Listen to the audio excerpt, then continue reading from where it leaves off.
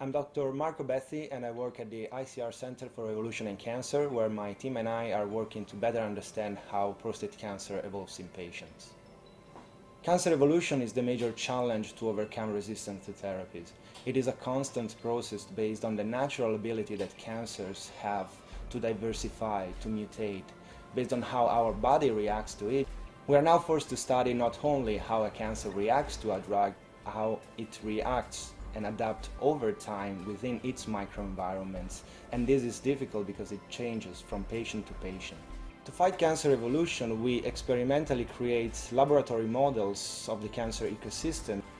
This methodology allows us to study cancer in its complexity at scale in a time frame that could benefit current patients. We have made huge advancements for prostate cancer treatment. However, it is still a leading cause of death of men in the UK. We urgently need smarter and kinder treatments for patients. Please support our research today and give men with prostate cancer and their family hope for the future.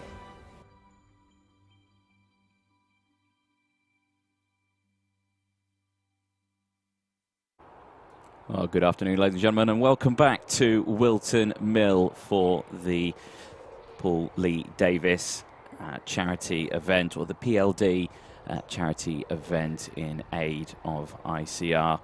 Of course, as you can see there, the total raise, 2,336, has been updated in just a moment's time, and we can tell you what has been raised during that gap. I do apologise for the gap, of course. After the red flag incident, we did have to wait for a driver to be recovered off the circuit. He has been picked up and is doing okay. I can report the driver involved in that one was driver the number 12, Trevor Randall, and we do wish him all the best, and he's with the paramedics now and in good hands. Total has now been updated up to £2,506 in total. Now, again, big welcome back to everyone joining us on the live stream. Again, do keep getting your comments in. Do keep sharing the new stream out. Of course, let's get the numbers back up and get everyone involved in watching the new link that's out. And of course, to give everyone an update of what's going to happen in terms of race proceedings, we are going to be essentially restarting race number 4, the one that we did have the red flag in, but after 2 laps of racing, so the results will go back from the first 2 laps. We will then continue with every race heat that we have normally, as it would go, till the finals a little bit later on.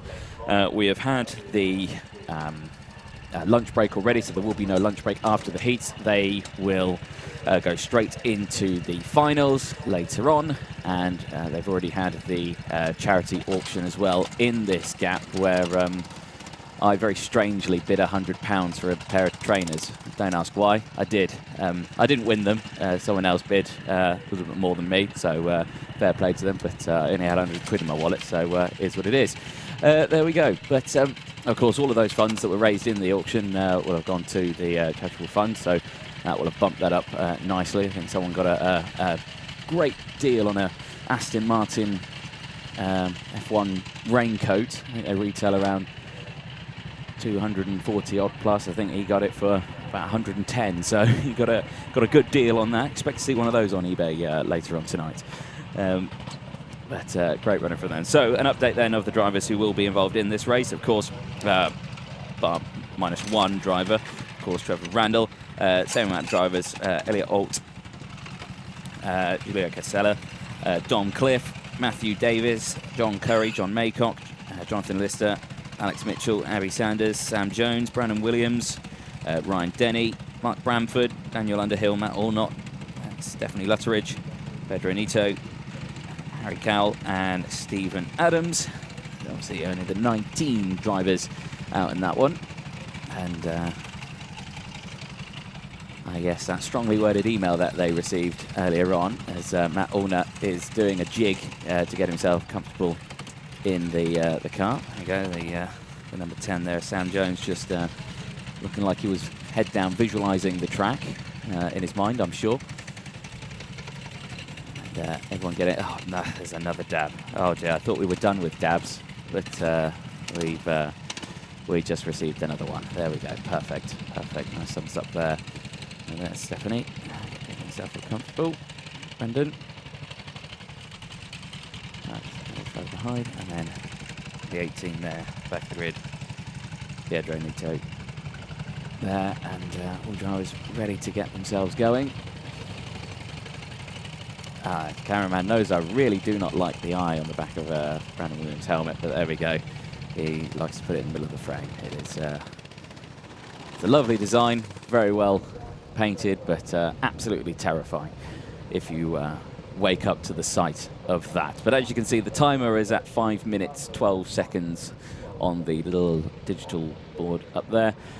Meaning that will be the time that we'll be going through. Obviously, drivers to save a little bit more time as well are cutting through from the Indy layout, and they'll head back round, get themselves gridded up again, and we shall get race 4 underway. Of course, local time here in the UK, 10 to 2 in the afternoon, and we have 8 heats of racing plus 4 finals a little bit later on, so hopefully we can get that done before the sun goes down here at Whilton Mill. Of course, ladies and gents, we are racing for a cause here, and that donation tag in the top right hand corner of your screen, feel free to scan that QR code. Just all you have to do, get your camera out, take a picture of it, and you can use that, and it would send you to the link of the Just Giving page where you can donate what you can. And of course, let's raise that total up a little bit more than what it is. So as you can see, drivers are getting themselves lined up, ready to go, and we'll be back. Will they keep it clean this time? Well, questionable. It was a very rough race in that one, as number 1 of Elliot pulls into his grid slot. Number 7 comes alongside Melissa. Now, obviously the results have gone back to what it was on lap number 2, so viewers who realised one of them was leading at the red flag. So some more donations have come in. They have £2,541. So again, thank you very much for all the donations coming in, thick and fast. Please do keep them coming in. That's how our cameraman is very trusting there that these drivers are going to stop for him. I certainly wouldn't have. Just giving him a little tap as they've gone in to Maycock in the number 6. It's a lovely helmet livery sporting there. Who is next up onto it? I believe could be the number 2. It is indeed. Julio Casella. There's a wave there. Coming up next to him, or just behind, is the number 12, Trevor Randall, one of the heavyweight drivers in this race. Here's the 14 of Mark Branford. Getting himself lined up, ready to go. Focused. His V2 helmet there. The number 10, Sam Jones. The man I'm calling the bandit of the day with his motocross helmet. There, cheeky wave. Driver there. And Mr. Underhill, primed and ready to go in his kart. I believe the rest of the field haven't come round just as of yet. Only about half the grid round in this moment of time. Again, to the ladies and gents who are watching at home, please do get your comments in. Please do share the stream as much as possible. Get as many people watching as you can. And obviously, the more people that are watching, the more who are inclined to donate using that QR code on the top of your screen.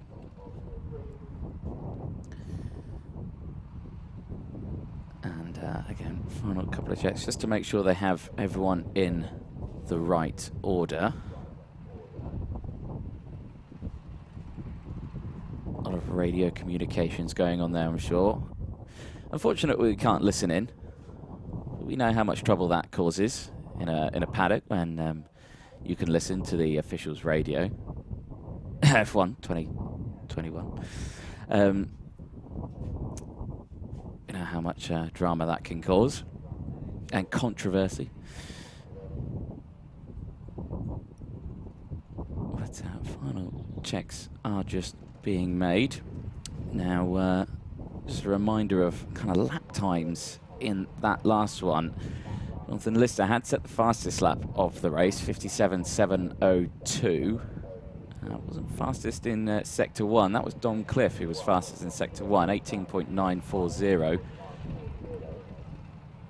Pretty level on pace, really. And of course, this was pushed back to lap 2, so I suspect those lap times would drop down a little bit more.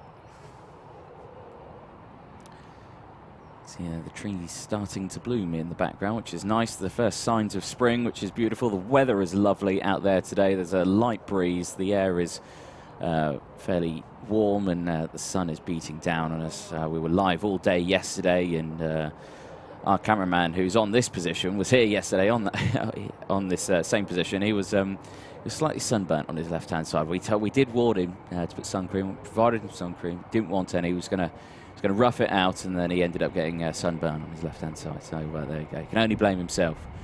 But there we go. Is what it is. He braved it out. I think he's well covered today. He's learnt his lesson. Doesn't want to repeat it. But and he's back out there on the camera position at Christmas Corner at the top of the circuit.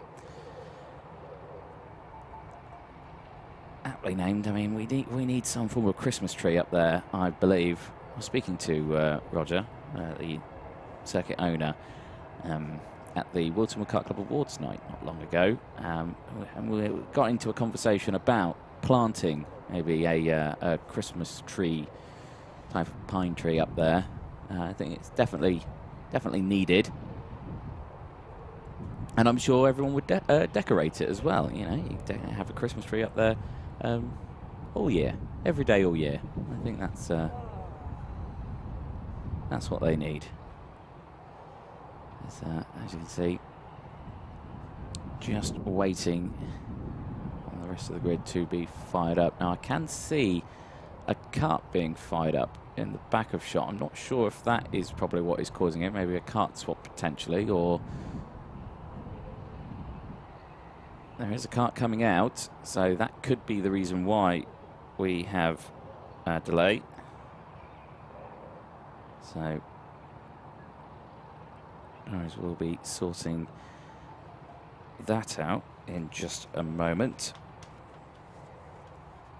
Now, to give you an update, because I've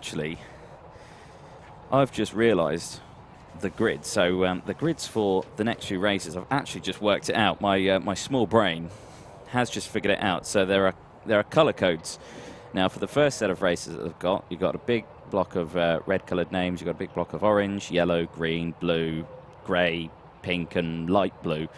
And then the next grids, they're all multicoloured, they're all mixed up, and I thought, why have they done that? And then I just realised that they're now mixing the bottom half of race 1 and the bottom half of race 2, and so on and so on. So, yeah, I mean, it makes perfect sense, and I can't believe I didn't spot it earlier, but there we go, my small brain only just working things out. Yeah, so, well, there we go. But for the time being, that is the reason for the swap. So it looks like wasn't Mark Bramford, he's just ahead. Driver behind down Underhill. So it could be Alex Mitchell in the number 8, who's I'm guessing now no longer in the 8. Hopefully the cameraman on the starting grid can update me on what kart that is now there. Cutting to this one, it is the 18 that's pulling up, so this is Pedro Nieto. That pulls up onto the grid.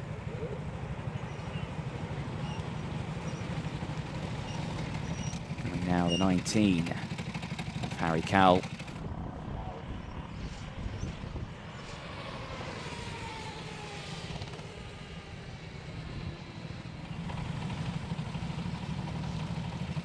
'24 of Stephen Adams lines up, ready to go. And I forget, I have the page. Do we have anything on Stephen Adams? No, we don't. There's 13. Ryan Dendy. Matthew Davis will have just been before him, and the number 4 as well. There's the number 5, John Curry. And by power of deduction, Matt Allnut, the number 16, pulls up onto the back of the grid. Looks like then we are ready to get restarted here at Whilton Mill, the PLD charity event in support. Oh, I see. Apparently Luke, the cameraman at the back, is going to attempt to run along with the karts. Well, that will be a sight to behold. Green flag goes out. Off he goes. Well, he's trying it. I'd really love to see that. Oh, no, it's gone to the side. He tried his best, bless him. He's just not quick enough as they go through. Already a kart off onto the infield. Gets back on, tries his luck. So, super defensive there is Brandon Williams, who takes an early lead as they go in. Stephanie Lutteridge up into second, or battling fiercely for second place alongside Jonathan Lister. Lister has to concede the spot, goes down into third. Stephanie Lutteridge up into P2 then as they go through Ashby Hairpin for the first time. And of course this is restarted from lap number 2 of heat 4.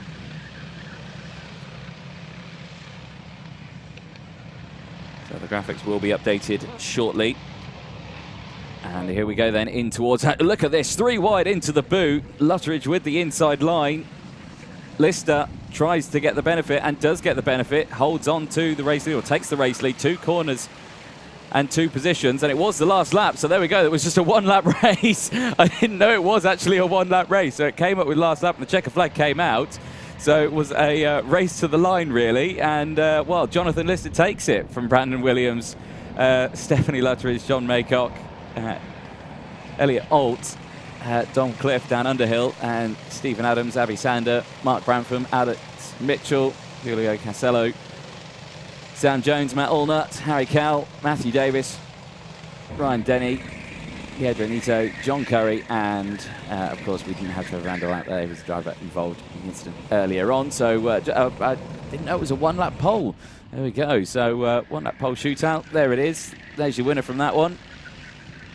Sorted. Double Dash Media joins us going, yeah, it's not making the Paris 2024 with that pace. Is Luke, cameraman out there? No, I don't think so either. There we go. Didn't have the waft. Didn't have the waft in his legs. Well, that was very quick for first heat back, wasn't it, ladies and gents? It was a 1-lap pole shootout. No one told me it was going to be that. So Jonathan Lister takes it then in the number 7. He takes the 4th heat win. I shall update my pieces of paper. And hopefully we'll get race 5 underway, which will be a mix of heat 1 and heat 2 that we had earlier.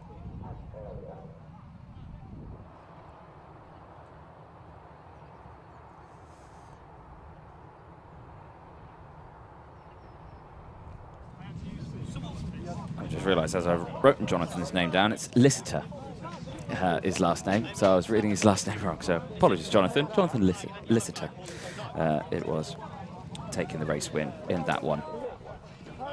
I'm sure he'll hate me for that, but I'm sure a lot of drivers hate me for getting their names wrong because I get quite a few names wrong. It is what it is. There we go then. So next grid, heading out then, of course, like we were saying, this is a mixture. So this is a mixture from drivers from race 1 and 2 who are coming out onto the circuit. And I believe all of these drivers have already done laps now, so there is no more practice sessions. We are straight in to the heat. Alan Smith will be starting in the number 1 on pole position. Casey Byrne as well just behind. Tim Penny, Muttley, Andrew Cowell, the bandit himself, will be out there starting on the 2nd row. Sam Dimlow, Chloe Peck, Rihanna Percox, Jack Partridge, William Yerrell, James Johnson, one of the heavyweight drivers. Starting at the top 10, Peter Cowan, Bradley Peck, Danny Hall, Tommy Lee Davis, Andrew Priest, Ben Sanders, Chris Wall, Matthew Cliff, Court Nuttall, and Matt Tilbury will be the 20 drivers.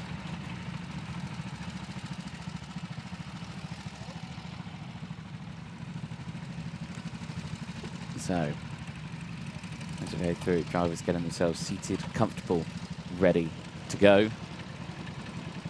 Close action shot there.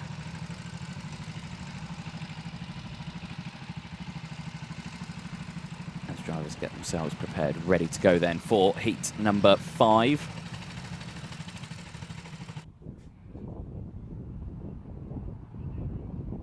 A few little adjustment changes there. I think drivers trying to get their seat into position. It's the number 7 kart that I'm seeing over there. Rihanna Percox, the driver who took the race win in heat number 1. It was in the number 17, spotting this time in the number 7 kart.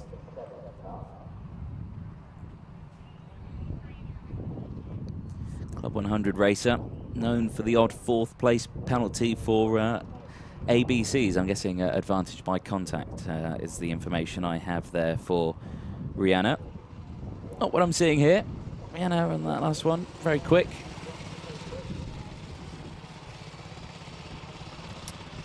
Apparently, Sam Dimlow at the back equals maximum punting. Well, let's hope not.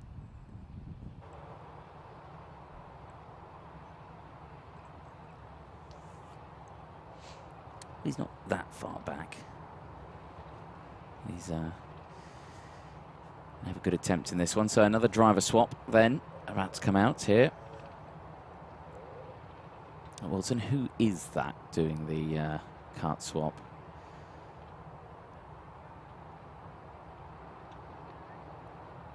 So a 3-way fist bump there. There we go. Getting themselves prepped, psyching themselves up for a heat race. Of course, this will be a full length 9-minute, hopefully, that's going out.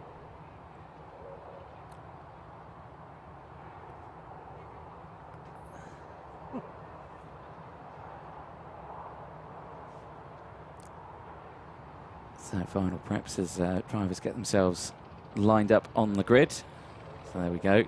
Drivers heading away. So it's the second. It was the second place kart that was going. So potentially that could have been. No, it definitely wasn't. That driver is at the back of the grid in this one. So Claudia Bushby Racing joins us. What happened is a red flag. No, this is gridding up for the next heat. There was earlier on today a large gap due to a red flag, but we are back at racing again. But this is just the break in between heats at the moment. So they've just finished their 4th heat, now going into their 5th heat now. So the drivers are just getting themselves gribbed up. So we will be getting racing in the next few, in the next minute or so. So do stick with us. Again, ladies and gents, on the broadcast, do keep getting your comments in and your donations in as well. Let's support. There is a look at the starting order for this one then on your screens. Alan Smith, Case Byrne on the front row. Tim Penny, Andrew Cowell on the row 2. Sam Dimlow and Chloe Peck around at row number 3. Rihanna Percox, race winner from Heat 1, starting on 7th place in row 4 with Jack Partridge alongside William Yerrell. James Johnson, the heavyweight driver, starting on row number 5, Peter Cowan, and Bradley Peck on row number 6. Danny Hall, Tommy Lee Davis on row number 7, Andrew Priest and Ben Saunders all around at row 8, Chris Wall and Matthew Cliff on row number 9. Court Nuttall and last driver on the grid, Matt Tilbury, row number 5. Now, that says Muttley on it. I'm guessing, then, that is Mr. Andrew Cowell, who apparently in my ear was somewhat preoccupied and didn't realise he was in this race. So he's given us another little delay. Thank you for that, Muttley. I'm sure someone will return the favour by pitting you off at Christmas corner. Not putting any names to that one, but there we go. I'm sure someone will do that one. How many donations to see Anthony run off the grid? £1,000. Someone donates £1,000, I shall run off the grid. I don't know how long I'll keep up with them. Probably until I wheeze and pass out on the floor. So number is about to be updated on your screen. There it goes, up to £2,566 donated so far. Again, huge thank you to everyone who has donated. Well, apparently it's Double Dash Motorsport Media. That's the fastest Muttley has moved since before COVID. Well, there we go. Nice little wave there from the number 6 of Chloe Peck. Thumbs up for Rihanna Percox.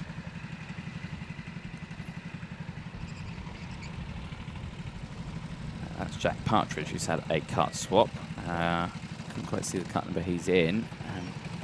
Like it went to 38 or so. Apparently £24 to get me to run off the grid. No, I wouldn't do it for £24. It needs to be a little bit more than that to get me to run off the grid. So, yeah, 1K to get me to that. If someone donates £1,000, I shall run off the grid, the back of one of the fields, with a microphone, commentating live. We're absolutely not running a lap of the track with a microphone. That just sounds exhausting. No, there is a conversation going on in my head at the moment with Director James, who's in the office, saying, we'll get you to run a lap with a microphone and commentate a lap. I think that it sounds absolutely atrocious. We're not doing it. Unless someone donates £1,000, I'll do it. That's how much it takes for me to run. That's how much it costs to get me to go running. So, there we go. Looks like we're ready to get going then. Finally, race 5 of the day. Alan Smith, Casey Bergen, rounding out that front row. Who's going to come out on top as they wait for the green lights? And heat number 5 in towards Oblivion. Oh, they flickered there. I thought there was going to be a jump. They didn't. Drivers are well trained, ready to go, waiting for those greens, and they go out. As one driver wasn't paying attention, he put his hand up going, oh, where's the light? And then it changed, Bradley Peck, and then he turned and he hadn't realised they'd gone out. So he's lost a couple of places there by the looks of it.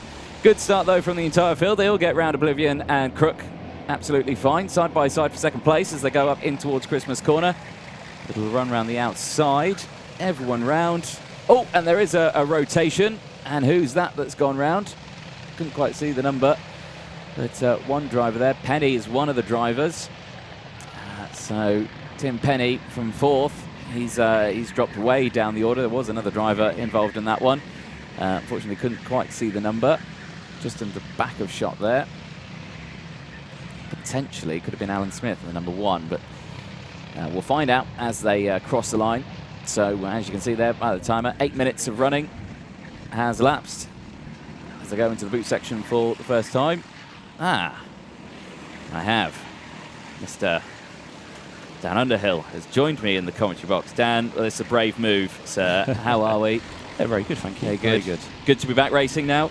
Yeah, certainly is. Certainly is. Yeah, nice to hear the kart's back out on circuit. We're doing well. We've raced quite a bit. The auction went quite well as well. Yeah, just over £1,000 raised in the auction. Oh, nice. Look at that. Well, yeah, apparently I need a donation of £1,000 to get me to run around the track. There you go. You're running then, mate. Well, no, absolutely not, because it wasn't a sole donation. that was a whole donation. No, it needs one person to donate £1,000, and then I'll run a lap of the track. That's how much it's going to take. But yeah, it's a pretty awesome race so far. So far, so good in this heat. They're keeping it clean. Yeah, I think I'm not in it. They're not in it. Yeah, I'm not there racing. No, right, there you go.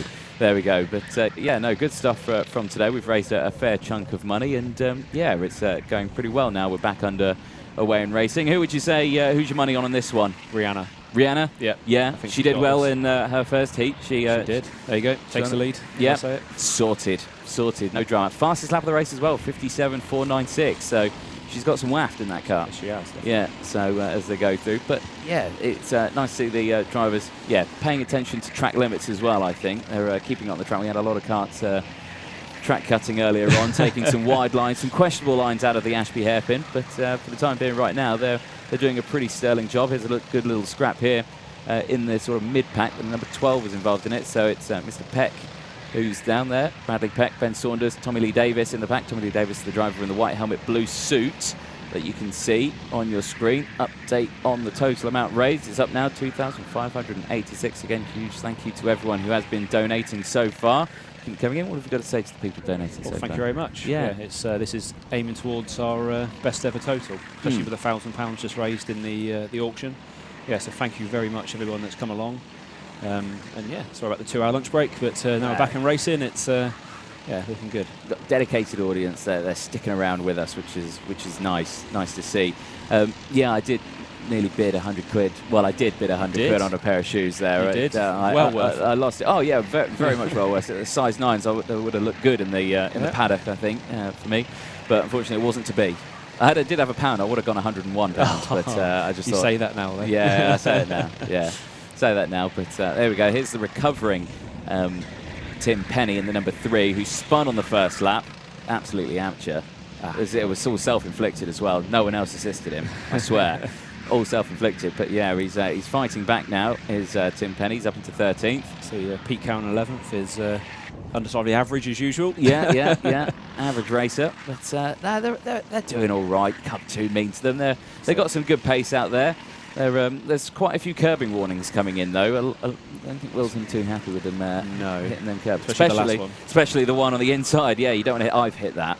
Yeah, same here. And probably dislodged a lung in the process of hitting that apex curb. It's not good. We do actively try to avoid that one. But music, Motorsport Magpie. How about it gets to £3,000 and you run the track? I reckon that's a good total. Well, 3,000 raised on the street. If it gets, no, we can put that up in the next couple of minutes, can't we? Well, fine. I'll do it. If that total raise gets to £3,000, I will take a microphone and I will run a lap of the track. And when I say run, I will gently jog a lap of the track. Come on, guys, get donating. Get donating, and you can hear an asthmatic just pass out on circuit. There we go. Curb warnings again coming in. James Johnson, it's look at that, running in 9th from the number 10. You got to stay off those curbs more. Actually, wow, that's a nice lunge there. What you seeing that? I think that was actually well timed. Hand up, gesturing. Matthew Cliff, not happy with that overtake there, pointing and going, "Go on, what's he doing? What's he doing? Look at this." Stop complaining, man. That was Andrew Priest's, Paul's best friend from back in the day. So, was it? Yeah, he raced every year over the last 10 years of doing this. So yeah, it's a good move by Andy then. Nicely done there then. So there's who is that? It's the number 12 that's going through. It's that Bradley Peck having a good scrap. I think that's with Ben Saunders as well. So Ben Saunders in the red suit, red helmet, having a good little scrap. Coming in towards Wilkins now. Down in towards Osiers again. Line astern. I think they're being well behaved. Who is this? This is 2nd and 3rd place who are battling now. So this is how did you say Casey's last name? Do you know? Oh, that'd be asking. Unsure. It's just Casey then. That'd be. Yeah, they'll go Casey. Casey and Jack. There you go. Yeah. Jack goes to the outside. Oh, that's a bold move. Outside in towards Oblivion. There's only one place you'll go, and that is to Oblivion if you try that move. But as he comes in, fully kitted out in the Aston Martin racing kit. He is. He's going for it. Oh, look at the switchback there. Oh, that was beautiful. That was beautiful. Couldn't have done that better myself if I'd tried. Just want to jump in our car, you know? Yeah, there you go. Casey's fighting back, though. Looking down the inside. No, thought against it. Tucks back. But, yeah, this is some good racing here at the front. Like you say, Rihanna's checked out. Yeah. Clear by 5.1 seconds. There you go. I called it. He needs to calm down. It's too quick out there. But no, some wicked racing there. That'll be 2 wins then, won't it? It will be 2 wins, yeah, looking good for points in that one. I think 20 points for a race win. Yeah. So that'd be 40 points. I think that's how we worked it out in the end. I know we were chatting about 5 minutes before the green flag went out, going, how are the points working for this? You know, you've got to be like, wing it. Yeah, exactly. We're good at that. We're good at winging it, aren't we? So there you go. We get through it. Another curb warning there for Casey, number 2. Down into 3rd, yeah. Can't be doing things like that. Got to stay off those. Oh, who's that catching up? That's dim low. Dim low. Yeah. Catching. Or dim slow, as some of you say. Dim slow. Yeah. Dim slow. He's not going slow. He's got some pace. Look at that. It's personal best in the last lap. 57.5. It's all right. Oh, this is a good scrap. Side by side. Oh, this is going to end in carnage here. Let's go in towards the hairpin. Oh, here's a rotation. The number 9 is round. Who is that? That's William Yerrell. So 19th place at the moment. That looked self-inflicted. I think so. Potentially, yeah. Self-inflicted spin. A boot is a tricky section of track. It's quite easy to go for a spin. I'm sure you've spun there several times. Multiple times. There we go. So have I. In fact, I think I hit a tile pretty hard there as well when I was in a race with a bunch of British touring car drivers. That was. That's the way it's going to go. Yeah. I think we did send someone off as well at Christmas Corner, and he went far up the bank as well. So that ended badly. So yeah, no sign on this one here, but. Yeah, side-by-side action here. Who is this that we got battling at 25 and a very unorthodox wide line there by, who was that? Probably James Johnson, I think that was, heavyweight driver, the number 10 in the green suit. And Pete Helmet at 2 places as well. Yeah. Penny here making more moves. Tim Penny after his recovery drive. Oh, and onto the grass through Inkermans. A little hand up there just saying, sorry. Yeah, I am here. Down the inside. Don't mind me. Thank you. I'll take that. And, Ben Saunders following through as well on the outside here. That's a bold line because you can get nerfed that wide and hit the divot on the outside. Oh, and he does. But he didn't hit it as much as what he did last time. I saw someone get air there earlier. Nice. It's a questionable corner. Fastest lap of the race as well, 56.9. 6.5 seconds up the road. I know. No drama there whatsoever. Took another half a second out of Jack Partridge in second place. So, yeah, there's an up. Oh, there you go. Muttley is favourite. What can you tell us about Andrew Cowd? It was late to the grid. Yeah, he's standard late, but me and Muttley go way back in the club 100 times, and we used to race each other in heavyweight clubmans many a year ago, and most of the time we were facing backwards like that. But yeah. Well, we're looking at him here. Muttley in the white suit there, just ahead of Ben Saunders. Saunders looking to the inside. Is Muttley going to absolutely deny him and cut him off? He does. Jack is going quicker than there you go. No comment on that one. Yeah, there you go. Work harder. There we go. Last lap board is out though, and your race leader, Brianna Percox, will take another win. 2 wins there, and William Yo almost getting lapped.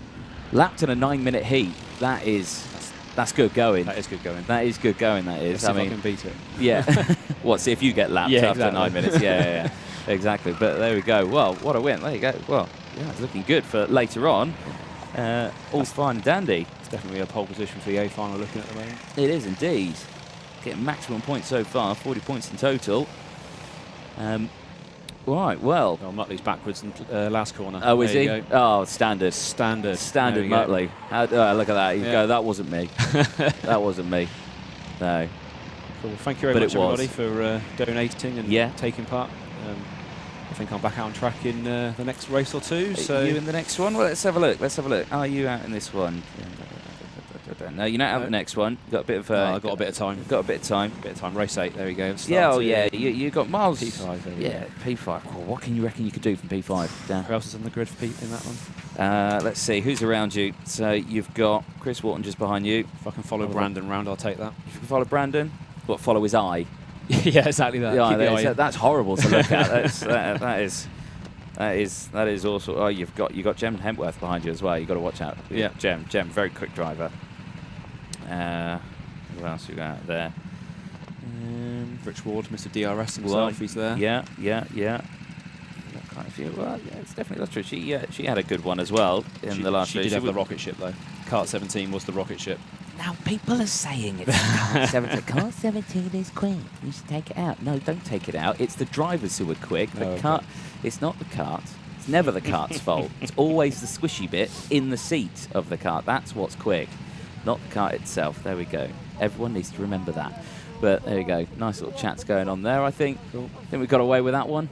That was all right. That was a fairly calm race, wasn't it? Compared to the Heat 4. Yeah, well, we don't need to go back to Heat 4. That was just one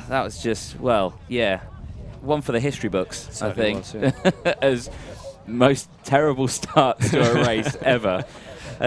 But race 6, we've got a good bunch of drivers in this one. We've got Philpott's back in this one. We've got Martin Joyce, we've got Ed Bars. I know someone who was supporting Ed Bars on the stream. Hopefully they're back and will be joining us.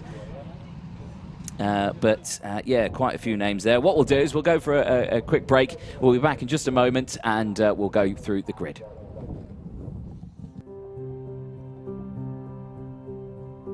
I'm Christine. I'm 47. I'm a freelance business consultant, and I'm living with cancer. I was diagnosed with breast cancer at age 40 in December 2012. I lost my hair, I lost my appetite, I had to stop working. It was really quite hard. Then in February of 2018, I was cycling into London for a meeting, and the next thing I knew, I was in an ambulance. They told me that I had a brain tumour. I had an operation to remove the tumour, which they then confirmed was incurable stage 4 breast cancer 5 years after my initial diagnosis. I'm on the 19th cycle of a targeted drug called palbociclib. The trials in the UK were led by the ICR. This is a relatively new drug. It's been available for about 2 years in the clinic. If I'd been diagnosed 2 years prior, I wouldn't have benefited from this drug. I take a pill in the morning every day, 3 weeks on, 1 week off, and I get on with my life. I now cycle between 200 and 300 kilometers a week. It's my lifeline. It's a very social sport as well, which is really important to me. I'm part of a really active club. I've done the Etape 2 times, which is when amateurs get to ride a stage of the Tour de France. I just love being on the bike because it's the time that I forget that I have cancer. It's time for myself. It's a time to gauge my performance by things other than scans or blood tests. Yes, cycling is the kind of glue that holds my life together. I'm on treatment now that is, I've been on it for nearly 18 months and it's working well. Trying to treat cancer as a chronic disease is really helpful. It feels like a realistic hope for patients like myself. Having an ability to live with cancer like a heart disease or diabetes would be a massive improvement. My hope is that when I need that next new drug, when this one stops working, there'll be something else available. At the Institute of Cancer Research, we're finding new ways to treat cancer that can stop it from developing resistance to drugs and turn it into a manageable or curable disease. Let's finish it, so that people living with cancer can finish what they started.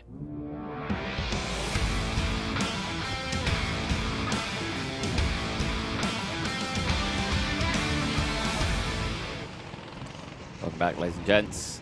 As you can see, next grid just getting lined up. Let's go over it. Martin Joyce, Ed Bars, Jordan Ladd, Gus Noble, Jay Elliott, and Matt Tager there on row number 3. Bradley Philpott, Dan Milner, Jonathan Elliott. The two, watch out for Philpott and Jonathan Elliott. If anything's going to go wrong, it's because of those two. Paul Granger just behind as well. David Bickerstaff and Martin Robinson on row number 6.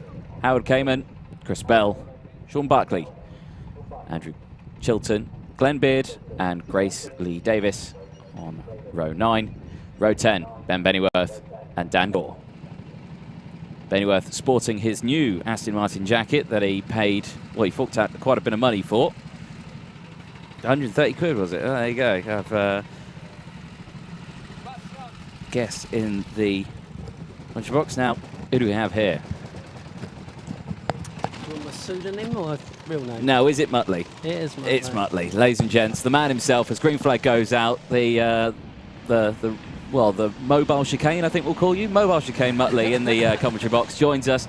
Muttley, how was your race? And help us talk us through this one a little bit. Head up the front as normal. Yeah, he's looking comfortable. Ed Barley had a kart swap in his first heat he had earlier. What was he complaining about, do you know? No idea. No idea. What would he usually complain about? He doesn't normally, actually. No? Not at Club 100. It's not a big change for the karts, but No. these can be a bit hit and miss, can't There. There we go. Oh, a hand up there, gesticulating. Not quite sure who that was. Number 4, potentially. So Gus Noble complaining about something. Not sure what. That's Jonathan Elliott going down the inside. He's got some close company. We'll lift a seat insert out in the middle of the pack. Thank you very much. Much appreciated. There's Philpott in the middle there. Coming into the boot section. How did you find the Whilton track? Yeah, it's okay. Yeah? Yeah. I mean, a bit slow in these karts, but they're all right. They're all right? Yeah. Yeah. But no, I think you've done all right. Question I want to ask you: why were you late to the grid? Why? Yeah. I just said it. I was in the next race, basically. Yeah. Rookie error. Rookie error. Yeah, I'm sure that the chat will agree, and all the people who are very well aware of you just like, yeah, oh yeah, why is he not there? typical Muttley, that is. But yeah, no, good to have you in here, and yeah, like we see, great cause that we're racing here for today. And who do you know out there that's racing in this one? Small Faces. Small Faces. I raced against Ed in the.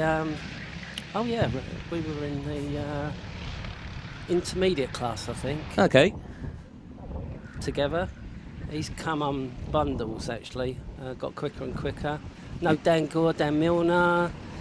Johnny Elliott, Howard, Dan Gore. I used to race against Dan a long time ago. Jay Elliott raced against in the elites a few years back now. So yeah, I know a few of these. Yeah, top stuff. And so they've learned everything from you. They've learned some of the better bits, I think. The better bits, yeah. Oh, look at this. Ed Barr's under pressure from Bradley Philpott. Philpott absolutely sends Bars into oblivion, and well, now Bar's down into third place. Who's that? Who's just gone up into second now? Elliott. Is that Jay Elliott? Yeah, Is it Jay number 5? Second, he was just in there. Right, there you go. Created a gap nicely for him. Yeah. So, oh yeah, thank you very much. I'll take a bit of that. Thank you. Curb warning for Ed Bar. So after Philpott sent him into the into the curb, he gets the. Well, there you go. Yeah, I think that's a bit unfair, that one. I think Philpott's paid off the the steward here, hasn't he? He's paid him off. He's just like, right, there's 1,000. Right, don't give me anything. I'm not going to knock the Clarks here. Yeah, they're very good normally. Yeah, they are on it. Well, there we go. Trio breaking away at the front. Trio just behind them as well. Dan Milner, Martin Joyce, Jordan Ladd as well. But yeah, they're having a good little scrap. Philpott's under pressure here though from Jay Elliott. Jay is quick driver, is Jay? Jay, yeah, he's was in the Premier Class Club 100 for a few years, so raced with him for a few years as well. Yeah. I was actually his buddy when he first came to Club 100. Oh, really? Yeah. So they work on a buddy system then at Club 100? Yeah, new drivers. We buddy them up with an experienced driver. So I started in '99. I think Jay was around about 2004. Yeah. Something like that. They class you as an experienced driver? Well, 1990, yes. Back then? Back then I was, yeah. I did it for 20 years. So oh, there you go. So you've got quite a bit under your belt then. Yeah, you got some experience out there. There you go. There's the number one coming through shot. Martin Joyce slotting into position. Milner with a new personal best lap of the race, 57.753. Fast lap is Bradley Philpott in the number 7. Oh, there. Came back across. Who was that? The 30, Milner. Well, what happened there? I don't even know what he did. I think I quite need to see a replay of that, I think, if we can. There we can. Look at this. We'll go back. So he goes out. Oh, he fully sent him there. And a hand up going, oh, that was his fault. I swear that was his fault. But, yeah, Dan Milner on the back of Ed Bars. I think that's at least a £30 donation that needs to go to that one. But we don't need to get it too high up. If it hits 3,000, I have to do something I really don't want to. 4 minutes to go. Glenn Beard's doing well. Yeah. Mid-pack. Yeah, down 11th, or up in 11th. He's actually 70 this year. Is he?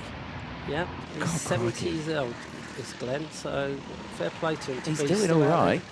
Yeah, he's hustling it along. Yeah, there he is, white suit, gold helmet. He was a lightweight champion. Really? Yeah. Back in the day, what year was that? Oh, 2005, 7, something like that. A fair while ago now. Yeah. Yeah, I mean, you say that, 2005, it's like, yeah, you think 2000, that wasn't long ago, but still, technically it was a long time ago now. But yeah, there he goes. Might have been a bit earlier, actually, think about it. Yeah. It was in the early days when I started. Glenn was in the lightweights. Okay, fair enough. So he's probably a heavyweight now. Well, I'm glad you said that, not me. But there you go. Well, he's doing well here. He's battling fiercely with the drivers around him. Yeah, he's got Dan Gore. 17th. Yeah, Gus Noble started in that position. He's having a good old crack there. Grace Lee Davis with a contact warning in the number 18. Don't know him. There we go. 3 minutes left. Running a bit wide there is Dan Gore. He's struggling out there a bit. It's all hitting that inside curb. You don't want to do that, do you? No. Have you ever hit that in the past? It's at all different shapes, but that's particularly nasty. You want to stay away from that. Yeah, you do. You do. I was speaking to Dan Underhill in here a second ago and say it's very easy to dislodge your lung going hitting that apex there. Quite easy, I would say, yeah, fairly easy. Nicky Richardson joins us on the live chat. Very Muttley-esque move by Milner there. There we go. What do you say to that comment? What do you say to Nicky? Misunderstood, Nick. You know that. There we go. Good stuff. Good stuff. I actually gave someone room on that last corner to my comeuppance just a minute ago. So really? Yeah. Considerate. Well, I gave him a bit of room, and he didn't give me much, and I ended up in the tyres. So. Hey, you did all right though, didn't you? You came back. You had some good play. Where did you come in your race in the last one? I think third from last. I think third from last. From about fourth. So there you go. So you went. You certainly went in a direction. Not sure which direction it was though. Yeah, good scraps here. Well, Philpott's kind of run away with it a bit. He's cleared by 1.6 seconds. This is Battle a little further behind. I think Jay Elliott's also pulled up a bit of a gap. So Ed Barr's under pressure from Martin Joyce, who sends it down the inside of Ashby. I think Ed Barr's wish he changed that kart as well, I think. Yeah. Ed comes back round the outside at Wilkins. Got to be careful here. He's going to hit that bump. Oh, he does, and almost spins it. Oh, gets back, loses another position just for comfort. He won't like that, will he? No, do you reckon he's swearing a bit under that helmet? Yeah. He's a very cool, calculated person, I read. I've got to say, I don't see him lose his rag that often. So. No. He's losing something there. A little more than positions as well. There we go. There is the number 24, Dan Gore, coming through. Obviously, F1000 driver of the day, now up into Prague's. Showing what he's got out there. Crossing the line, he's just got past Glenn Noble. Or Glenn Beard, sorry. Glenn doing a good job there. Gus Noble also doing a pretty good job. Oh, hand up there. Who is that? That is the number 9. I think that's Jonathan Elliott. It is one of the heavyweight drivers. I think he's just saying, right, go on then, I made a mistake. You go down the inside. Do you know Johnny that? I do, and he took me out at Christmas on the first race. Did he? As well, yeah. Excellent. I've got it on good authority, so. Oh, good. If we get the roaming camera to follow you, do you want to just go find him afterwards, and then we'll get some good content, and yeah, we'll do that. So, 20 seconds to go. Last lap ball's going to be out this time. Think Philpott's got this in the bag? Yeah. Yeah. I think he's got it covered. He's got. Yeah. Although Jay does like a big send, so you never know. I mean, that's going to be one heck of a send, but I mean, I reckon that's doable at Christmas corner. There is Philpott. Where's Jay Elliott? He's miles behind, isn't he? No, he's not miles behind. He's only 2.4 seconds behind. That's lunge distance. That's miles. That's lunge distance. What are you talking about, man? What are you talking about? Lunge distance. That. There we go. It goes through, but. What would you prefer, club karts or these ones? Oh, Club 100, yeah. That one? Yeah. Sure. Day. Yeah, and the old karts when we had 2 strokes, no clutch. No clutch. Oh, what, were they stalled all the time if you spun? Yep. You have to bump start it. I've seen. Yeah, but you didn't spin, so you was all right. Oh yeah, if you did. But and they were a lot lighter as well. So well, they're a lot lighter. Probably 15 kilos lighter. Quite a difference then. And quicker. Yeah. There you go. Harder to drive. Or get the best out of them, that's for sure. Oh dear. It's showboating. It is. Standard Philpott, showboating, across the line. He takes the win though, so I suppose he deserves it. Jay Elliott takes second. Martin Joyce, Dan Milner, Jordan Ladd, Ed Bars, Paul Granger, Glenn Beard, Dan Gore, and Gus Noble, the top 10. There you go. They head through, they get their points. I'm sure Brad will be happy with that. He'll be looking back at this, he'll take snippets from it. Only to hear us saying, what a showboat. There we go. I'm sure I'll appreciate that. But there we go. But cracking stuff from that one. What do we think for the rest of the day? How do you reckon we're going to do? What heats are you in? Do you want to make a note of what heats you're in just so you're not late for them again? Oh, lovely. Thank you. I'm in race 10 and then I'm going home. Race 10 going home? Don't think you're going to take part in the finals? No, I won't do that. Race 10. There you go, yeah, 13th. Yeah, 13th. And my son's in 4th. Harry okay, Cow. So in the same race. Or it came up on the screen, Hairy Cow. So Hairy Cow. I'm sure he probably typed that in. But that sums it up. Yeah. There we go. Well, there's Phil Pott. Well, thank you very much, Andrew, for joining us in that one. No Brilliant, problem, brilliant stuff. We'll take a short ad break while the next grid gets gridded up. Stick with us, ladies and gents. Make sure you get those donations in as well. Hello, my name is Dr. Marco Gerlinger. I'm a scientist and a medical oncologist at the Institute of Cancer Research. One of the biggest challenges in the clinic is that even if we have an effective drug for a certain cancer type, every new drug that's introduced to the clinic eventually fails because cancers have invented a new way of acquiring resistance to that drug. My team's aim is to develop pioneering new immunotherapy approaches for patients with bowel cancer. Immunotherapy harnesses the patient's own immune system to attack a cancer. One of the biggest advantages of immunotherapy is that the immune system can evolve itself and can thereby counter the evolution of drug resistance. We've seen in many other tumor types that this can lead to fantastic responses with long-term disease control and potentially even cure, even in tumors that have become resistant to all other types of treatments, such as chemotherapy or targeted therapies. But the problem in bowel cancers is that immunotherapy has been only effective against a very small group of tumors so far. And we're exploring pioneering new treatment options with immunotherapy to change this. Cancers and individual patients differ a great deal, and we're trying to identify the treatment that gives the biggest benefit in terms of tumor shrinkage or chance of cure at the lowest possible toxicity to make the treatment as kind as possible and at the same time as effective as possible. And I think that's the ultimate motivation in the end, to develop new tools to personalize therapy, but also new drugs that are more effective than what we had available in the past and that make our patients live longer.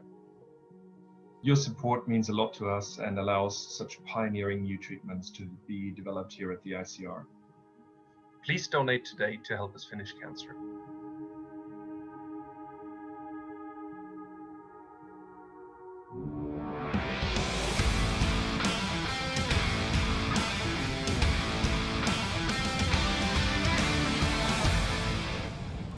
Welcome back, ladies and gents. As you can see, nice shot there of the grid, just while we wait for the carts to come round for the next race. And like we say, we are raising money, of course, for the ICR, the Cancer Research Facility. And again, every pound that you donate does go straight towards that. Total at the moment, 2,600. It gets to 3,000. Apparently, I have to do a lap of the circuit with a microphone, which I'm not looking forward to doing if it gets to 3,000. If it doesn't, then I get to go home safe. John Atkins starts on the front row with Trevor Randall alongside Zach Shepherd and Mark Branford on the second row. Sam Bennett, Matt Allnut go from row number 3. Ben Eden and Pedro Nito on row 4. Ian Zubble and Stephen Adams on row number 5. James Kerr and Julio Casella on row number 6. Robert Nash and Matthew Davis on row 7. Jason James and John Maycock round out row number 8. Johnny Goddard and Alex Mitchell round out row number 9. Row 10 dominated by Callum Brewell and Sam Jones at the back of the grid. What can they do from there? What can any of them do from any of their positions? Can any of them absolutely lick the stamp and send it into Christmas corner? We've seen it plenty of times throughout today. Are we going to see it much more in this one? We'll find out. I'm not sure if the total's been updated yet, but or if it is up to date. Up in the top right-hand corner. If it isn't, I'm sure it will update soon. And I get to see if my demise of having to run a lap around the circuits could happen. At least in this one, we haven't got the returning duo of Dan Underhill and Matthew Allnut racing together, because we all know it can go Pete-ong with those two out on track at the same time. So it's just one half of the duo that have helped organise today's event. Matt Allnut starting from 6th place in this one. There you go then, carts making the way to the grid. Again, cameraman Luke down there, he's very, very brave standing there. Very brave. There we go, you were asking about what the sort of karts. It says it right there on the bumper. It is indeed biz karts. There we go. We will answer him that question. There you go. Drivers are lined up then on the grid. There is the number 3 of Zach Shepherd, alongside Mark Bramford, who's back out. Very soon, obviously, he was out in the Heat 4 race we had earlier. That was only 1 lap, a quick run. There you go. Nice hands up wave. There's Matt Allnut there. Lined up, ready to go. Sam Bennett giving us the nice little waves there. That's Ben Eden. Benito lined up, ready. The number 30 is the number 9. Comfortable. Ian Zumble lined up. A bit of Fonzie there for Stephen Adams. Yeah, another thumbs up there from James Kerr, heavyweight drivers. Julio Casello nodding away. He's happy. He's ready for his race. Cheeky nod from Robert Nash. Thumbs up from Matthew Davis. Ensign James and John Maycock. Rest of the grid lining themselves up. We're going to get this race underway. Callum Brewell and Sam Jones lining up at the back. Sam Jones, the man with the motocross helmet. Full bandit. He was so bandit, he wasn't looking at the green light, and he completely missed it, and he drops way back in the field. He's got a lot of work there. Very well taken to the outside line up on the grass, and yeah, he gets through nice and clean. Cameraman sitting there. He's got a nice spot right next to a lamppost. Up towards Christmas Corner we go for the first time. And is everyone going to get round in one piece? We all do by the looks of it. Good start then for heat number 7. Oh, not into the Ashby, who spins round there. Everyone avoids. One of the karts going round, and a shake of the head. Again, the sun gleaming off the kart body shells. I can't see the kart numbers at all. I think it was the number 7. It was the number 7 that went round, so that was Ben Eden. So there we go. Eden spinning from fairly high up in the order. Looking like changes left, right and centre. Looks like Mark Bramford's managed to get the race lead then as we go across the start-finish line. It is yet the number 4 of Mark Bramford who leads the way from John Atkins, Pedro Nito, Stephen Adams, Matt Allnut, Shepherd, Mitchell, Davis, Maycock, Goddard, James Rowell. Down the inside goes Nito there to take the position from John Atkins. John Atkins fighting back though, didn't give that up easy. He fought for that place here, but then here comes the number 10 of Stephen Adams down the inside in towards the Ashby hairpin. Gets it done. Matt Allnut just behind as well. He wants a piece of this. Thinks, yeah, I've organised this event. I want to win this event as well. Down the inside he goes, in towards Wilkins. Gets it done. Slots back into place. Moves up one more position. Now there you go. There's the bandit stance. There's the bandit stance. He's got his hands high up on the wheel. There, he's leaning forward and he's putting his whole upper torso, upper body into the steering. He's going to ache tremendously in the morning, I can guarantee you that. His total upper half will be annihilated there for John Atkins. He's got his visor up as well. There you go. That is full bandit territory right there. Just as bad as having a motocross lid on. There we go. He goes on, look over the shoulder. He's happy, he's racing. He's fine, he's in 3rd. Here's a look further back. Here's the number 17. So it's Johnny Goddard. He has got John Maycock just behind for company. Now, we had confirmation of Johnny Goddard and his previous moves that he likes to do at Welsh circuits. So far, he's not committed to any of those moves in this race here at Whilton Mill. But we'll have to see. 6 minutes left to go on it. Nice look over the shoulder there for Branford as Janito goes down the inside at the boot, gets it done. Oh, look at it! Look at this! Look at the pace that Matt Allnut's got. He's gone into 3rd here, and he's lashed onto the back of them in the number 6. Goddard up into 4th now. John Atkins in the number 1 falling down the order. Like I say, that stance he's rocking out there. He's getting tired. He's getting fatigued quite quickly. Very defensive goes Bramford. Allnut to the outside. Switch back here. He's going to have the inside line in towards Inkermans. He gets it done. Look at that. Perfectly timed there by Matt Allnut. Moves up into 2nd place. A much better performance from Matt Allnut than his partner in crime, Dan Underhill. Dan struggling with pace today. Hopefully he doesn't hear me over the PA. I'm sure he will, though. But yeah, hopefully Dan can learn a thing or two from Matt.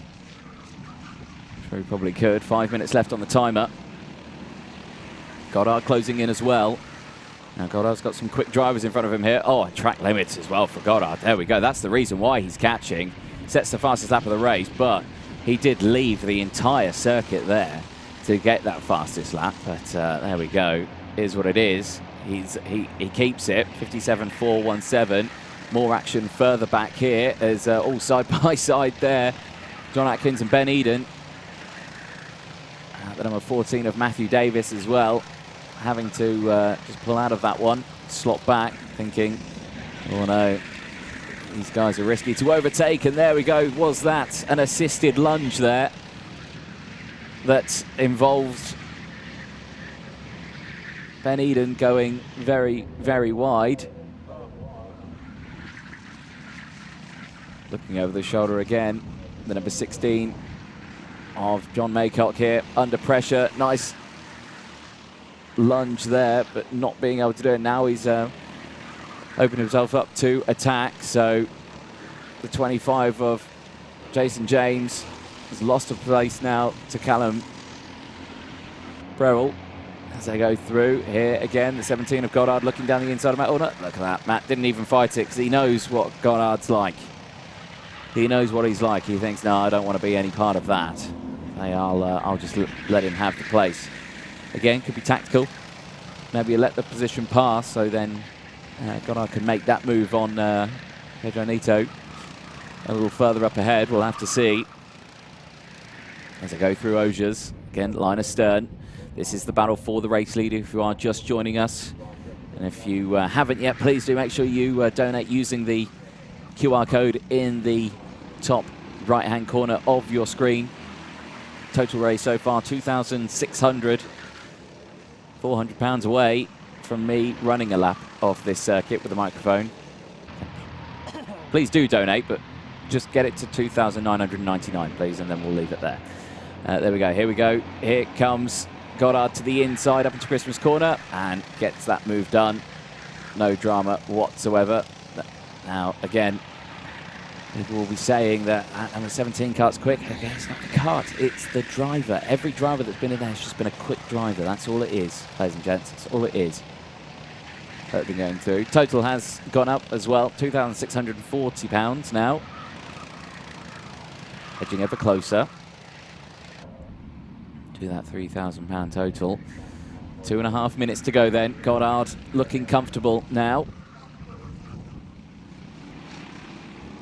Allnut looking like he wants to lash out. I say, Pedro Neto, he's fighting back here.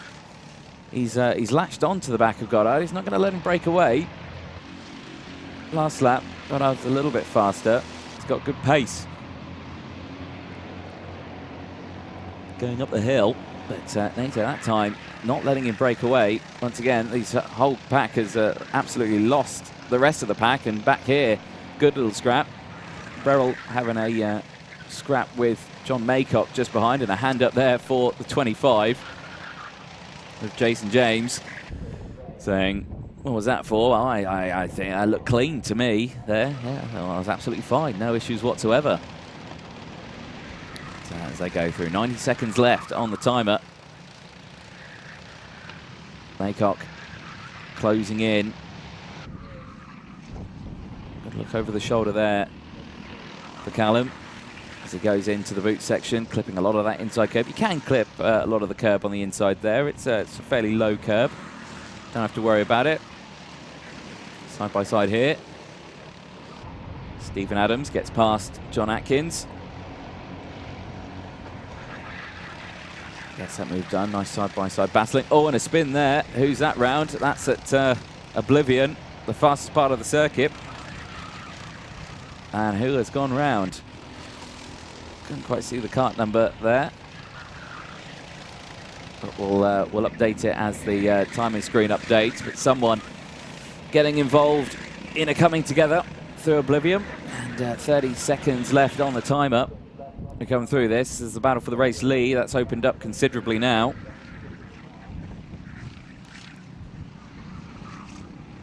Goddard breaking away. 20 seconds left to go. Last lap board will be out this time.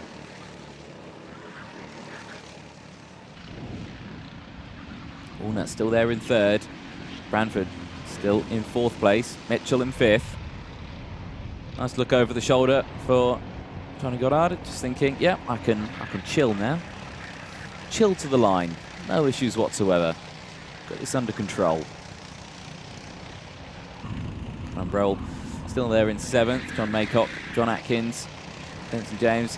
Looks like it was Stephen Adams in the number 10 who was the driver who spun at Oblivion. He lost 5 places in that last one. Went from 9th place to 14th. Leo Casello in 15th. Sam Jones, Sam Bennett in Zumble, and James Kerr rounding out the rest of the field. 9 laps completed. Out of the final corner, though, Johnny Goddard, the heavyweight driver, will take the checker flag in Heat 7 and sets the fastest lap on the last lap as well. So you think he was taking it easy? He wasn't. He was full chat. There we go. Edonito takes second from Matt Allnut. Mark Branford, Alex Mitchell, Ben Eden, Callum Brill, John Maycock, John Atkins, Jason James, Matthew Davis, Zach Shepherd, Robert Nash, Stephen Adams, Julio Casello, Sam Jones. And we wait for the final 3 to cross the line. Sam Bennett, Ian Zumble, and James Kerr. There we go. Again, fairly calm race to the end of that one. Ryan was putting in some clean moves. It was a bit of side-to-side action, but nothing, I think, Stewart-worthy. So drivers will once again come to a stop. As you can see, total race so far, £2,640 and a cheeky grin and a thumbs up from Johnny Goddard. He's happy with his performance in that one. Squish a bit. He's saying, yeah, it's all me. It's not the kart. It's all me. There we go. That's, yeah, thumbs up. Perfect. Perfect. We'll take a short break. We'll be back in a moment. Heat 8 will be coming out in a moment. I'm Sally. I am 40 and I have malignant melanoma. Cancer is everywhere, and that's something I've always been aware of. But I never expected to get cancer. I definitely didn't expect to get stage 4 cancer and being told that it was incurable. They asked me what I wanted to achieve, and at that point I was 38, and I said I want to turn 40. I spent a lot of time in the early days thinking, like, is this the last Christmas? Is this my last birthday? Is this the last time I'm going to sing happy birthday to my kids? And I took for granted, before having the disease, the fact that I would grow old with my husband, feeling as well as I do, just feels like such a gift. We have been to some amazing places, like in the last couple of years. We've been to Thailand. We spent nearly 6 weeks just touring around Europe, just having the best time. It's important for us to see the world with the kids, make incredible memories, things that we hope that they will never forget, because we just don't know what time we've all got together. My ambition is to be here for school plays, seeing my son get to secondary school, just seeing my daughter grow up, like turn into being like a teenager, a woman. It's just the basic stuff that I just never thought I was gonna be able to achieve. Let's finish it, so that people living with cancer can finish what they started.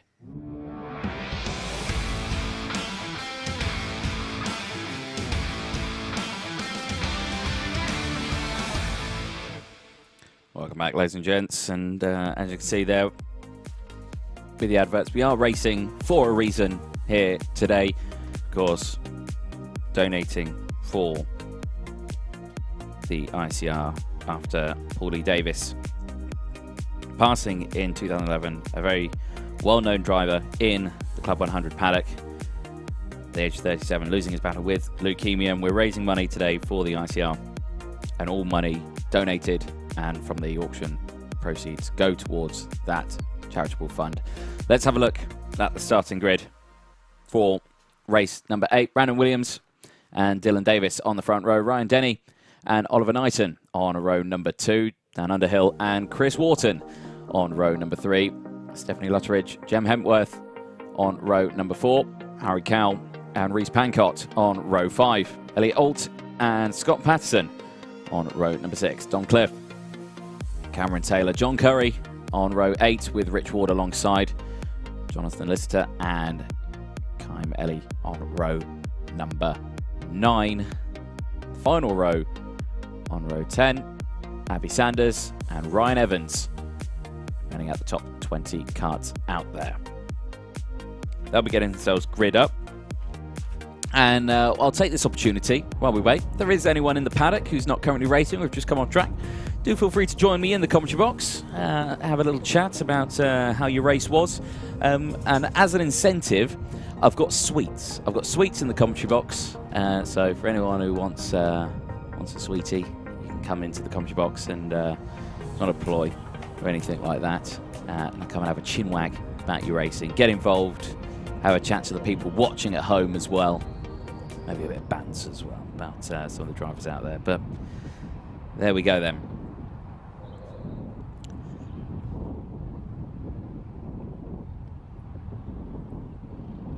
So, just a reminder to everyone watching on the live stream and to here at the circuit as well, you can donate using that QR code in the top right-hand corner of the screen. Just take your phone out, put the camera up to it, snap a picture, click the link, and away you go. Of course, if you reach £3,000 on that total raised number on the bottom right-hand corner, I apparently have to run a lap of the circuit with a microphone, which will sound awful, by the way. So do and don't. Again, get to 2,999. And then I might consider putting £1 towards that. But if I make it 3,000, it means I don't have to do the run. But there we go. We'll see. Drivers are going to get themselves lined up for race number 8. This will be the final race of Group 2. Group 3 be a little later on. And again, we'll go into the 4 heats in that one. And then we'll be on to our finals, ladies and gents. Remember, 20 drivers will take part in the D final. The top 3 from that final go through to the C final, top 3 from the C final to the B final, and so on, until we get our top 3 in the A final. Second on the grid there, Dylan Davis. So little check of the visor there for Oliver Knighton. Most of the carts heading around. The seat insert seems to be, well, either they're breeding or they're multiplying out there. There's now 3 in the middle of the circuit. One very close to the track. Hopefully that one gets moved. There's the number 5. Dan Underhill back out. Hopefully he learnt a thing or two from Matt Allnut in that one with his third-place finish. There is Stephanie Lutteridge. Jem Hempworth on the 4th row. Harry Cowell. Out there, the son of Andrew as well, who joined me in the commentary box not long ago. 14, Cameron Taylor. John Curry alongside on that one. Let's go through the drivers, line themselves up. Thumbs up there from the 18. And Ellie. 19. Back the grid. Abby Sanders. Ryan Evans. Going out the grid. What can Ryan do from the back of the grid on that number 24? Hopefully everyone pays attention to the lights this time around, because a lot of drivers are looking down at their feet or looking over to the left or right hand side and not paying any attention to the lights going out. And one driver currently doing that is Ryan Evans, who's currently looking down at his foot. I'm not sure what's interesting about his foot compared to watching the lights go out, but we'll find out when he comes in. Now, oh, apparently they've halted the start because they're having a chin wag. Dylan Davis, oh, and Davis is out the kart. Dave's out of the car. Has he got a penalty? Tell me he's got a penalty. Has he got a penalty? I'm sure he's got a penalty. No, he hasn't. He's doing a kart swap. There we go. We could have only hoped. But no, unfortunately, he's go through. Give us a wave, Dylan. The whole world is watching you. Walking to get a new kart. No, he doesn't want to. There we go. Absolutely denied. There we go. Absolutely denied. Well, he's heading into the pit lane to grab himself a new kart as everyone looks back, going, where's he going? Stephanie Lutteridge there being very vocal. She's like, what's going on? So drivers now having to patiently wait. And I swear it's quite warm today as well. It's fairly warm out there. So I think drivers, you know, sitting there at the engine next to them, the heat coming out from there. There we go. Get updated. I'm going to say it's kart 15 that he's gone into because it's just clocked up as he's driven over the timing loop, which I'm sure timing will very much appreciate for doing that, because I believe he has just started the clock. The thing is, we've got to push him back, so this will be probably a lap record that we're going to see here, ladies and gents, as he gets pushed back over the loop.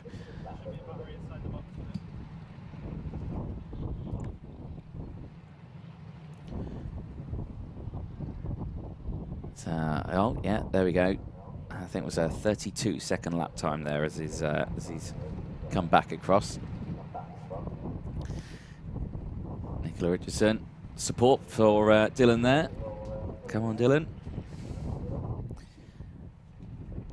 But he's lined up, ready to go. And green light's out. It's a quick getaway. Of course, remember, Dylan will have cold tyres now, so we've got to be careful as he goes through.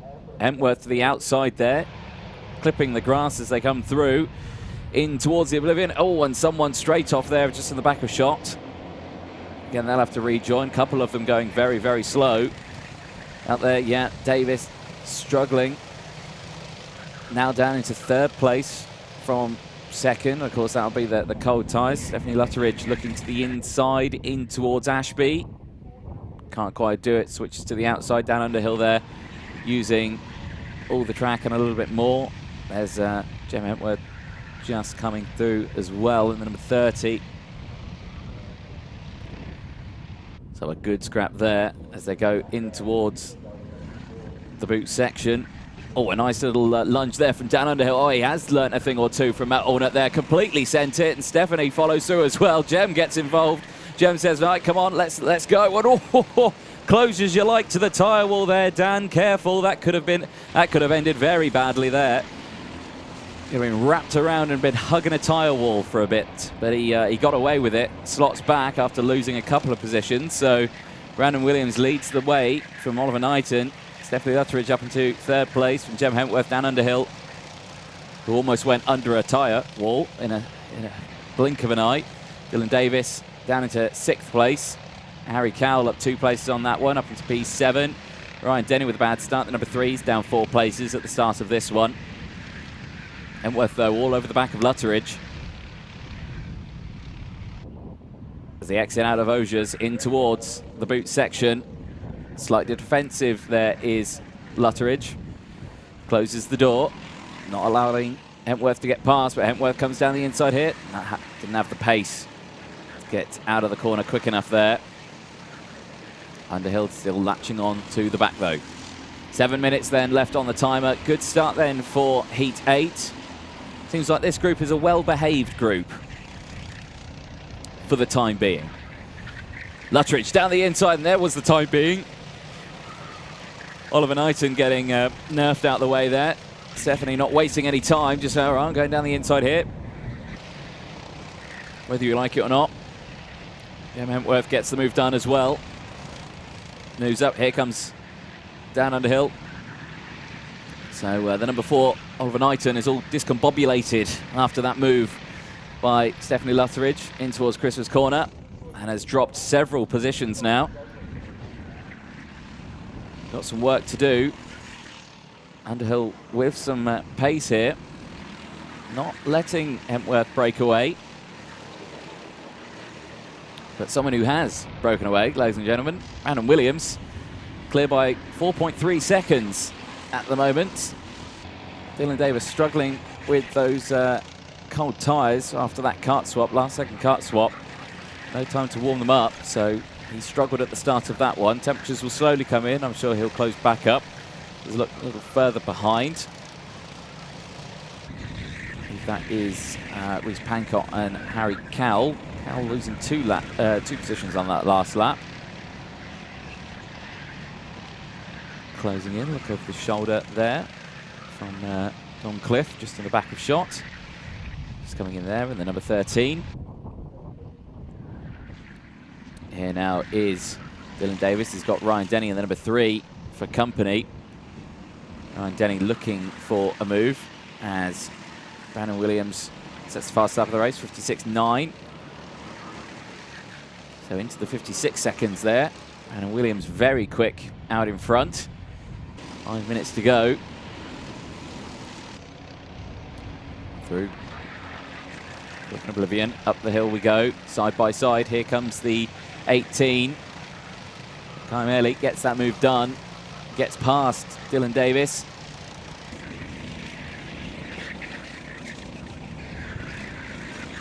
So go down into the Ashby hairpin, more moves being made. Hancock looking to the inside at the Ashby hairpin. Davis under pressure here.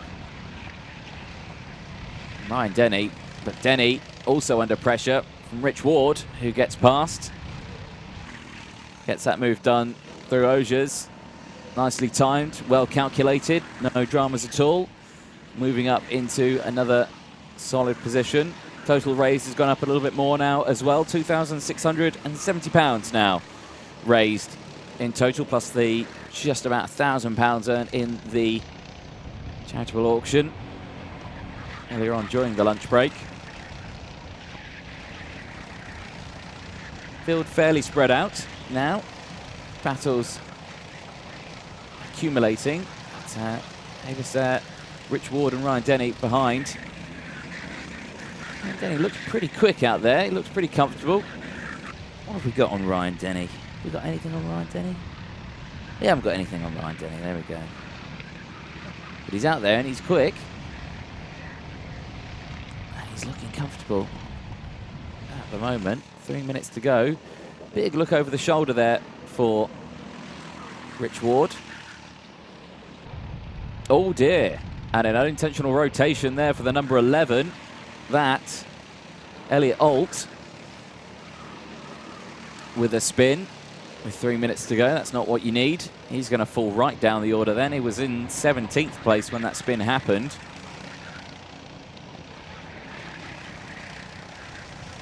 Action further up. This is Oliver Knighton and Dan Underhill. They're still having a good scrap. Hempworth and Lutteridge have pulled away. And they're not closing in on Brandon Williams, who has quite literally checked out at the front of this one. Only driver into the 56s and consistently setting 56s as well. 56.9 on his last lap. Looking over the shoulder is Underhill. Goes to the defensive line in towards the boot. This is allowing Ellie behind to close in. There is Lutteridge and Hempworth further up the road. This is Grapp still behind. Davis, Ward and Kenny. Or Denny, I should say. Underhill again, going defensive up into Christmas corner, switches back to the outside. Knighton following, here comes Ellie down the inside, gets that move done, gets the switch back through Inkermans. Now it's Underhill.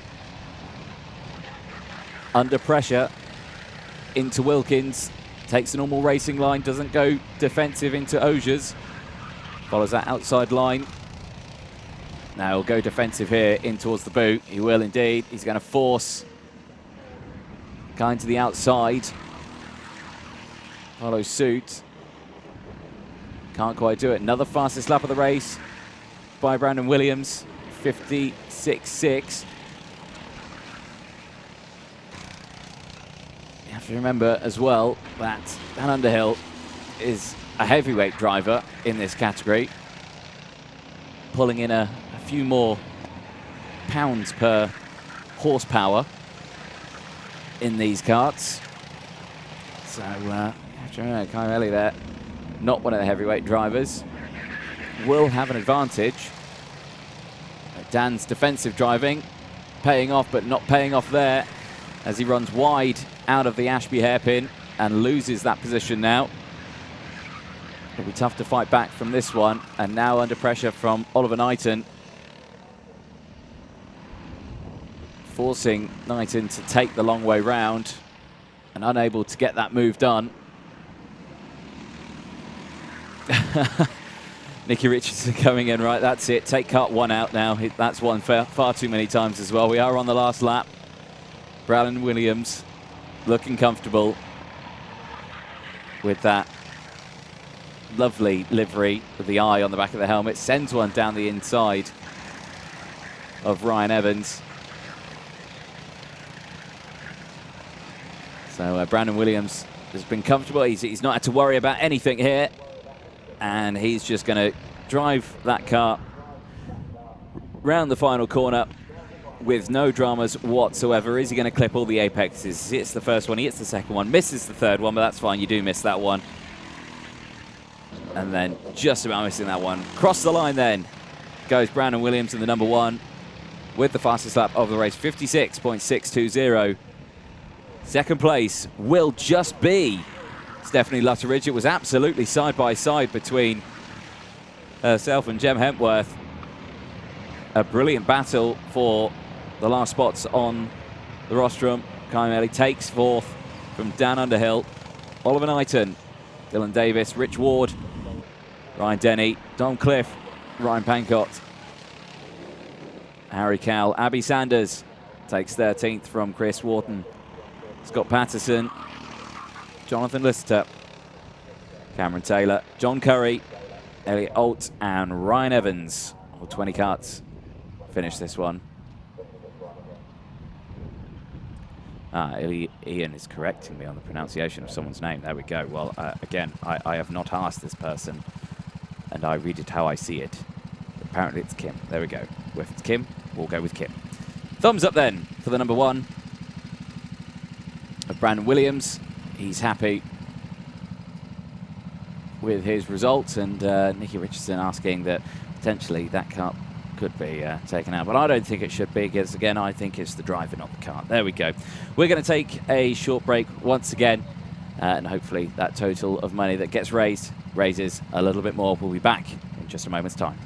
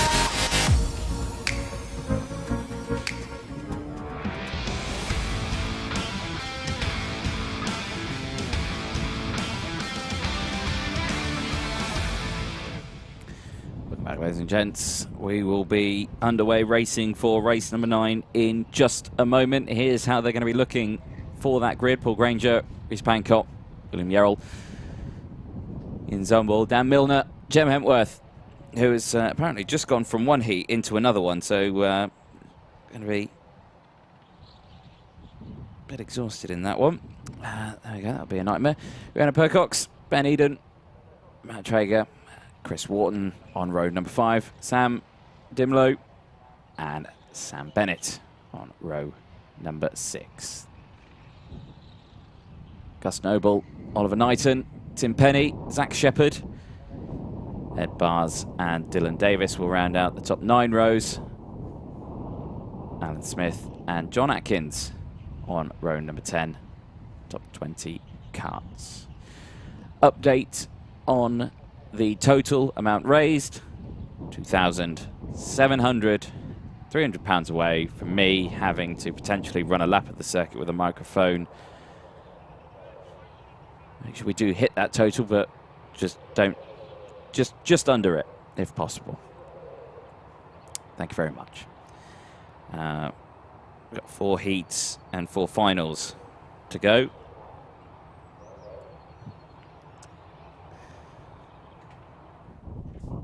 For that, and Mr. Dan Underhill once again, fresh off the circuit, has been summoned.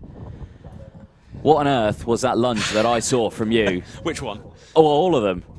You've got to do these moves. Explain yourself. There's nothing to explain. Just got to send it. To absolutely lick the stance send it. And then white line it after that. Yeah. Yeah, it was white line fever to the checker flag on that one. I know a friend of mine who made a comment about white line fever on a karting race, but we won't repeat it because he told off dramatically from Motorsport UK. So we won't repeat his said comment. But yes, what a nightmare that race was. But hey, I think there's got some quick drivers in there. What do you think to kart number 1? People are saying it's a bit quick. I think it's the driver again. I think it was a driver in that one. Yeah. I think kart 17's been taken out of the pool now, and I think that's that was correct, because Johnny Goddard was making about 6 kart lengths going up to Christmas on people, so I think that's the right thing to do. But I think now on in, there's not many karts left over. I think we've used most of their pool. Yeah. So let's just keep on going now. I think, yeah, just stick with it. No more kart swaps. Stop complaining. Get on with it. Exactly. Yeah. Yeah. Minute ago there, we had Trevor Randall join us on the chat.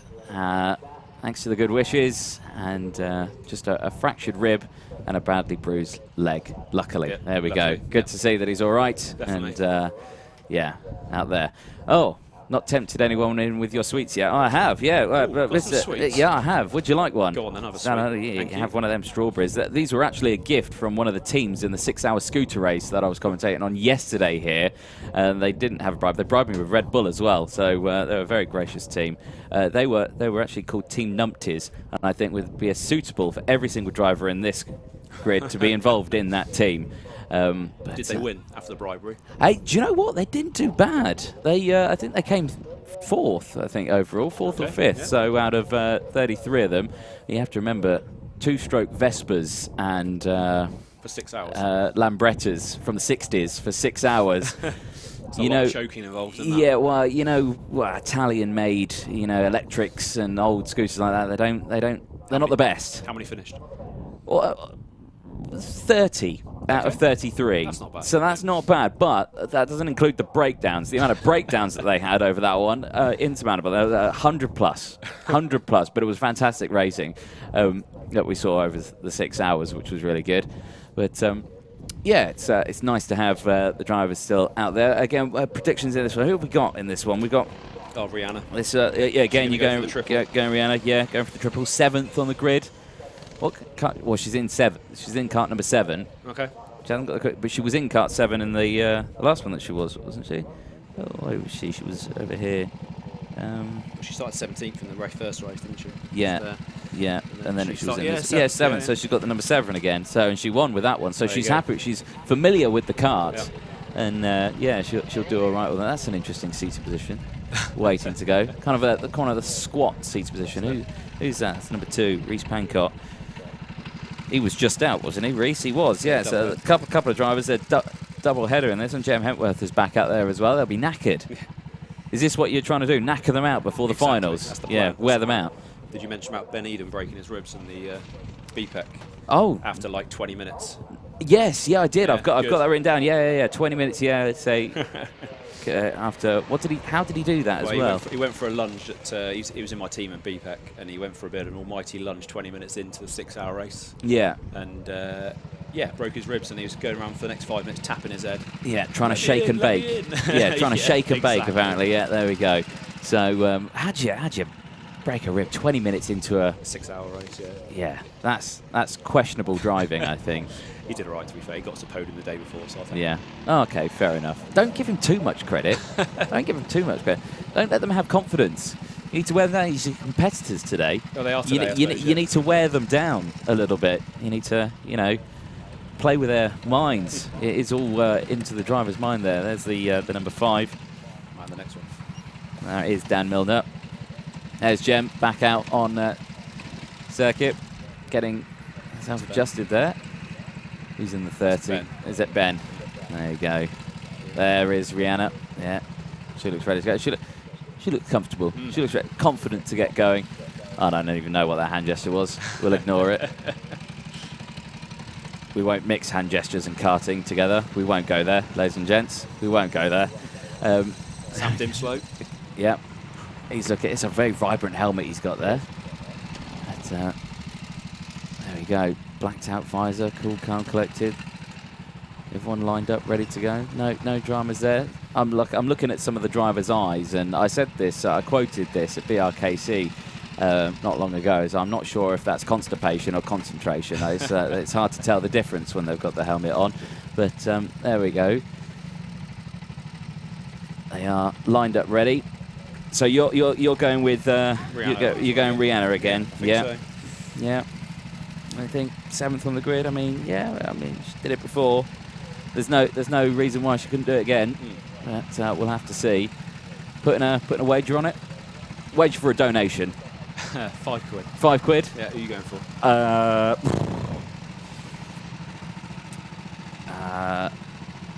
Well, apparently I've got to go for Sam Dimlow. So I'll do that then, starting behind. So I'm giving myself, you know, you could have this. Yeah, okay. I'm giving myself, you know, credit. Green flag goes out. We're underway in racing. There's a £5 donation wager on this one. Will Rihanna take the race win on this? Oh, look at that. Or breakaway at the start. Rest of the pack's all in one big group. 4 wide into Christmas Corner. That's probably not going to work out too well. Is there, no, and it didn't work out too well, and round goes, oh, and there's a nice little tap there. He's all right, he's cracking on, he's fine. Who was that? Davis. So there you go, he's knackered from his first race that he just had, and then mistake comes in. He's having a whirlwind of an adventure in this one. But yeah, that's about as clean as the start's going to be today, isn't it? I think so. I think that was relatively clean. Yeah, I'm in the next one, so let's see how that goes. Yeah, you did all right in you did all right. You're keeping up with everyone. Yeah, it's just the extra weight, I suppose. Yeah. Getting excuses in now. We gave you that credit. Don't get me wrong. Oh, here we go. It's all gone P-Tong here. Who's gone round there? Again, no cart numbers on the side. It changed that, and it's. So Rihanna made up 5 places in the first lap. I could be donating a £5 here, very, very quickly. Where's my guy? Where's Sam Dimlow? He's 10th. Yeah. Where did he start in this one? He started 11th. He's gained a place, ladies and gents. He's gained a place. I've made up £1. There we go. That's what we've done. Battles galore going through. Where's Jem in this one? 6th. Where did Jem start? 6th. So not gained or lost any positions at the moment. Oh, there's someone grass tracking. Tell you what, good on him. Kept his foot absolutely pinned. Ed Barr's there in the 22. Bit of a no man's land, not near anyone at the moment now. He's got a bit of empty piece of track. There is the number 6, Jem Hentworth, who's got the company just behind. Is that William Yerrell? I think it is in the blue suit, or it could be. I think, well, we'll figure out when they cross the line, won't we? Because it'll update. It's Reece Pancott, there we go. So it's Reece Pancott just behind. This is the problem with these sorts of carts. It's like, you know, I'm used to carts with a big number on the front, a big number on the back, numbers on the side, a helmet I can recognise, and their name on the back of the suit. And this one, I've got a plain blue suit, a tiny number on the back, tiny number on the front. It is the smallest number. You couldn't think, you'd make it a big number. It would make it easier for the marshals as well, who are out there going, it's that cut there. I couldn't see the number. Get them on the side as well. Get a big number on the side. That'll help everyone out, I think. It certainly would, wouldn't it? 6.5 minutes to go then. We've raised a fair chunk. We're at 2,700, and apparently when it gets to 3,000, I've got to run a lap of the track. Technically, it's already gone above that, though, isn't it? No, but it hasn't, because it doesn't say that. If it says it on there... My little black book says it does. Well, on the screen it doesn't say 3,000, so for the time being, I do not have to run a lap of the circuit. I've not even got shoes for that. With a microphone. You should have bought those other shoes, shouldn't you? And then you would have had shoes. Well, yeah. Well, I tried. I jumped from 80 quid to 100. It's not like I was going 81, 82. I made a sizable jump there, but he apparently beat me to it. There it is. There it is. It does go that way, but here's what it is. Here's a good little scrap. Jem's catching up to Ben Eden, and I think Ben's had a pretty chill day today. He's not had to be pushed hard. You know what his other results were? Honestly, he hasn't won any, has he? He's not won any. No, he's kind of just been. Yeah, he's just been out there, a driver that exists out on the circuit. But other than that, you don't really pay any attention to them. I had the disembodied voice in my head, but I was talking at the time and I didn't hear him. What did he say? Nothing. Okay, excellent. Thanks for that. Helpful. Very helpful. Says something, then goes back on it. We go, oh no, I didn't say anything. But good old days there. I think track's getting pretty quick out there. How is the speed out there? It's gripped up. Is it gripped up quite good? Yeah. You pinned through oblivion and it's pretty much flat everywhere. It feels like it anyway. Flat everywhere. It's not far off. It's not far off. Probably what I'm doing rubbish. Is that why we're seeing crashes at Christmas Corner, because you're going flat up into there? Here we go, 3 wide. Davies on the inside. It came out okay. There you go. No worries there. Yeah, Penny dive to the inside. Apparently, update on the donations as well. Oh, apparently we need to get donations. There's not enough people donate. Ladies and gents, if you haven't donated, get your phone out, scan that QR code in the top right-hand corner of your screen, click on the link, and give what you can. Get that total up to around 2,999. Don't go any further than that, because then I don't have to run around the track. But that'll be... when it goes above 3,000 tomorrow, then to come to tomorrow evening for a run? Absolutely not. No, no. Unfortunately, I'm in Donington Park tomorrow, so unfortunately, I'm not running a lap of Donington. You can naff off if you think I'm going to do a lap of Donington. There we go. Quite simple on that one. I see Nicky's still going on about his ribs that he broke. Does he go on about it so much? Does he? Yeah. Does he waffle on a bit about it? Just thinking, it happened, and I couldn't do anything about it. Oh, as Penny gets consistent. Davis back down the inside. These three are having a good little scrap here. Penny, Davis, and Knighton having a good old coming together. Atkins though with the curbing warning again. Where you sent an email out to everyone saying behave yourselves. Yeah. Charity event. Yeah. Everyone said, well, that was a terrible idea to say that, because no one's going to listen. Curbs, though, did I? You didn't mention curbing. What is that? Yeah, that is the problem. I just said no fighting, so luckily no one's done that so far. So. Well, yeah, no, we've had none of that. Not as of yet. Shall we instigate some? Get the camera out there and... I'm not sure. Maybe if you're running around the track, maybe. Well, yeah. No, definitely. Well, if I have to run around the track, I'm certainly making the cameraman with a roaming cam to run around with me to film it as punishment. Neither win, you should both donate. Well, there you go. If neither win, we should both donate. How do they do it? Yeah. Yeah, that's a fair point. Rihanna Percox, yes. Not that she's got a quick slap. She's lost a bit of time there. Lost a lot of time there. Is the number 3 of William Yerrell. Shake of the head as well. Disagreeing with his actions of hitting the tyre wall. Understandable. Why would you do such a thing? But he did. This is Jem Hempworth latching on to the back. Ben Eden for 3rd place. I am very curious. Oh, another 2/10 out. 2/10 out. Gap's 1.3. 2 minutes to go. Think it's doable? Possible. She can hear the PA and she said, oh, if I lose, or if I come second, they have to both donate. There. So Ed Bars has come from the back of the grid to P7. Done all right with a curbing warning, so he's cheating on his way up. Can't be hitting them curbs. As Jem just absolutely annihilates one of the inside of increments. Forget Chris Whilton with one as well. The number 10, Can we warn it? This is the leader then in the number 1. not with the fastest lap of the race this time around. Goes with the number 7. Let me guess, Nikki, we're taking out the number 7 as well. You've been complaining about all the guys. You're not even racing, and you're going, right, take out the 17, take out the 1, take out the 7. You know, how many carts do we have to take out for you to be happy? All of them. Let's just run. Let's just get rid of the carts. Let's just run. Everyone, helmets on. No. No, if you're going to make me run, I'll make everyone else run. Another 2.5 tenths out there. Here she comes. DRS activated. No, let's not. Let's not do that. I would not be able to run a lap, to be honest. Yeah, again, there's a one-sided conversation going on here. The voice in our head says, yeah, it's a good idea, I think. Race 10, let's just get everyone running. You're in race 10, aren't you? Yeah. I think race 10 is a good idea. I think we should do that one. I'm not involved in that one. How's kart 12 got on today, then? Do you know? Kart 12, I mean, done all right. Currently in P13, yeah, Sam Bennett. It is Sam Bennett driving it, though, so yeah. Leave that one. The tyres will be cold still. Oh, right, okay, yeah. Even though he's had how many laps? How many laps has he had? 8. 8 laps. No, can't do it. Last lap. Well, the gaps are so we've got second. Yeah. Well, you never know. Miracles could happen. Yeah. Pigs could fly. We've seen things. I don't think Paul will drop on the last lap. It's far too Do you know? Is he? That's far too kind.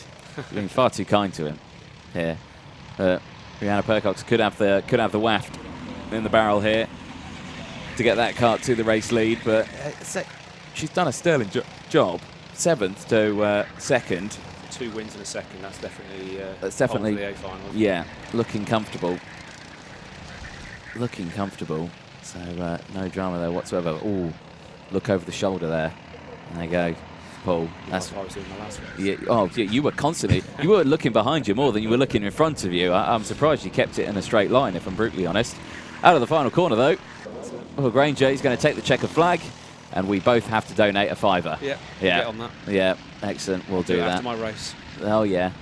Oh, I forgot. There we go.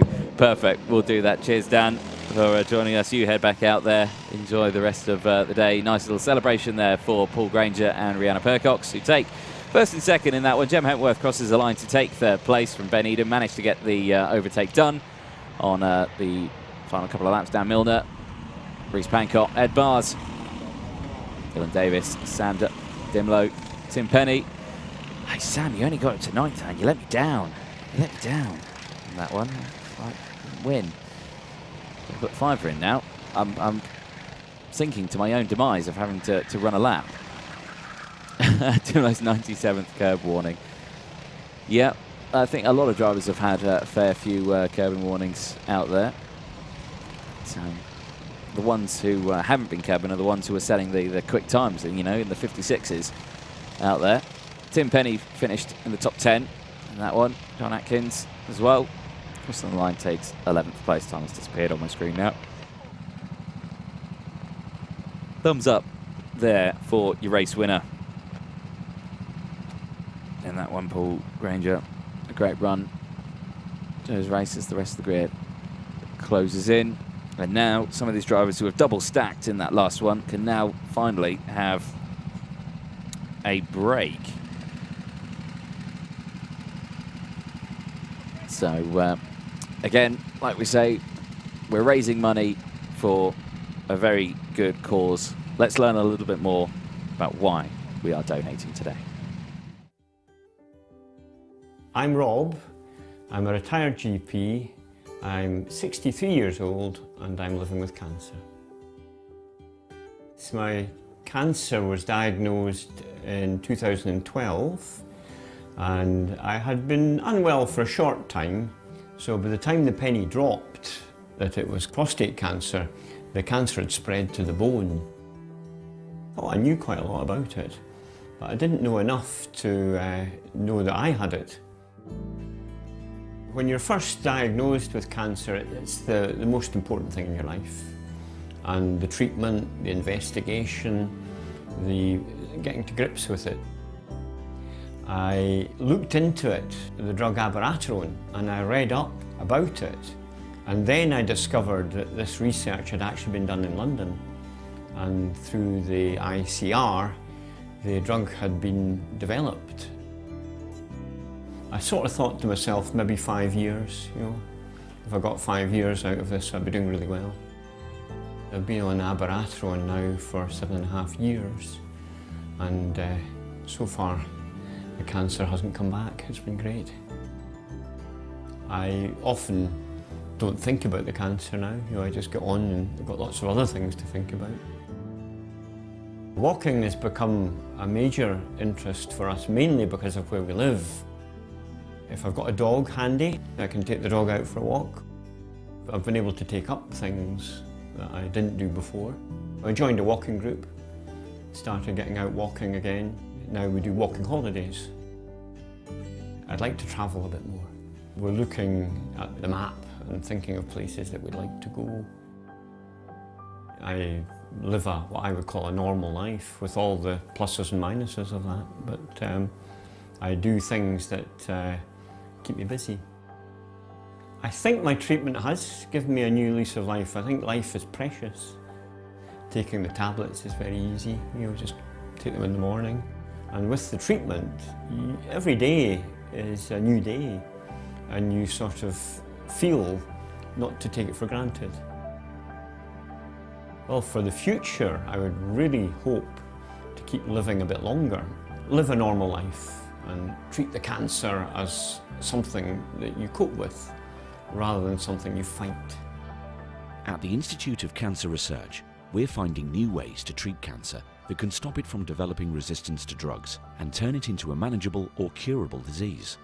Let's finish it, so that people living with cancer can finish what they started.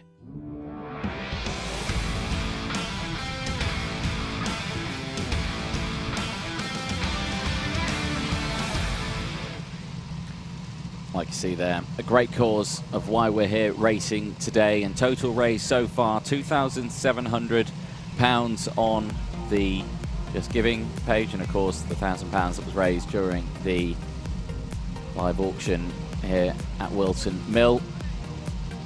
Some great items in that auction. Bit of talking going on then for the next seat, and of course a reminder to everyone, you can donate using that logo in the top corner. Get involved, scan that QR code and donate as much as you can, and that total raised will climb. Here's a look then at the starting grid for Heat 10. James Johnson and Stephen Adams on the front row, Jonathan Elliott and Harry Cowell on row 2, Jack Partridge and Pietro Nito on row number 3, Bradley Philpott and Stephanie Luttridge on row 4, Chloe Peck and Matt Allnut on row 5, Jay Elliott and Dan Underhill on row number 6. Row 7, Andrew Cowell back out there, so watch out ladies and gents. Mark Branford on row 7, Jordan Ladd, Ryan Denny on row 8, Peter Borton and Trevor Randall on row number 9. Rounding out the grid on row 10, Martin Joyce and Brandon Williams. 20 carts out there, and again, more chatting going on. They haven't got them lined up as of yet, so driver's eager to get going. So James Johnson, let's have a look. Have we got anything on James? We do. James Johnson, Club 100 heavyweight racer and odd time Alpha Live commentator. What does James commentate on? I'm sure the disembodied voice in my head would join, you know, a full-time member of the Alpha Live team, but of course, because I'm dotted around all of the country, I don't get to hear all of our live streams. I don't get to watch all of our live streams. We do so many around the UK. So James will let me know.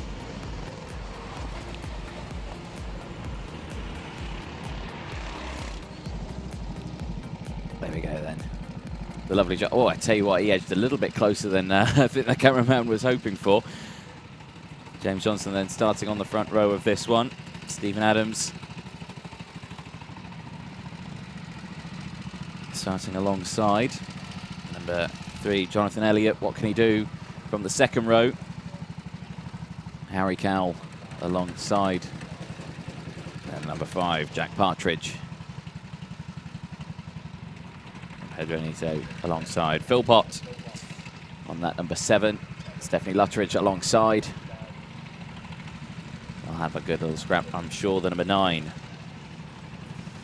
of Chloe Peck.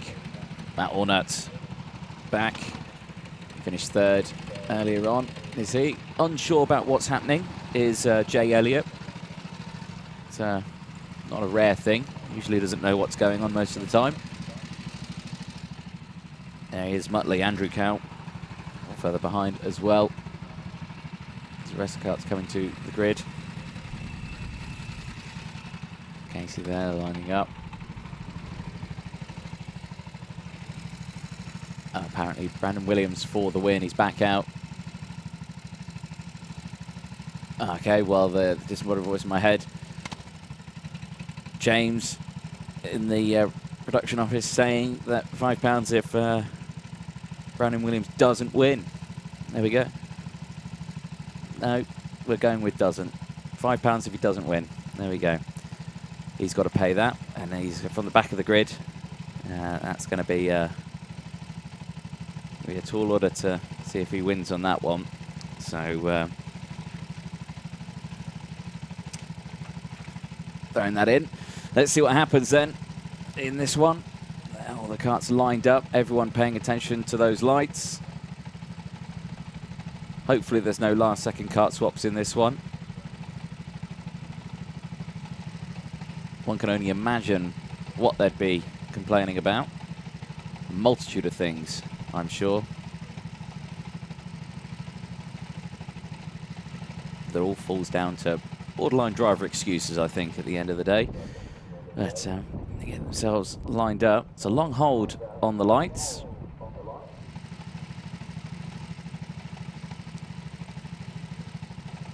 Remember to look but not stare at the lights, because it's very easy to lose concentration. I just can't get over the eye on the back of his helmet. That is just, it's just horrible to look at. It is very in your face on the back of Brandon Williams' helmet. It's very good. Oh, and there is a kart swap. Oh, there it is. What's the excuse this time? There we go. Well, another kart swap. I'm not quite sure who it was for the kart swap. Could potentially have been Jay Elliott, I believe. Is that Jay? I think it is. Yeah, he's gonna jump into a new kart now, and he's gonna make every drive away. But the pain that he has from this is that, of course, he will have cold tyres. He will have a cold engine. It won't be up to scratch, and he will have a lot more work to do from there. Well, I tell you what, fair play to him. He nearly got it parked up, ready to go. So it's the 15 that he's in now, Jay Elliott, and the. I think that's well parked enough that I think it needs to be. So I think we'll be ready to go this time. Heat 10, 9 minutes of heat racing ahead of us. Lights are still red. They go out. Good start then from Brandon Williams. Gets a good breakaway from the back of the grid. Front pack gets away well also. Stephen Adam gets an early jump. James Johnson falling back. The heavyweight driver up into second. Holding on to second. Goes defensive in towards Christmas corner. Everyone gets loaded into the back of, and they all get round though. That was relatively clean. Are we all going to get round the Ashby hairpin? I'm seeing carts diving left, right and centre. More bumping and barging in the back of shot. 3 wide as we go into Wilkins. Everyone through. And oh, a spin in the middle of it. And who's that that's gone round? Is that Mr. Underhill? It is indeed. Dan Underhill spins at Wilkins. And oh dear, I'll have to write that one down to remind him forever that he span at Wilkins in a corporate kart. I'd say it wouldn't have spun if he was running, actually. Yeah, if they were running, yeah, he wouldn't have spun. He might have tripped. Other than that, he would have been final. It was a nice lunge into oblivion there. I think that was Brandon Williams making his way through. He is indeed making good pace there, going toe-to-toe and getting nerfed out wide. So Brandon Williams, well, there we go. Thread the eye of a needle there. Whoa, and back in front of the of Nito there. Nito having to avoid action. Puts a thumbs up, and oh dear, he's pulling up, and Nito, well, has he got an issue there, or did he think that he was thinking in his head, I think there, you know, I'm just going to come back onto the track here and get back in front, but I thought he thought better of it, and he thought, no, I'll get back on the circuit. But I think he thunk about it. He thunk about it. There we go. So as they go through, 7 minutes left on the timer. We have a guest in the commentary box. Gemma Wentworth. Oh. How are we indeed? I'll unmute your microphone. There we go. How are we? Yeah, brilliant. Having all a good? really fun day today. Good. Weather's good, isn't it? So it's a fun day of racing. Your racing has gone all right as well. You've had some good battles. You've had some good positions as well, haven't you? Yeah, honestly, I've been loving it. Not only karting is one of the funnest things to do, but also it's really good for my fitness. And a day like today, to be out there in the sunshine and battling with not only my friends, but, you know, drivers, and having a really good time. And like I said, it's really good for fitness, so keeping me going. And yeah, just did 2 stints in a row, which was fun. Yes, yeah, I saw that. I said, we were speaking to Dan, and we were just saying, what are you trying to do? You're trying to wear these drivers out just so when it comes to the finals, you've got a lasting advantage, because he's had breaks. He's been in Heat 4, and then honestly, he's been in the last race of each round that we've had. So he's had a lie-in every time, so he's not had much work to do. But yeah, it's been a brilliant day, and we were saying that, you know, you were talking about fitness. What were we saying on this one? We're talking about, you know, running one of the heats. We just get rid of the karts. Everyone seems to be moaning about them and do kart swaps all the time. I don't know what on earth they're complaining about all the time. But let's just get rid of them. If you're complaining about it, fine. We'll get rid of them. You can run the next heat. Could you imagine that? I think it'd be a good idea. I might have a good chance at that. Yeah, it might be all right. It might be all right, wouldn't it? So, yeah, I think that's what we need to do. If you could work with someone to try and put that together, I think we'll do that for one of the finals. Yeah. We'll just say maybe how funny would that be? Maybe even the A final. I think the champions, you know, no corner cutting with that as well. Yeah, we'll have to watch out for that one. Totally agree. What do you think of the Whilton Mill circuit? You've done quite a few laps around here, obviously in the past. Yeah. Days as well. Back in my karting days, I did a few Super 1 rounds here, and I've always loved the track. I mean, every track for me is far away, but this one has a special place in my heart. It's very technical, also very fast. Probably my favourite bend is Christmas. I've been making up so much speed there today, and just, you know, really getting that braking zone as far as I can, and then getting back on the throttle straight away, and really getting to grips with the kart as well, which is nice. But yeah, it's just bringing back those old days of karting where it all started for me, and yeah, just having a wonderful time, and obviously it's for a great cause as well. Yep, we're doing well with that, aren't we? It's just brilliant, so thank you so much for the invite. Well, apparently as well, if it gets to 3,000, I have to run a lap of the circuit with a microphone on the stream. Not looking forward to that anyway, because my fitness is far from good. When you sit down in a commentary box like this, it weighs on you. It comes in, especially when you've got constant drama as well. I got strawberries. Oh wow, these are my favourite. Excellent. There we go. You can have as many as you like. There we go. While you're in here, there we go. I'll run out. There's not many left. Yeah, no, we've had drivers come in left, right, and centre, but. Quick times out there as well. We've got 56.8 and also what have you spotted there? Yeah. So Steph, she's one of the girls that I'm with today, and she started 8th and she's up to 4th, so that's always good. She's been very quick today. She's having a good run with you in one of the heats as well. I know. Yeah, it's always hard when you're battling your friend. You were side by side across the line, weren't you? Yeah. Were you thinking, one more lap I would have had you? I know. I actually missed the last lap board, so I didn't realise that was the last lap, and then I was kind of like, oh, I've kind of messed up here, but I still had a little battle. What page of the driver excuse book is that? Yeah, that's true. Not good enough, is it? It's not good enough. There we go. That is an excuse, a fine excuse, ladies and gents. Oh, I didn't realise it was last lap. Yeah. There we go. There is Brandon Williams. He's had a good run in this race as well. Yeah, third place. Started at the back of the grid. 56, yeah, he's flying, isn't he? What do you think to his helmet livery? Because he's got the big eye on the back of his head. It's horrible to look at. Do you think it's... I think it's horrible to look at. Do you think that? Yeah, I saw it in one of the races and I was like, oh, that's put me off a little bit. So it's a good thing, it's really. Tactical. Yeah, it is tactical. I said it was tactical. There we go. Well, he's tucking right in there. Yeah, he's got Stephanie just behind as well. Yeah, hopefully Steph. There it is. Oh, God, it's just awful to look at, isn't it? Yeah, it's really scary. It's creepy. It's really creepy. But that's why he's got it. Like I say, it's probably really putting off Stephanie just behind, isn't it? Yeah. She's not able to catch it. It's just like, no, I don't like it. I just want to stay a little further away from it.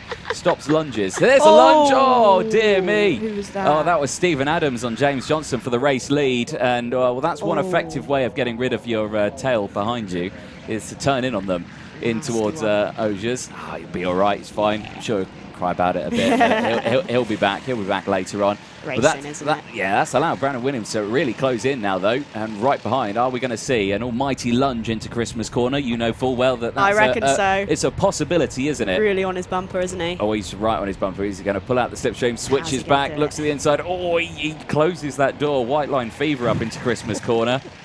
Is he going to give him the switch back, though, here? No, he's going to take a wider line and he cut is. him. Yeah. Ashby, you could send it in the inside here. It's very easy to run wide, though, at Ashby, isn't it? It really is. Yeah, I learned that the hard way. Was this concrete area there when you were karting here, was it? Yes, from what I remember it was, yeah. The only difference was as you go onto the last bend coming onto the straight, those curbs have changed on the runoff. Yep. That's the only difference I can think of. And it's also concrete there now. It used to be bark. Yes, so that's that. Used to be bark. Oh, wow, yeah. I do remember those days. Yeah. You just got to dodge it. You're like, oh. Yeah, don't run too wide, otherwise, you're in that, and then, you're in the tyre wall. There we go, change for the lead. He's done it. And there he goes. Now you see, he'd have been in the bark there.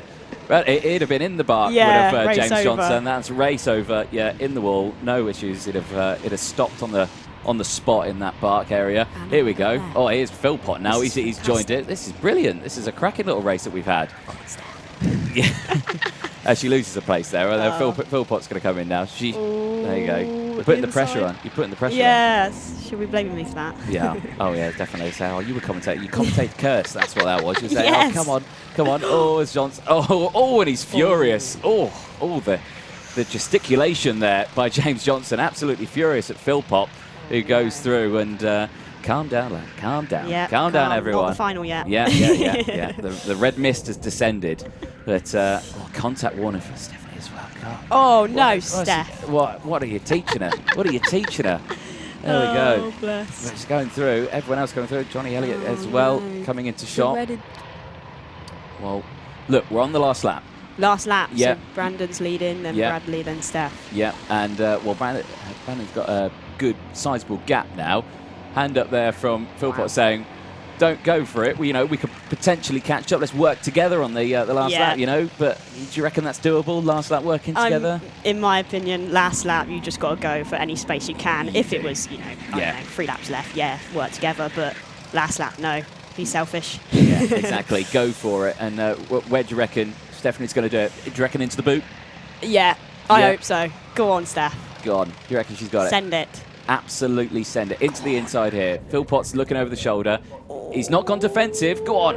Go on, Steph. No, she's going to play it safe. I mean, she's in a good position, isn't she? She is, third place. Oh, no, there you go on the exit. No, she did do it. She did. Oh, and she's going to do it as well out of the photo. Yeah, pushing wide. Perfect, look at that. Oh, and Brandon gave up as well. Oh, no. So Brandon gave up across the line. So Stephanie actually won. Oh, fantastic. There we go. There she Great for Steph. I tell you what, it's they've been because I gave race controller far too many of these, and there we go. There we go. That's and the answer. I bribed race controller, and then they said, they automatically slowed down Brandon's cut just at the last second. Just went, oh no, slow him down. There we go. Power. Let Steph come through. But yeah, no, fantastic stuff there. Stephanie takes the win by a brief margin. Here's a replay then of that one. Across the line. Look, he just hits the anchors. What? Look, Steph can't believe it. She's looking at me. I go, do you think that's tactical? It could be tactical. Kart-wise. Maybe he wants a position. Yeah, maybe he wants certain kart. Thought, I want the number 3. Looks quick. You never know. Clever if it is. Is the 3 out there? Yeah, Jonathan Elliott's got it. So the 3 is out there. 3 is available. Maybe. Who knows? Could be thinking. She'll be well happy. Yeah, with that, She's like, what happened? When did I finish? Did I win? You won, Steph. Oh, uh-oh. Oh, dear. Brandon, what do you do? I love that. I love that. Oh, dear. That's fantastic. There we go. Well, that was a brilliant race, wasn't it? They, well, I mean, what do you even call that? I hope the final's, close like that, because that's the best bit of racing, isn't it? When it's close and you're in a train and it's exciting. Well, we'll see that, won't we? Oh, it's I had that car earlier. The throttle was stuck on or something. Well, James, where are you going with it? Taking your cart for a walk? Oh, no. Oh, dear, this is brilliant. Well, this whole race has just been a meme, ladies and gentlemen. It really has. It's been absolutely fantastic. Jem, it's been absolutely fantastic having me, having yourself in here as well, talking us along that one. It's brilliant to have you in here. And like we say, we've raised lots of money so far for this one, and I'm sure we'll raise a little bit more. And let's push it to 3. We'll push it to 3, or don't. 2,999, folks, and then I don't have to run a lap. Perfect. And then I might donate £1 afterwards to push it, but I still don't get to run it. But yeah, we'll take a short break. We'll be back in a moment for the next few heats. Hello, my name is Dr. Marco Gerlinger. I'm a scientist and a medical oncologist at the Institute of Cancer Research. One of the biggest challenges in the clinic is that even if we have an effective drug for a certain cancer type, every new drug that's introduced to the clinic eventually fails because cancers have invented a new way of acquiring resistance to that drug. My team's aim is to develop pioneering new immunotherapy approaches for patients with bowel cancer. Immunotherapy harnesses the patient's own immune system to attack a cancer. One of the biggest advantages of immunotherapy is that the immune system can evolve itself and can thereby counter the evolution of drug resistance. We've seen in many other tumor types that this can lead to fantastic responses with long-term disease control and potentially even cure, even in tumors that have become resistant to all other types of treatment, such as chemotherapy or targeted therapies. But the problem in bowel cancers is that immunotherapy has been only effective against a very small group of tumors so far. We're exploring pioneering new treatment options with immunotherapy to change this. Cancers and individual patients differ a great deal, and we're trying to identify the treatment that gives the biggest benefit in terms of tumor shrinkage or chance of cure at the lowest possible toxicity to make the treatment as kind as possible and at the same time as effective as possible. And I think that's the ultimate motivation in the end, to develop new tools to personalize therapy, but also new drugs that are more effective than what we had available in the past and that make our patients live longer. Your support means a lot to us and allows such pioneering new treatments to be developed here at the ICR. Please donate today to help us finish cancer.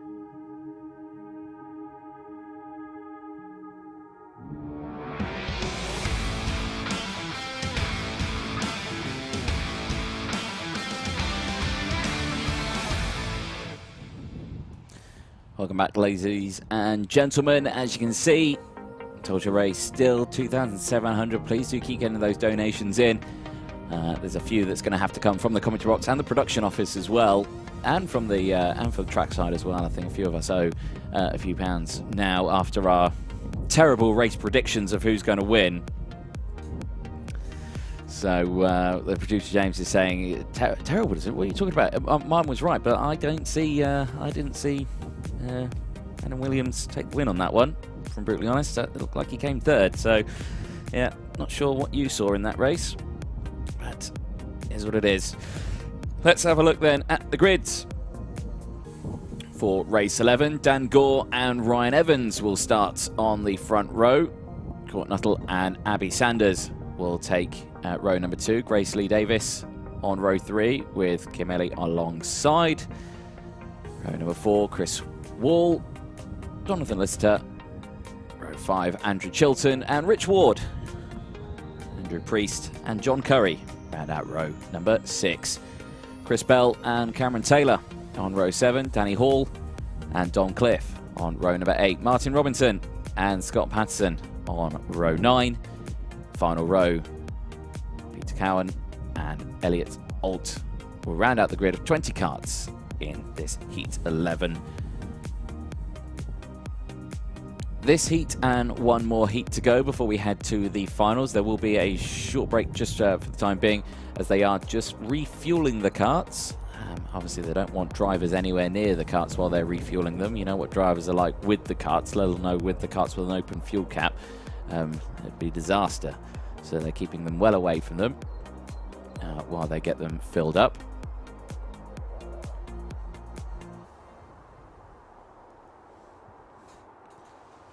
So again, while we wait for the fuel break just to finish up, we'll take a quick break. We'll be back in just a moment's time.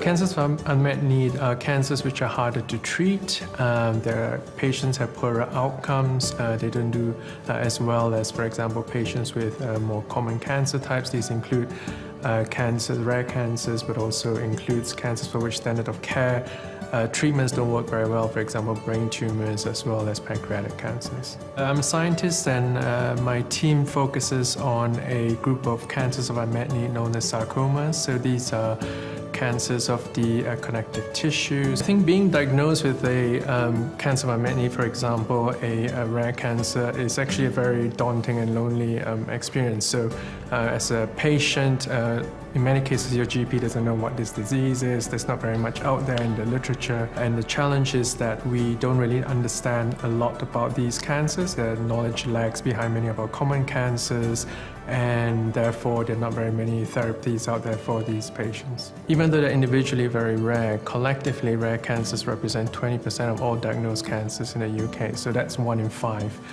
Cancers diagnosed every year in the UK. I've had the opportunity to interact and hear experiences from patients towards the challenges they face, and this is really motivating because it tells you what's at stake and really focuses our mind in terms of identifying, making discoveries that ultimately will impact not just patients but also their loved ones. We don't really just want to make better drugs, but we also want to make kinder drugs. So drugs that not only work on tumors but also improve patients' quality of life.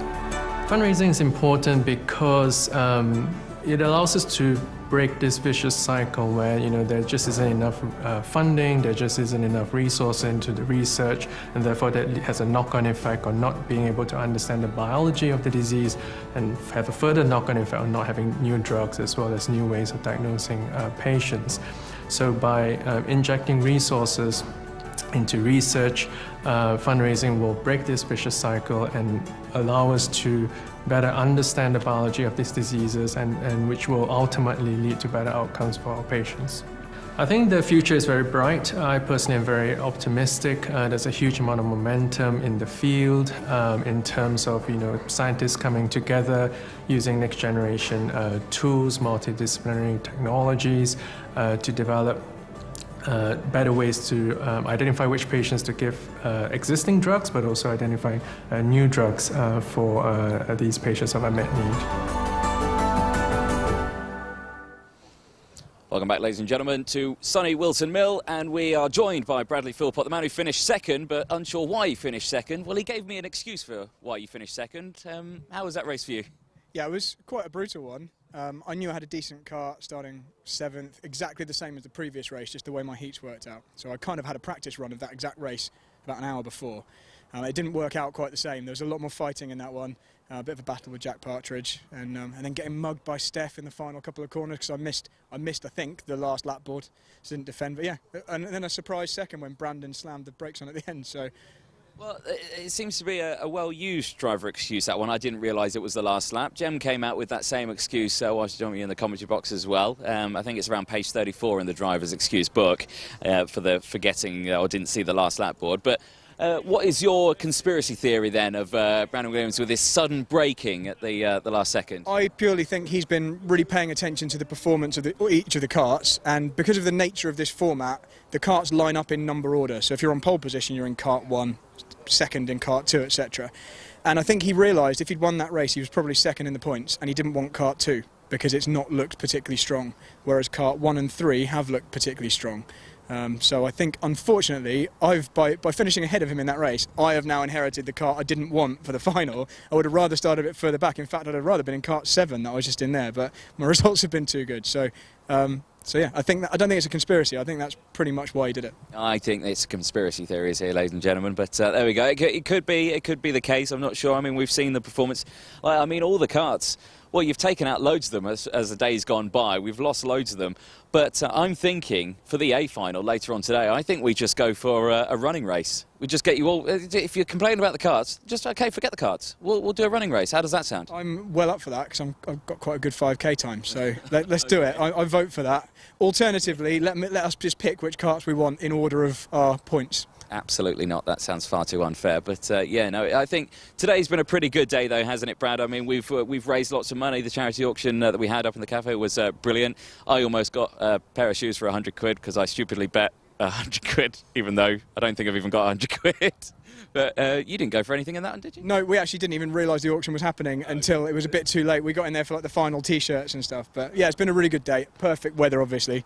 And aside from a slight pause earlier while someone was looked after, it's been really good, run really well. So looking forward to doing the finals now. Well, we've had an update from Trevor. He's all right. He's got a bruised leg and a broken rib, but other than that, he's doing all right. So there you go, a bit of an update for you. I think it's pretty normal to leave Whilton Mill with broken ribs, in my personal experience. So hopefully he gets well soon. Yeah, I think so as well, especially if you hit that final corner at Pitts Bend. I think I said earlier that if you hit that one just right, you're quite capable of dislodging a lung or two in that one. What do you think? Yeah, I think you're right. It's actually been quite refreshing driving rental karts. The last time I was here, in fact the last few times I was here, was all in Rotaxes, and this is a lot more easy on the body, shall we say. So despite the brutal racing, it's still a little bit, the G-force is slightly lower, so it's been good fun. A fair few curbing warnings have been thrown out to everyone. Of course, everyone today received an email from Dan Underhill saying to keep the racing calm, no fighting or anything like that, but he forgot to put track limits and curbing warnings in there as well. Do you think that email was a good idea? Think it's worked? I don't think it's worked at all, and I think putting a bunch of karters or any racers out on a track with pretty usable curbs and telling them not to use them is you're fighting a losing battle there. I think I've used every curb in every corner of every race, so I have received some warnings, but I think as long as you're not breaking the karts, as long as you're not smashing over the big curbs that are obviously damaging things, I think they're being quite good with giving you a gentle warning but not throwing you off the track. Do you reckon you could take this out for a lap a bit later on, do you reckon? I'm actually confident that the karts would be a lot faster around this track than this. I think this would struggle to get through some of the corners, but yeah, it's great that they've managed to get this here so people can have a look up close. Well, I think it's lacking in the engine department, so I think it might have to be pushed along that. So again, I think your prediction is correct that it might be a bit slower around that than the karts. Yeah, it's a nice ornament though, isn't it? It's definitely better than the normal stuff you get at a kart track. So yeah. I asked Dan and John Curry, who works at Aston Martin F1. I just said, do you reckon they've noticed that it's missing yet? Do they realise that it's actually here? I imagine they've got quite a few of these, haven't they? Quite a few 3D printed show cars around. You reckon that's 3D printed? Some of it, I reckon some of it. There's definitely some real carbon fibre on it that I'm sure came off of a real car. But I think it's a very good and accurate representation of the shape of what the real cars look like. I'm not 100% convinced it's all real. Well, yeah, no, I'm not convinced. Well, any of it, is real. But yeah, I think, yeah, it does look lovely, and yeah, it's great to have it here. It's looking lovely in the sunlight, and yeah, all the drivers have had a fantastic day. The refueling's nearly done. Predictions for the A final, what are we thinking? I mean, if I'm being realistic, I think Rihanna Percox is on pole, and she's going to be in kart 1 because kart 1 starts on pole, and I think kart 1 is the fastest kart, and she's one of the fastest drivers, so I think you'd be hard-pressed to look further than Rihanna for the win. And if Brandon's strategy of orchestrating himself into a good kart, or a kart he'd prefer, has worked out for him, I think that might also work out well, but I'm pretty sure Rihanna's going to be gone pretty early on, and it's going to be a fight between the rest of us for the rest of the spoils, and I just hope kart 2, if that's what I end up getting, isn't as bad as I think it is. Stop complaining, Brad. It's always a complaint coming out. It's just part of the sport. That's the sport of rental karting, and that's kart differences are just part of the game. Observations. Exactly. Yeah. Not complaining, merely observations. There it is. Well, Bradley Philpott, thank you very much for joining us. Best of luck in the finals. We don't know what final you're actually going to be. You might not even be in the A final. You could be in the B final. Do we think that? I'm pretty sure I'm going to be second or third in the A final. Oh, there you go. Confident. Cheers, guys. Cheers. Thank you very much, Brad. Let's go for a quick wander then, just while the refuelling is still underway. Let's see if we can have a chat with some more drivers. We got Mr.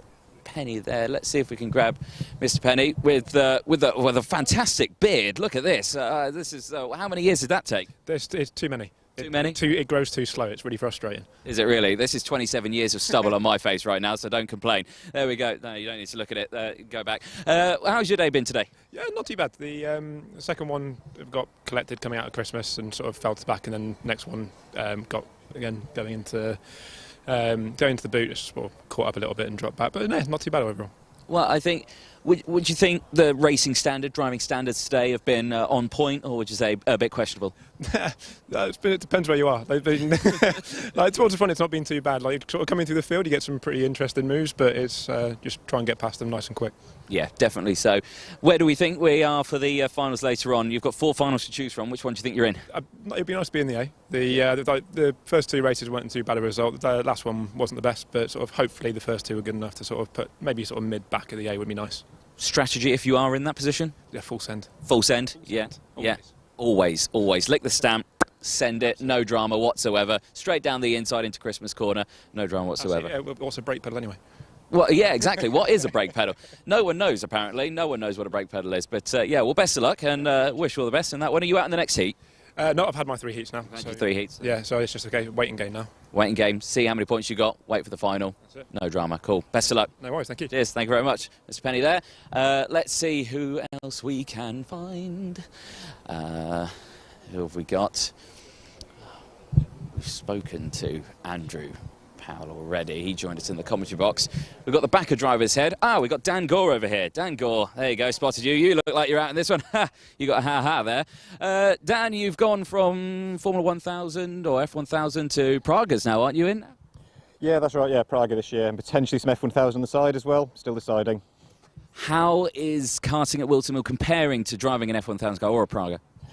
More similar than you might think, actually. Yeah, the F1000 was like a massive kart. This is always one of my favourite circuits in karting, so it's nice to be back here for a good cause.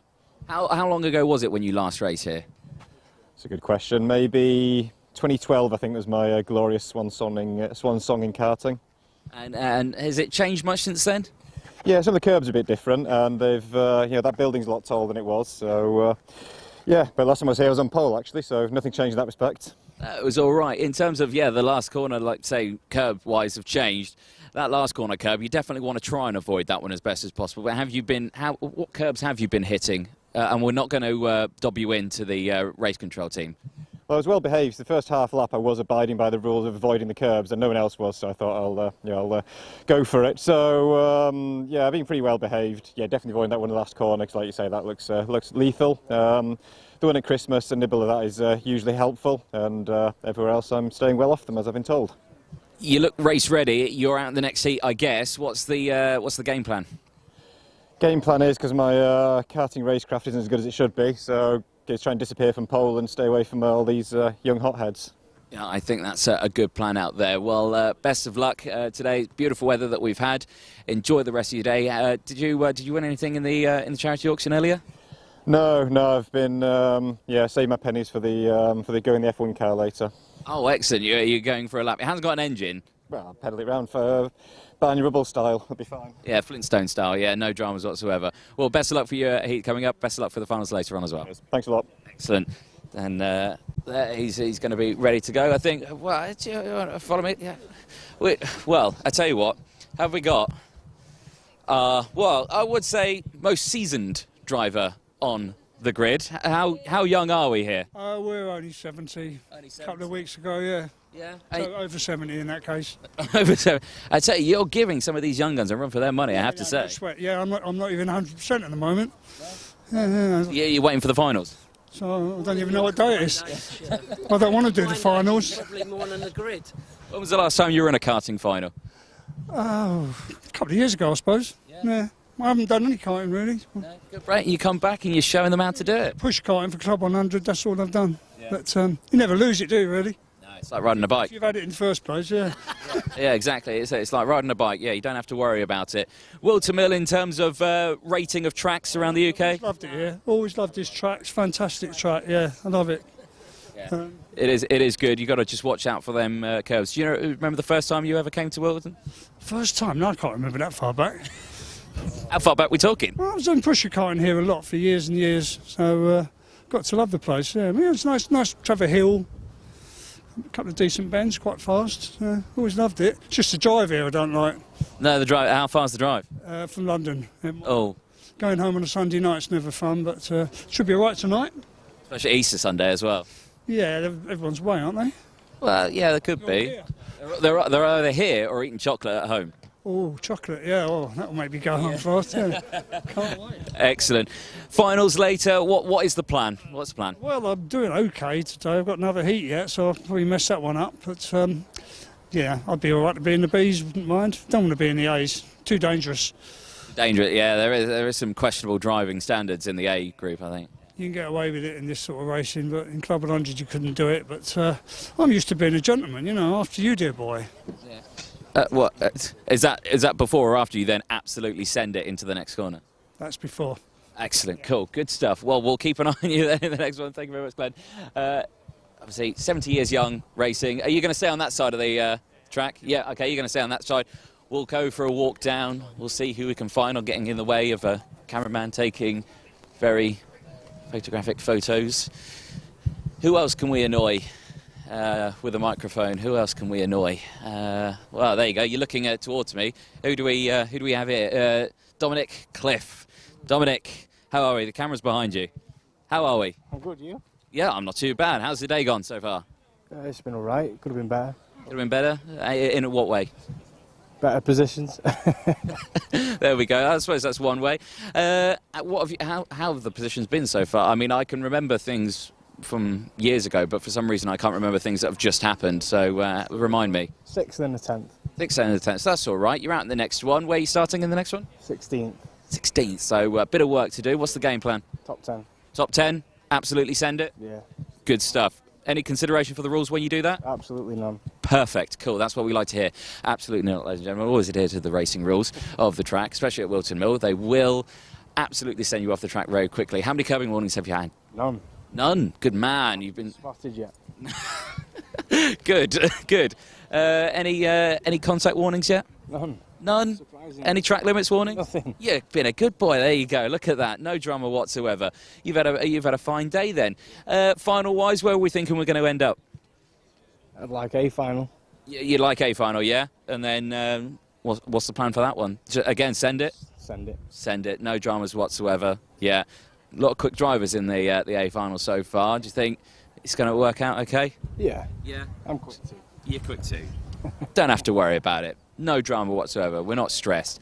Best of luck for this race that's going up. I think we're nearly ready to go. I think they're starting to fire some karts up and they're refueling the last ones. But yeah, best of luck, Dominic. Cheers. Perfect.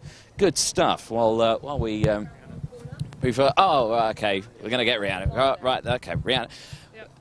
Well, you've been the quickest thing out on track probably all day. Yeah, it's been going well. I've got the quick karts for once, so. Yeah, well, no, they're not quick karts. It's quick driver. That's what it is, Rihanna. You've got to remember that. It's not both. It's quick driver. But yeah, in terms of the what's he talking about? Just talking about Club 100. Oh, Club 100 is yeah, fair enough. When you took, oh no, it's not. It's nothing to do with weight. It's purely driver skill. That's what it is.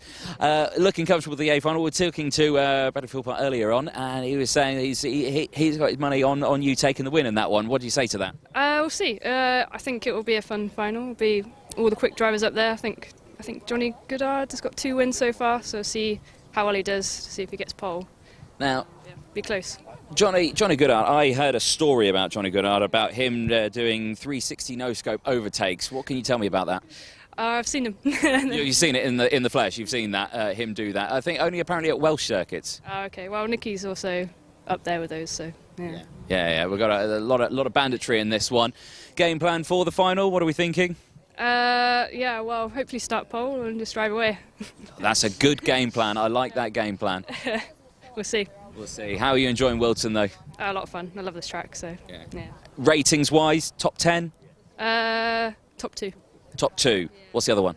GYG. Ooh, good choice, good choice. I like GYG, but Whilton's better. I do better here, so sure. Yeah. Someone's playing the stream over in the background. It's really off-putting. I can hear my own voice, and then I can hear my own voice again. It's really, really horrible. But yeah, a beautiful day that we've got. We've raised lots of money for a great cause as well. Apparently, if it reaches £3,000, I've apparently got to run a lap of the circuit. with a microphone, which sounds terrible.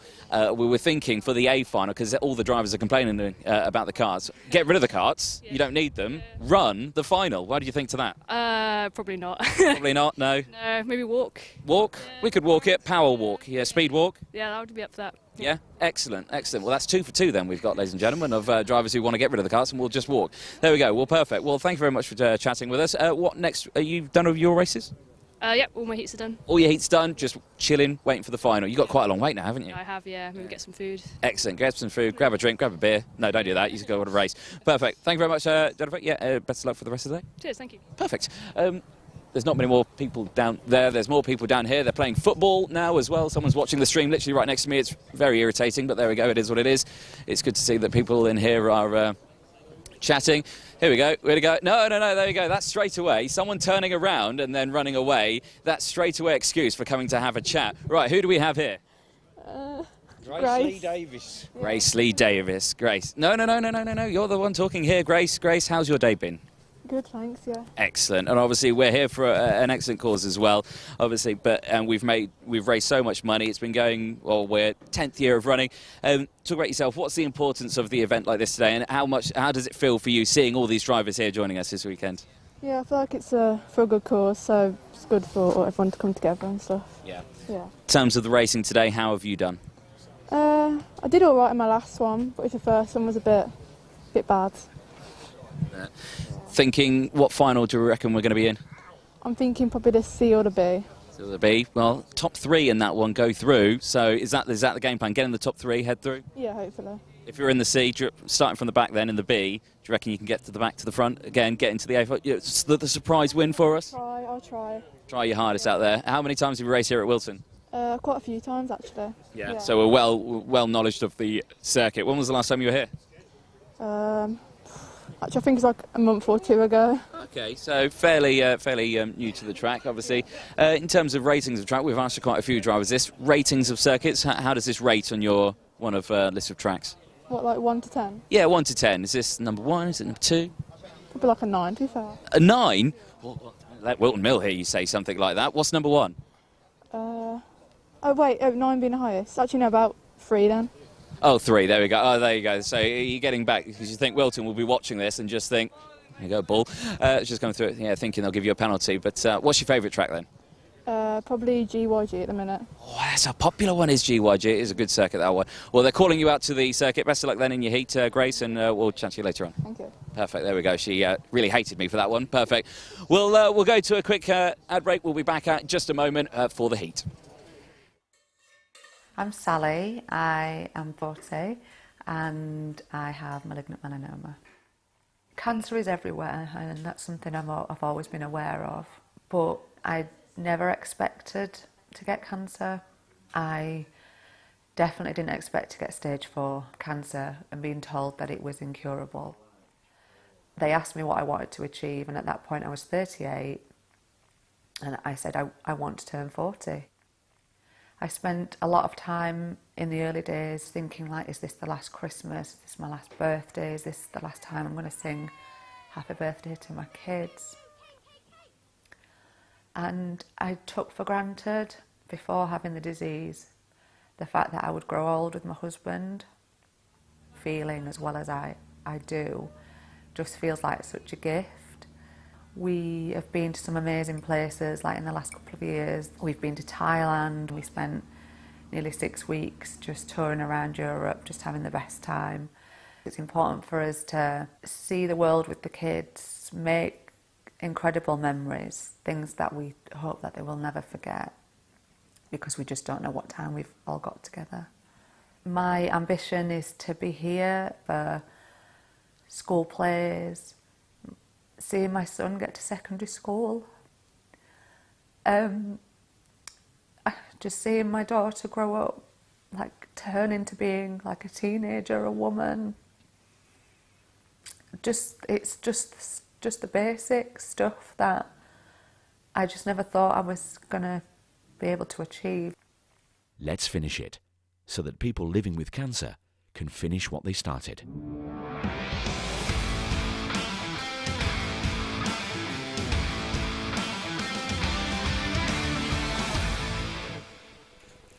Welcome back, ladies and gentlemen. Let's look at the top podium stand there as we cut to the karts that have just been refueled.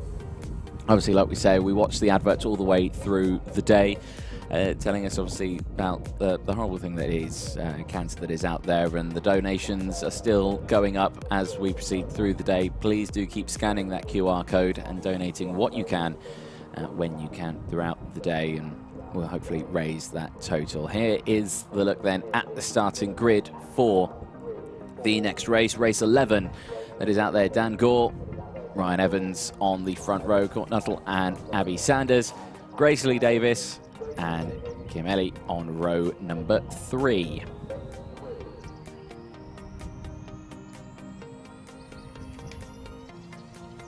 The next rows, Chris Wall, Jonathan Lister, Andrew Chilton, Rich Ward, the top 10,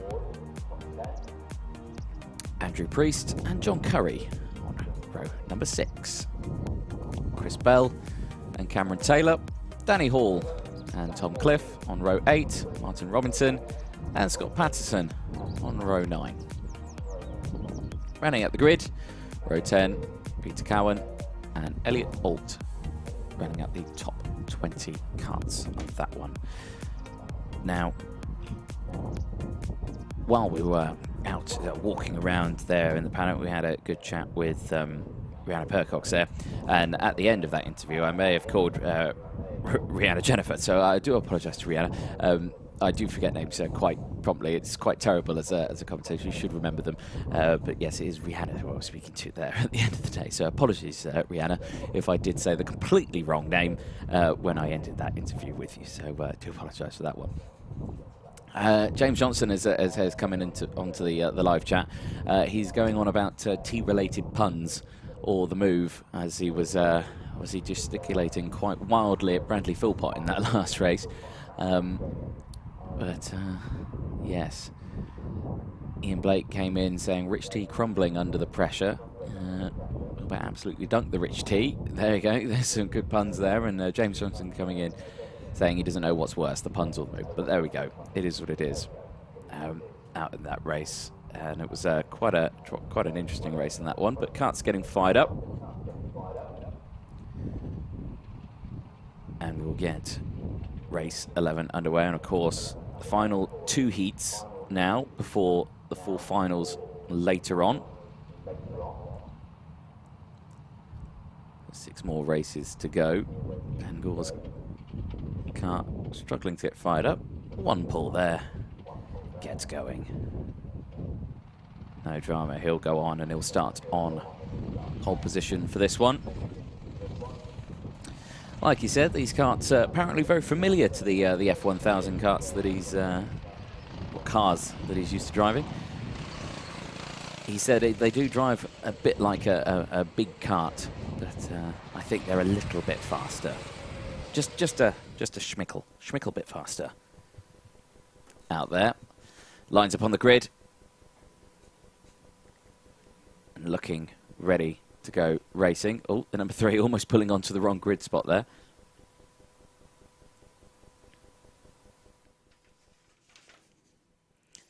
Court Nuttall there. Yeah, shake of the head saying, oh, sorry, I didn't know I was on 3rd. Oh, it says it on your kart number. There's Abby Sanders.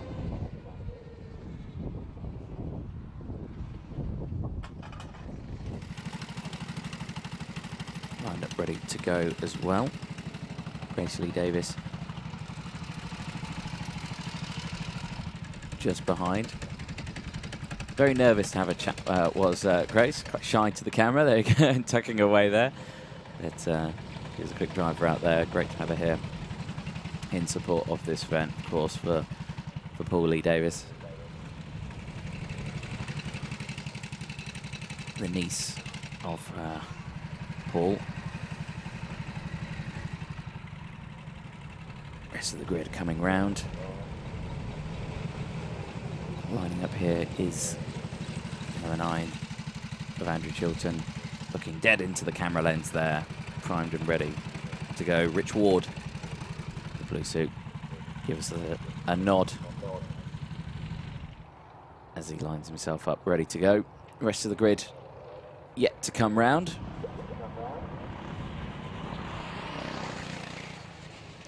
Sounds like someone coming around quite quickly there for a last second, trying to warm up the rears.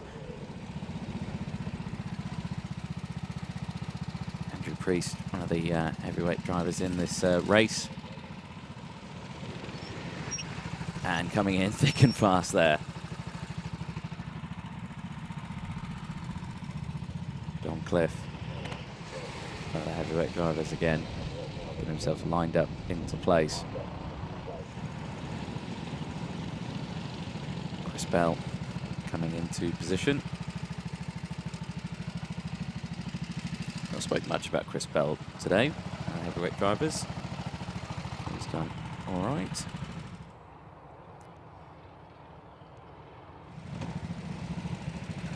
There's number 25. Primed, ready to go. Last few karts coming into the grid slot. There's John Curry.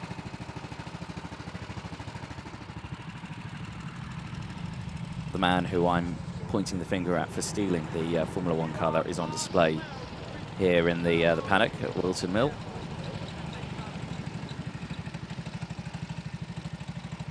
Scott Patterson, the all come collected, packed in that number 18.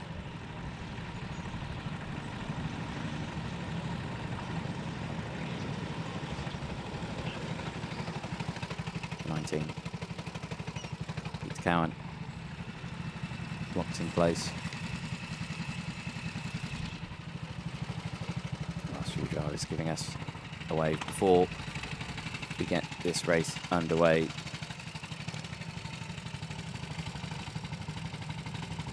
And that's Ryan Evans, the man who was supposed to start on second on the grid, but he's not there, and they've left a gap. I think there was a gap at the front.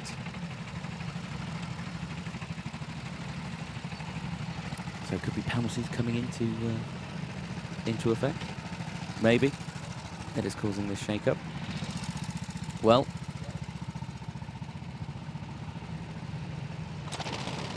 Green light goes out. We're off and racing. Good start then from the entire grid. Everyone pulling out. We'll go 4 wide in the mid-pack as they head down in towards oblivion. All very sideways there in the mid-pack, holding it there under pressure and bringing it back into line. Dangor with the breakaway already. As the drivers head up round Christmas corner again, we'll hold our breath until they get round Ashby. And there it goes. There's a spin. Oh, and he's come back into the middle of the circuit. Hopefully everyone gets around. I think they do. I'm not quite sure who that was that spun out, but we'll find out when the timing loop gets broken and the positions update. There, Kimmel getting through. Out of the final corner, across the line. Dangor leads. Abby Sanders, Grace Lee Davis into third. Kimmel on 4th place. Jonathan Lister in 5th. Super defensive goes Grace Lee Davis. Oh dear, and well, Kimmel comes through and says, no, I'm going to take that one around the outside there. Jonathan Lister. Jonathan going absolutely toe-to-toe here. Gets through, still 3 wide as they exit out of Ashby in towards Wilkins. Grace Lee Davis defending furiously there, holds on to those positions, keeps. Kimmel behind. James Lister does manage to get past. Holds on to that position. They come down into the final corner now. 7 minutes to go then. Positions update. Abby Sanders there in 2nd place. Dangor with the fastest lap of the race, 57.891. Good breakaway at the front, clear by 2.4 seconds now. Abby Sanders pretty clear as well. Jonathan Lister closing in though. Grace Lee Davis here though, the number 5 in 4th place, holding off a train of karts now that is starting to form.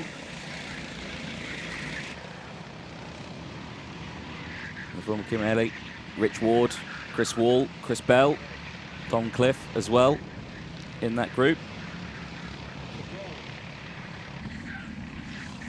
Out of Vosges in towards the boot section for the 3rd time.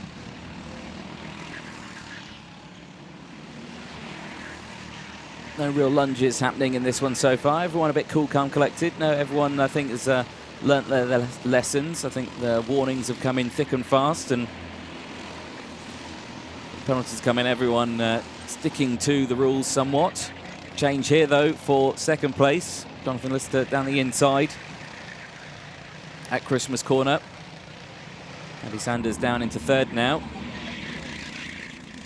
On the hunt for Dan Gore. Has got the fastest lap of the race now. 57.745. Took out 6/10 of Dan Gore's lead.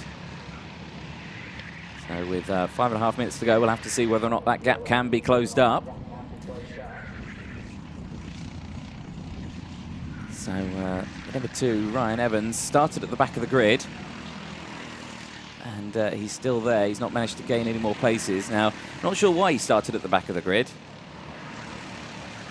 But he, yeah, we saw him at the back of the grid on the grid up. He wasn't in place. The gap was there in 2nd place. But yeah, he didn't start in the 2nd place on the road. Not sure why, but apparently, well, yeah, there must have been a reason. Probably a penalty, maybe, of some sort. But yeah, starts at the back. He hasn't made any positions though, so we'll have to see what he can do from there. Good battles all the way throughout. Great little battle for 2nd place. 4 cuts involved. We're watching that now on our screens.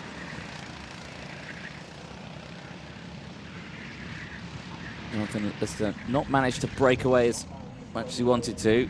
Grace Lee Davis under pressure here.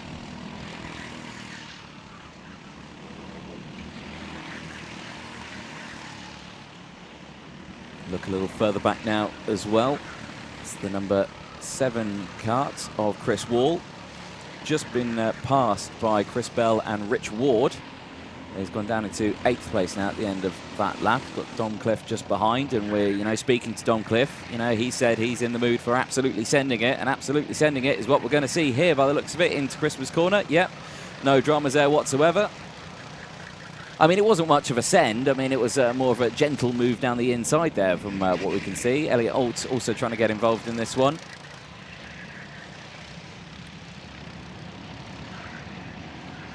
Not managing to make the move stick. Trying down here, though, at Vosges. Gets it done. All here, but bumping and barging on the exit of Vosges. Fighting back. It's all kicking off here now as well, as Grace Lee Davis under pressure from Kimeli drops down another place there, now into 5th place. So back to where she started in 5th place, so no positions gained or lost really. And still right there, still within the slipstream, so within lunge distance, I would say. There's some action further behind. It's number 3, I think that's Nickel coming through. Back to the front pack. And Kimeli all over the back of Abby Sanders. A little wide for Abby out of Vosges as we come down in towards the boot. First apex, you can hit a lot of that. You can hit a lot of the second one. Avoid the third. And then into the final corner and down the inside into Pitts Bend. Goes Kimeli side by side in towards Oblivion. And she can hold it round the outside there and takes 3rd place from Abby Sanders.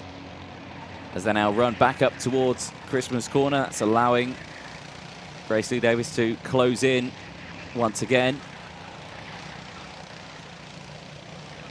These 3 absolutely nose to tail, nothing between them as they go through. The Ashby hairpin. We're on lap 8 at the moment, 7 laps completed. Or 7.5 laps completed, I should say, as we're halfway round this 1,200 metre circuit. 12 corners in total. 26 feet of elevation change. So very big hill run up towards Christmas Corner. 1 minute to go then on the timer. Last lap board will probably be out this time to Dan Gore. He is about 5 seconds further up the road from Jonathan Lister in 2nd place. This is the battle further back. That's Dom Cliff in 7th place. Elliot Alt, Chris Bell.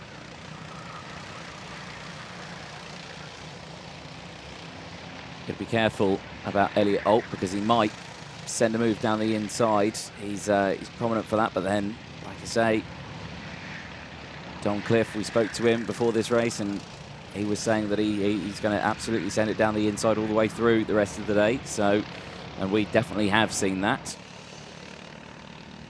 Hopping up and down inside the kart, thinking it does anything. It doesn't really do much, that. If anything, it counteracts itself when you sit back down, because then you slow back down again. Last lap board is out, though, and Dan Gore has led this race. He's done a fairly decent job, not had anything to worry about. Driven away with it, no dramas whatsoever. Look at that, clear piece of track. He's having a jolly. That's all it is. Jolly around the track. No dramas. Looking over the shoulder, can see that no one is close. Can coast it back to the finish line as he exits out of Auger's in towards boot section for the final time.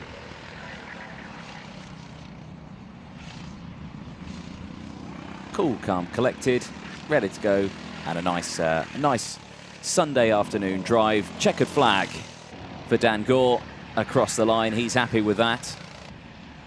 Jonathan Lister will take 2nd from Kimmel.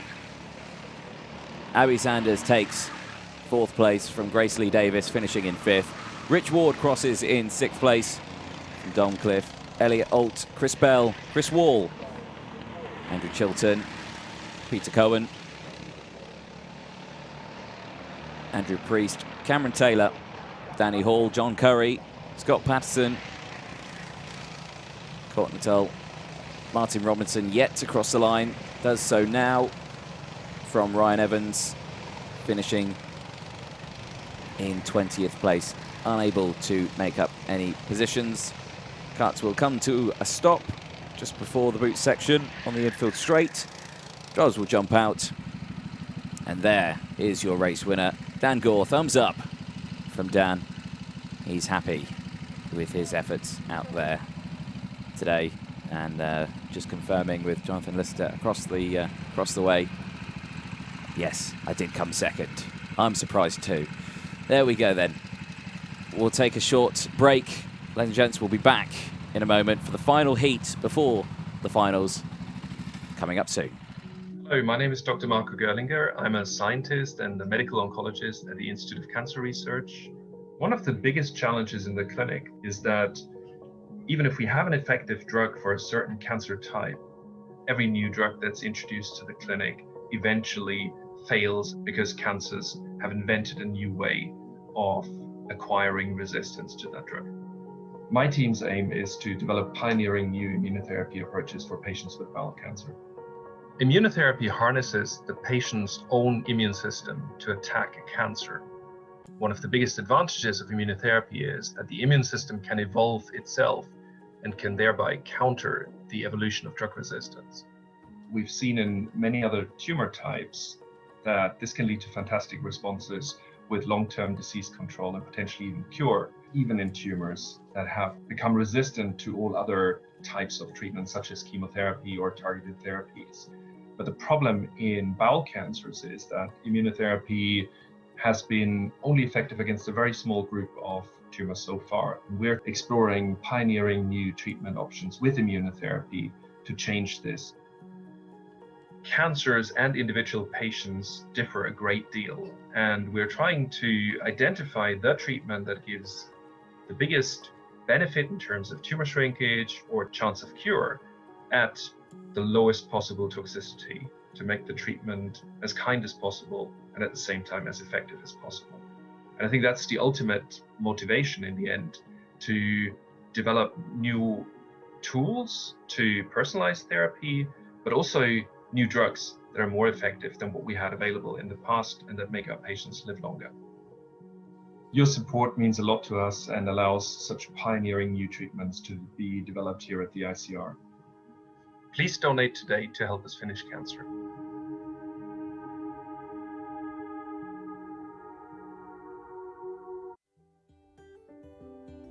I'm Rob. I'm a retired GP. I'm 63 years old and I'm living with cancer. So my cancer was diagnosed in 2012 and I had been unwell for a short time. So by the time the penny dropped that it was prostate cancer, the cancer had spread to the bone. Oh, I knew quite a lot about it, but I didn't know enough to know that I had it. When you're first diagnosed with cancer, it's the most important thing in your life. And the treatment, the investigation, the getting to grips with it. I looked into it, the drug abiraterone, and I read up about it. And then I discovered that this research had actually been done in London. And through the ICR, the drug had been developed. I sort of thought to myself, maybe 5 years, you know. If I got 5 years out of this, I'd be doing really well. I've been on abiraterone now for 7.5 years, and so far the cancer hasn't come back. It's been great. I often don't think about the cancer now. You know, I just get on and I've got lots of other things to think about. Walking has become a major interest for us, mainly because of where we live. If I've got a dog handy, I can take the dog out for a walk. I've been able to take up things that I didn't do before. I joined a walking group, started getting out walking again. Now we do walking holidays. I'd like to travel a bit more. We're looking at the map and thinking of places that we'd like to go.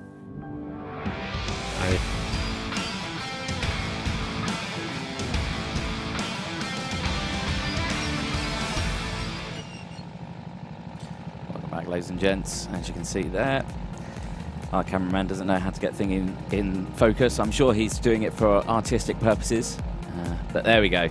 He's got it in focus now. Oh, it's rolling. Apologising there. Sorry, it was just edging forward a little bit there. Let's have a quick look at the grid then before we get going underway. Do remember to get your donations in using that QR code up in the top hand corner. All donations are greatly appreciated and go straight to the ICR fund. Matt Tilbury starts on pole position. Sam Jones alongside Ben Bennyworth starts on the second row with Callum Burrell alongside Matthew Cliff and Alex Mitchell on row number 3. Glenn Beard and Johnny Goddard on row number 4. Ben Saunders and John Maycock on row 5. Sean Barkley and Jensen James on that row. Tommy Lee Davis and Matthew Davis, Howard Kamen, Robert Nash, Bradley Peck, Julio Casella.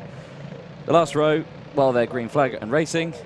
Doesn't even appear for us. There we go. Perfect. It will be David Bigstuff and James Kerr. But I'm sure that's probably already changed as they're heading up now in towards Christmas Corner. And lock up there in the mid-pack, going very sideways there. The 10, I think that was John Maycock there. Getting very sideways. He keeps it under control. Ben Bennyworth down the inside at Ashby. On Glenn Beard in the number 7. So we spoke to Glenn earlier on. He's still got a trick or two up his sleeve out there on circuit. Ben Saunders getting a bit racy there as we go in towards the boot section. On the inside now, he's on the outside into the entrance of the boot. He's side by side with Callum Burrell there. Goddard into third, side by side for the lead. This is getting very feisty at the front here. In towards Oblivion absolutely nose to tail in those front 5. As they go up, look at this, 3 wide in towards Christmas corner and tagged. Goes round. The number 6 off the track, and Alex Mitchell there. We'll watch a replay of it. He's on the outside, looks, sees someone there, comes across, and the number 2 is there of Sam Jones, and round he goes. It's a hand up, but I'm afraid I don't think there's anything Sam Jones could do. He was alongside, and he did move over there, but there we go. That's Christmas corner for you. It's a very tricky corner, and there are so many different racing lines through there. So a black flag has come out for the number 4. That's a very interesting situation. The driver who's second in the race, Callum Burrell, has just appeared. Black flag on my screen. Not sure what that's for, but I'm sure he hasn't seen it yet. Leading the way, though, ladies and gents, number 7, Glenn Beard, having a sterling race out there at the moment. We watch here this big pack from 4th place down. Like he said, Glenn did say when I was chatting to him, he said he's holding back. He said he's not giving his 100% yet. He's waiting. Is this his 100% or is this his 75%? Was he given 50% earlier? This is 75%, and he's waiting to give 100% at the finals later on. Maybe so. Stuart Jones there in the motocross lid, side-by-side action here. Ben Bennyworth on the outside. As he goes through, who is he battling with? Jason James, another heavyweight driver, the number 12. As he goes through, total raised updated, 2,705. Well, in the pit lane, having a chat with the track staff here at Whilton Mill. Very curious to know what he did. I think that's our first black flag of the day. So we're very curious to know what happened out there to cause that one. Again, still side by side here. Jason James and Ben Bennyworth. Bennyworth just slotting back into position. This is a look further up. This is Ben Saunders and Tommy Lee Davis.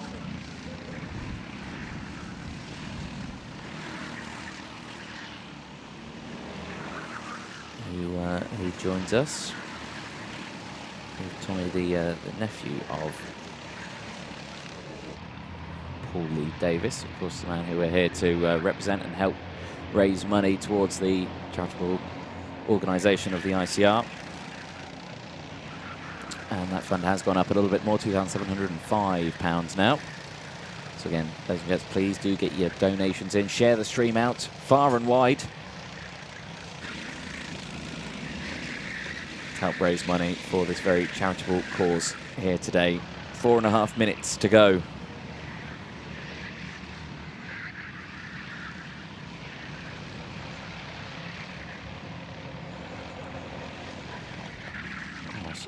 With these races going ahead, seeing this. Oh, here's a bit of action actually. This is Goddard all over the back. This is for the race lead.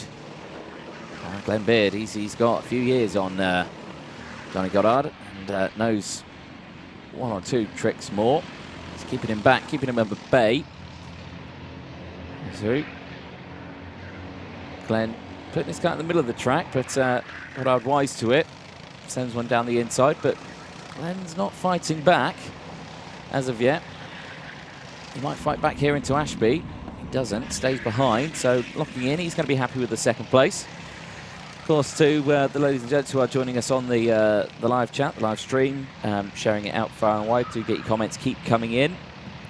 And of course, thank you to Alpha Life for the live pictures you are seeing here today at no cost. Alpha Life have not charged to cover this event here today. So everyone who is here, myself, James, Luke, the camera guys are all here on their behalf, purely for the charitable event that is being held here today at Whilton Mill, and providing these pictures for you the ladies and gentlemen at home, and for the drivers here as well to watch back, watch their day racing back. This will be on YouTube forever. So if you spin down Underhill, it will be on YouTube forever. Just remember that. So whenever you come out with an argument saying you're the best racing driver in the world, we'll play that clip back of you spinning at Wilkins Corner, and we can say otherwise. There we go. Great little battle here in this mid-pack section, being led by, I believe, Jason James, who's in that pack. This is for the race lead. Tommy Lee Davies has caught up. We could have a three-way battle for the race lead here. I tell you what, Tommy Lee Davies on a move here, 57.606. A very quick time there. He is latched in, and here down the inside looking. No. Glenn Beard thought he was going for a move there. Thought against it. Maybe just, you know, showing that he has the intent to do such a thing.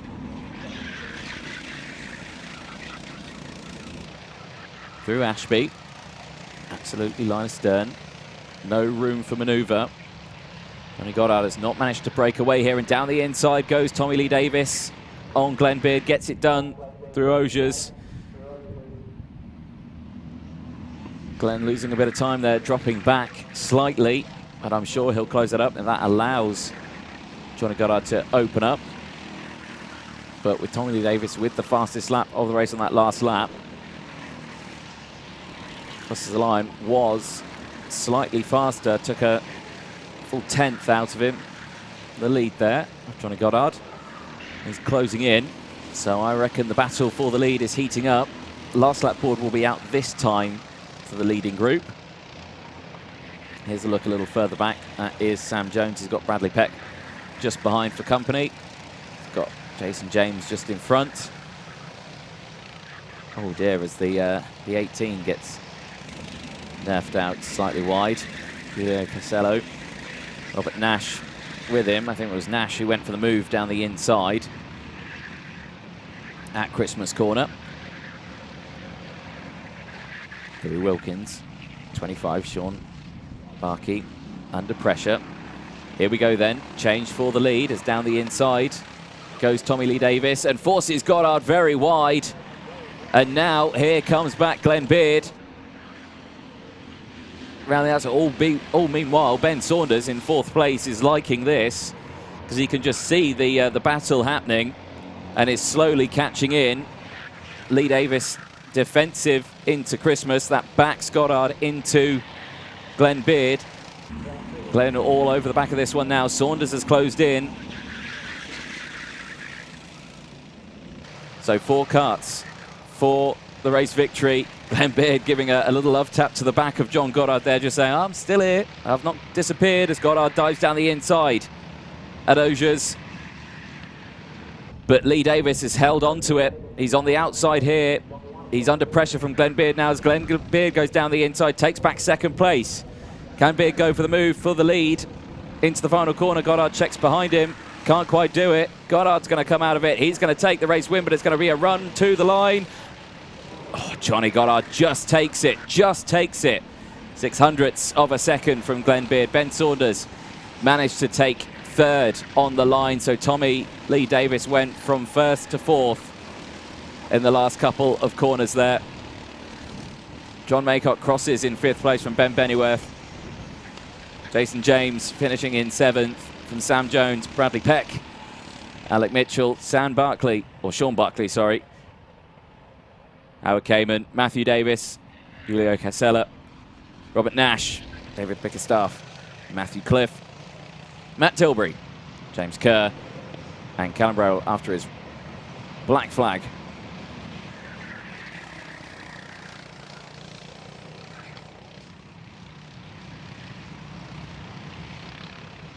So again, ladies and gents, we do appreciate all of your donations, however big or small they are. Please do get them in as a very large donation, just coming in there of £100 in total, taking our total on there to £2,805 from CNT Techniques. Thank you very much for your donation. Ladies and gentlemen, please do keep them coming in as and when you can. I couldn't quite hear what he said. I think it was oh well, there we go. Took the race win. That was a fantastic race there, Glenn Beard. Absolutely fantastic. There we go. Embracing in their racing. There we go. Oh, I like that. I'm going to use that more often. Embracing in their racing. Perfect. Rest of the grid goes through. Brilliant end of the heats. The finals will be coming up in just a moment's time. Of course, 4 finals. 20 drivers will take to the track in the D final. We'll find out who they are as the points get accumulated throughout today.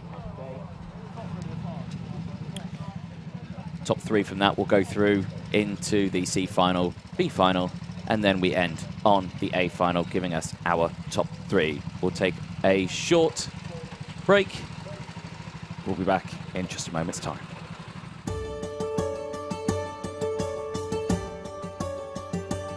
Cancers of unmet need are cancers which are harder to treat. Their patients have poorer outcomes. They don't do as well as, for example, patients with more common cancer types. These include cancers, rare cancers, but also includes cancers for which standard of care treatments don't work very well, for example, brain tumors as well as pancreatic cancers. I'm a scientist, and my team focuses on a group of cancers of unmet need known as sarcomas. So these are cancers of the connective tissues. I think being diagnosed with a cancer of unmet need, for example, a rare cancer, is actually a very daunting and lonely experience. So as a patient, in many cases, your GP doesn't know what this disease is. There's not very much out there in the literature. And the challenge is that we don't really understand a lot about these cancers. The knowledge lags behind many of our common cancers, and therefore there are not very many therapies out there for these patients. Even though they're individually very rare, collectively rare cancers represent 20% of all diagnosed cancers in the UK. So that's 1 in 5.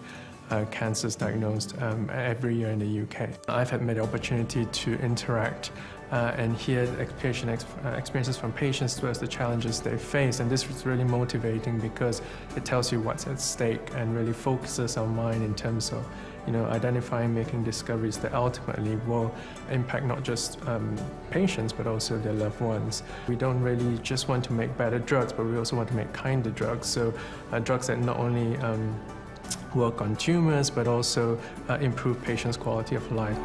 Fundraising is important because it allows us to break this vicious cycle where there just isn't enough funding, there just isn't enough resource into the research, and therefore that has a knock-on effect on not being able to understand the biology of the disease, and have a further knock-on effect on not having new drugs as well as new ways of diagnosing patients.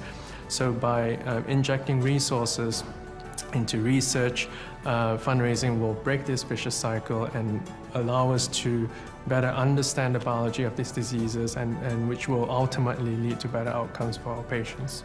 I think the future is very bright. I personally am very optimistic. There's a huge amount of momentum in the field in terms of scientists coming together, using next generation tools, multidisciplinary technologies to develop better ways to identify which patients to give existing drugs, but also identify new drugs for these patients of unmet need.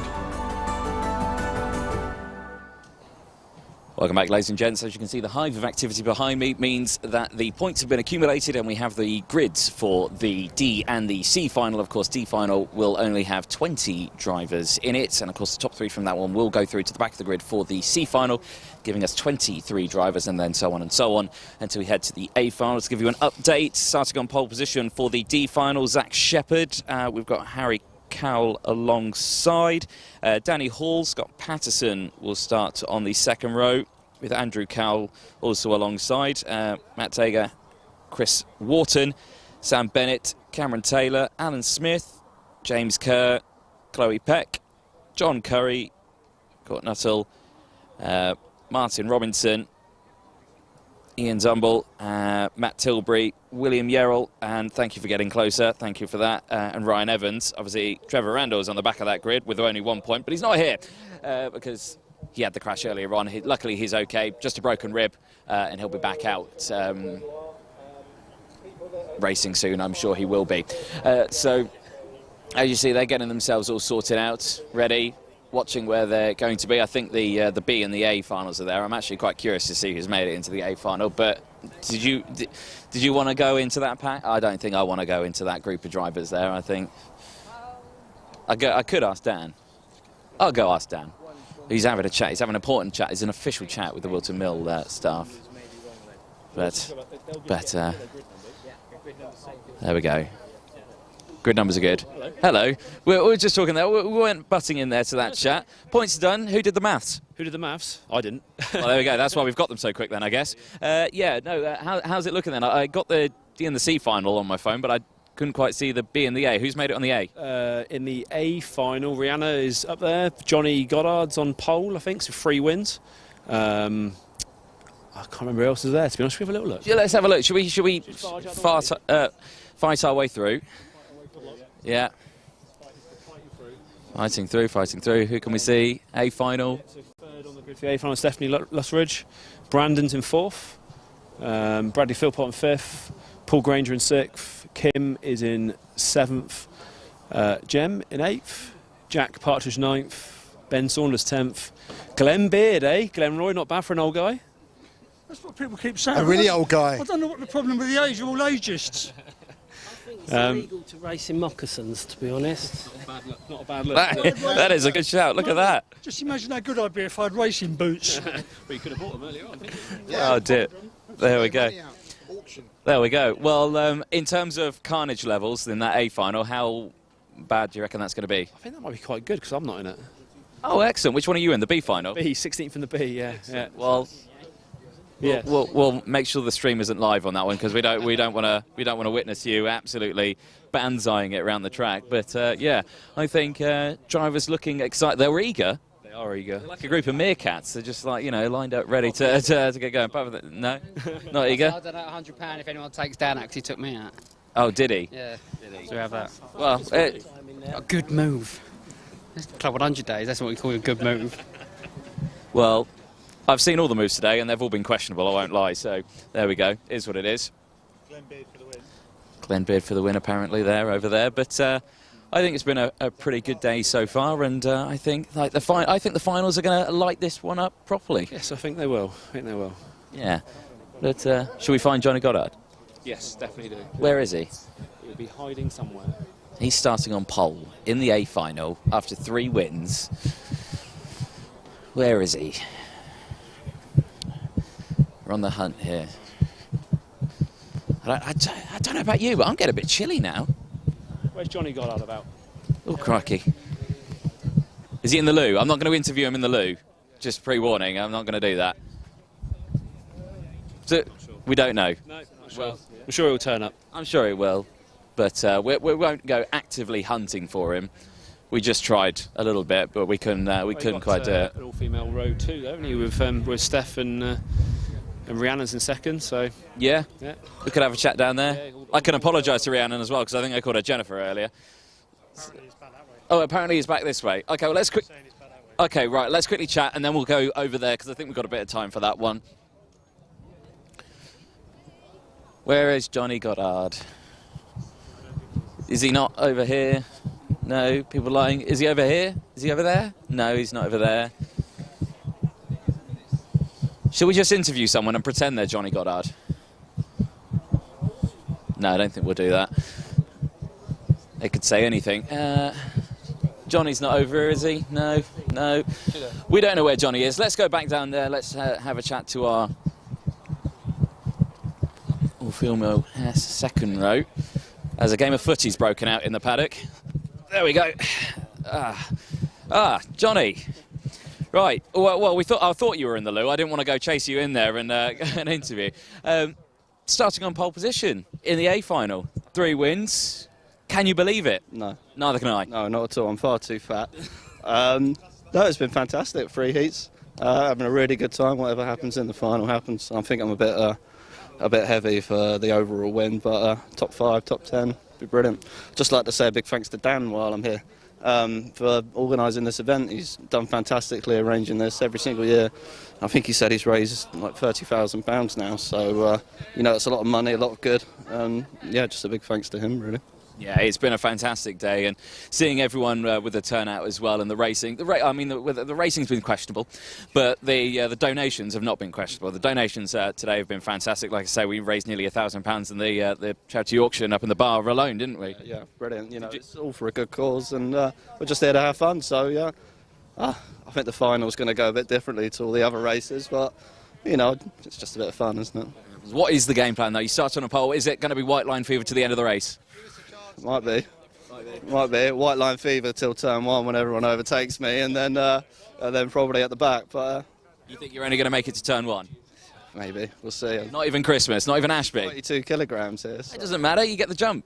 Just jump start it. I'll distract everyone. Just jump start it and then get away with it. Yeah, that's all right. Yeah. Just give him the nod when you're going to turn it green, and then give me a good 5-10 seconds. I'll be all right. I don't have control of when the light goes green. If I did, I'd be better at my starts. But there we go. It is what it is. But yeah, perfect. Well done. Starting on pole position in the A final. I think we'll head back inside because I think drivers are heading into their karts, and we're going to get the finals underway in just a moment.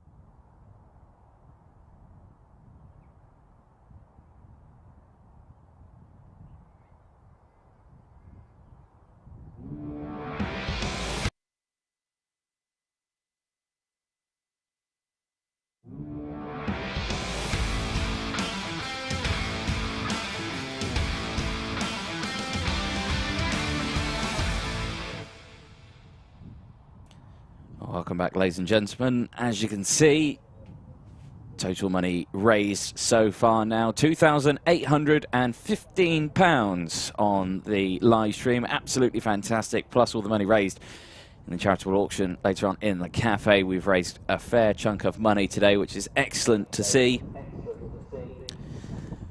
Drivers for the final are underway. It probably, in that time, I should have probably organised myself getting a printout of the finals. Hopefully, there is someone out there now who is hearing the PA and is understanding that the commentator in the commentary box would really like the grids for the final. I don't know if I think I made that subtle. I think I got away with subtle asking for those grids there. Hopefully, someone will get back to me with that. There we go. So. There is free sweets in here for anyone who does bring me the grids for the finals. Please, thank you. Please and thank yous as we go through. Do get your comments in. The total on the live stream is getting relatively close to the £3,000. That will mean that I have to run an entire lap of the Whilton circuit. And when we say entire lap, I'm talking about the Whilton Indy circuit, one where you get to cut half the track. That's the one I'm running, not the full international layout or the national. We'll just do the Indy. Then I'll be happy with that. But of course, remember the A final. That is all those drivers are going to be running in that one. So yeah, we don't have to worry about that. So we may have been talking, what's the game plan for Johnny Goddard? But he's just going to have to get his sprinting shoes on, I think.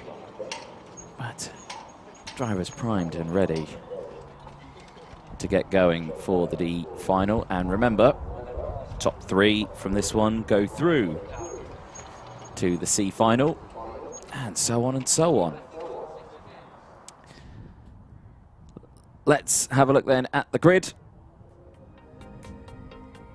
for the D final coming up in just a moment's time. Zach Shepherd with 21 points and 0 wins will start on pole position. Harry Cowell alongside 19 points, but with a faster lap time, beats the 19 points of Danny Hall, who start on the second row in third place. Scott Patterson also in 19 points, will start fourth place alongside Andrew Cowell on the 18 points, starting on fifth place on row 3. Matt Hager alongside with 18 points as well. Chris Wharton and Sam Bennett both on 17 points. Again, then reverts to the lap times. Starting on row number 4, Cameron Taylor and Alan Smith on row 5. James Kerr and Chloe Peck on 12 points. Start on row 6. John Curry and Gordon Nuttall 10 and 9 points. Martin Robinson and Zian Zumble on row number 8. Matt Tilbury and William Yerrell on row 9, 17th and 19th, 5 and 4 points to their name. Ryan Evans starting on the 19th spot on the grid. Trevor Randall, of course, not here with 1 point. Would have been at the back of the grid. They are some grids. Yes. Would you like some sweets? Yes. Thank you. Perfect. Excellent. A man who's quicker than the man who introduced the man to me. We've got... There we go. Matt, you grab a headset there. Matthew Allnut, ladies and gentlemen, round of applause. Hello. Round of applause. Hello. Bring it in. First time at this, so forgive me, everyone. I'm going to be limping my way through. Yeah, no, absolutely fine. Firstly, important things. Would you like a sweet? 100%. Excellent. Go for it. A free sweet. No. On the microphone, if I chew these, is this going to annoy everyone? Absolutely. Don't do it. Okay. Why you offer me a sweet and then say don't eat it? Questioning your values in like, oh God, that sounds lovely. Thank you so much for that. It's a lovely bit of ASMR there, ladies and gentlemen. Yeah. Sweet chewing. How do you think today's gone so far, Matt? Yeah, so far so good. I think obviously we had our pause for, the incident, but I think we sort of handled that very well. Good to see that chap who was hurt got up and walked away. That's really good to see. And now we've managed to get the event back on track again. We haven't lost any track time. So overall, I think it's gone really well. I think you've got the running total of how much we've raised so far. Is that right? I do indeed. It's on your screen there, ladies and gents. £2,815 so far. Incredible. Is that just from donations? That's just from donations awesome. on the stream. That's not including the near £1,000 we earned in the. Little over £1,000. So we're nearly at 4,000 there on there. Absolutely fantastic. Really good. But I've been told if that number there gets to 3,000, I have to do a lap of the circuit live with the microphone on my feet, not in a cart. I've got to run a lap of the track. About 900 metres, 1,200 metres. 1,200 metres. What's your 5k PB? What's 5k? The furthest I've run is from... here to the loo at Whilton Mill. That's the furthest I've ever run in my life. Other than that, I sit still in a commentary box. I don't tend to move that often. Sounds good to me. But that's how far I run.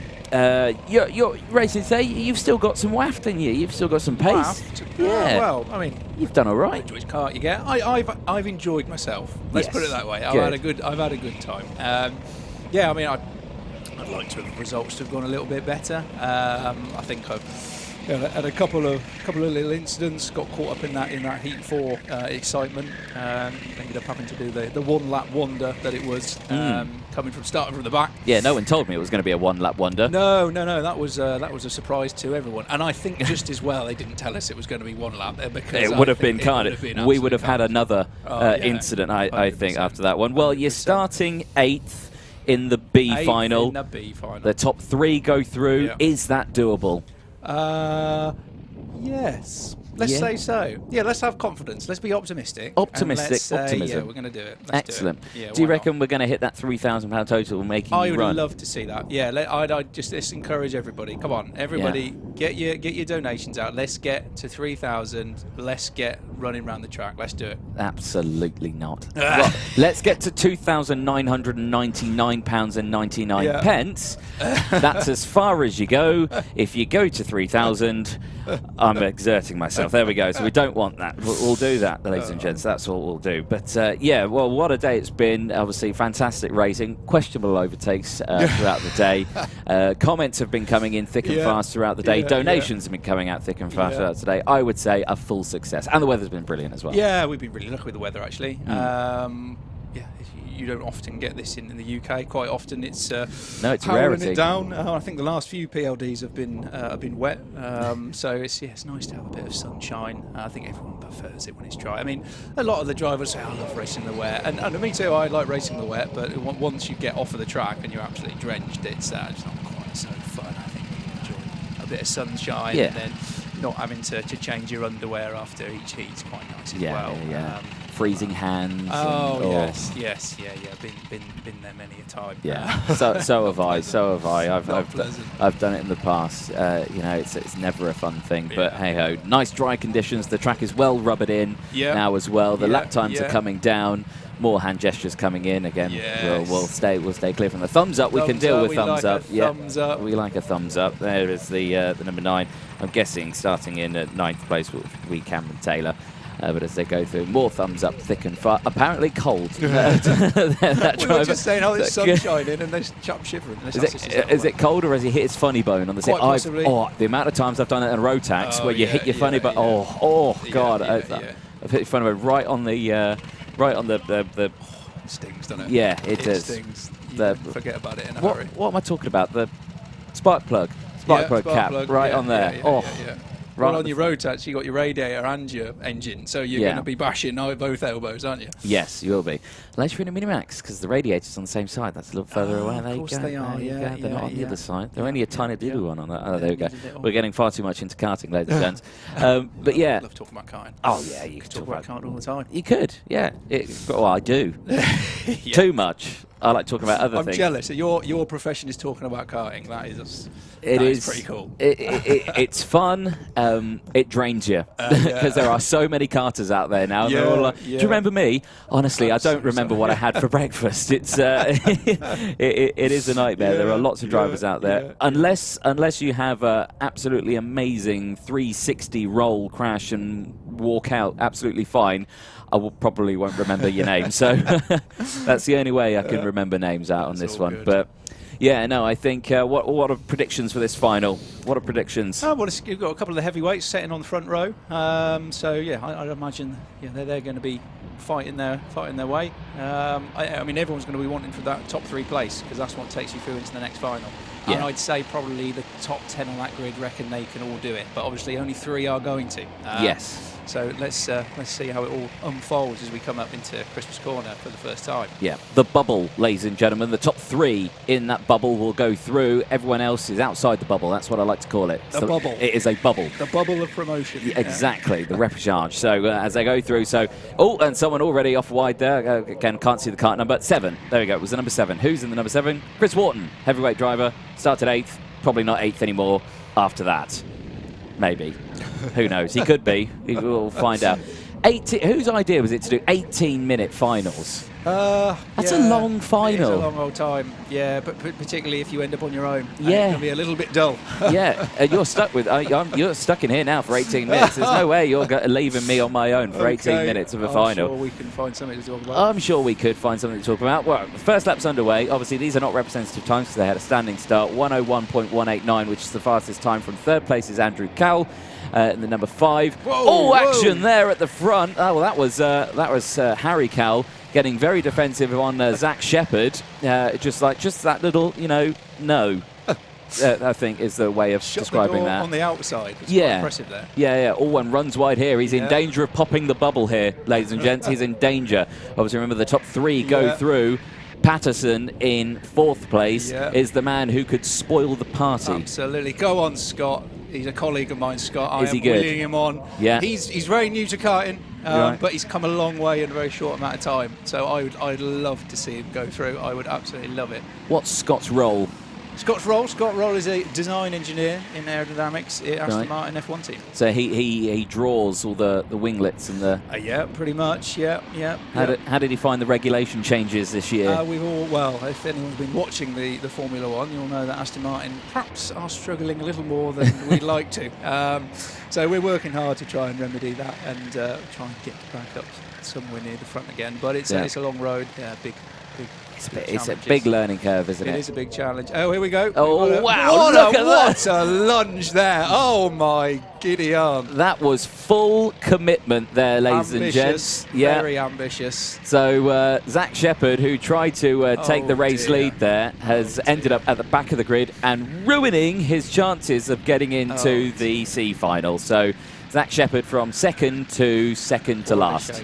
Well, at least he's got himself on the YouTube, sending one for the lead. That is full commitment. Let's have a replay of that one. The lockup started about 300 yards before the apex, and then almost heroic. It was, but sadly no. I mean, Harry Cowell turned for the apex, no matter what was coming through, and then he's quite maybe assisted slightly.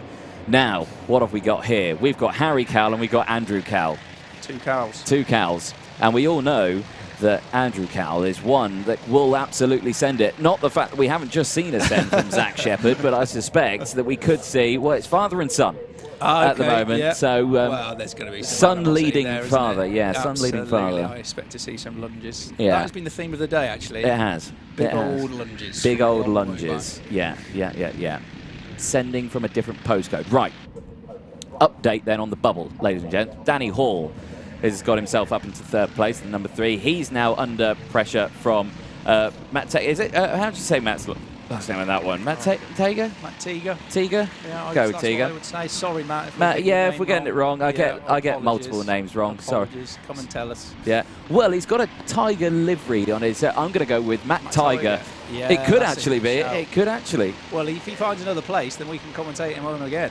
He's a Tiger, ladies and gentlemen, and he's in 4th place, and he's 1 place away from getting into that bubble. Yeah. Do you reckon he's going to do it? Oh, he runs a little bit wide there. Yes. Yeah. Scott Patterson having a go. Come on, Scott. Come on, Scotty. Send it. No, he had a little think there, but opted not to. It's a long old race. He's got quite a while to go. Have you been giving him some tips? Scott, I've been giving him some tips. I don't think he's been listening. Well, he's running. He's running well at the moment. He's in 5th. I think there are the better people to get some tips off, I think. Well, probably, yeah, you're probably right. We won't go into that a little bit more. 13 minutes left then. The QR code's still up there in the top right-hand corner of your screen, ladies and gents. Make sure you do take a photo of that with your smart telephone or whatever you've got. Probably won't work with your landline. Use your smartphone, take a picture of that, and donate what you can, as you can as well. Try to raise that total to £2,999.99 and not a penny more, ladies and gentlemen, because I do not want to have to do a lap of this track. There we go. So who are we watching here? We've got the 12 and then we've got the... Is that the 8 or the 9? It's the 9. So that is Chloe Peck and Cameron Taylor. It looks like Chloe Peck has managed to actually get past there for that move. That is for 7th and 8th place. We're looking back here at the bubble because Harry and Andrew Cowell, well, they've checked out. They've checked out by about 2 seconds now. Good 2.5 seconds. Yeah, they're working together. Yeah, and that's the sensible thing to do in this situation. You don't want to be battling early on. Yeah. Save your battle for a little later when you've got a nice gap. Yep. Alternatively, if you feel you're the slower driver and you want to back the pack up to get another bunch of karts in to get into the mix, you might have to do that. But I think these two are quite evenly matched. The Cowell father and son combo, yeah, they'll be looking to just maximise that gap. Yeah, pushing each other along, I think, until somewhere close to the end. Yeah, exactly. Well, I mean, will Andrew be happy with taking second and obviously starting in 22nd place in the C final, or will he want that extra spot? Well, it's family pride, isn't it? It is. I mean, I would. Out of interest, do we know who's the dad and who's the son? Well, Harry is the son. Harry's the Andrew son. I see. Right. is well, the he's dad. not going to want to let his dad beat him, is he? No. Let's be perfectly honest. No. Oh, looking like it was going for both looking over their shoulders. Funnily enough, like father, like son, both looked over their left shoulder, not the right shoulder. So there we go. Come on, boy. Let's get on with it. Runs in the family.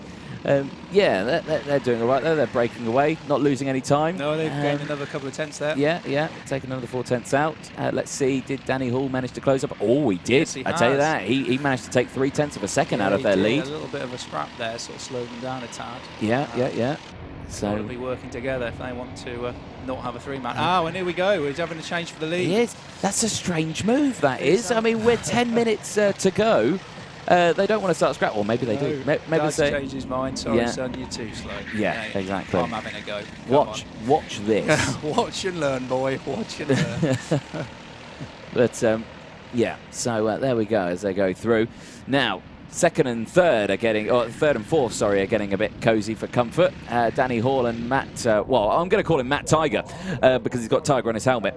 Contact warning for Matt as well. He's a bit feisty. Behind there. I mean, he's wearing a yellow flag at the moment. So if all goes P-tong, we'll just wave him around a bit and they'll be all fine. You can certainly spot him from a distance. You can. There's no excuse of saying I didn't see him. You're kidding. I've got a fluorescent yellow race suit. I've got a tiger on my head. Yeah. How did you miss that? But there we go. It looks like he's lost a bit of time through that section now. Everyone's kind of just in a bit of a limbo mode at the moment. Yeah, we're in a quiet phase of the race. Yeah. People just sort of getting their heads tucked in now, tucked in. Trying to make some progress. Got a bit of a battle here in the midfield. This is looking a bit tasty. This is a little further back. Who have we got here? If the camera stays, Scott in this mix. Is it Scott in this battle? So where is Scott? So Scott's there. So he's got Cameron Taylor. He's got Chris Wharton, Zach Shepherd there as well. What's his defensive moves like there? I think that was okay. He's left it. Oh, there we go. There, look at that. Well. Nice little switch back there. Yeah. He's learning. I'm proud of him. He's got good I'm racecraft. proud of him. Yeah, look at this. Well done, boy. We'll watch this back later in the office, I'm sure, going, oh, thanks, guys. There we go, into the boot section. Again, racing line, I would say 8 out of 10 for racing line through there. Yeah, no, not too far off. It's all right. Following it, how's it into this section here? Goes for the nice wide line, cutting back, hitting the apex, keeping it pinned. Tricky section corners, these two. I do find in these karts in particular.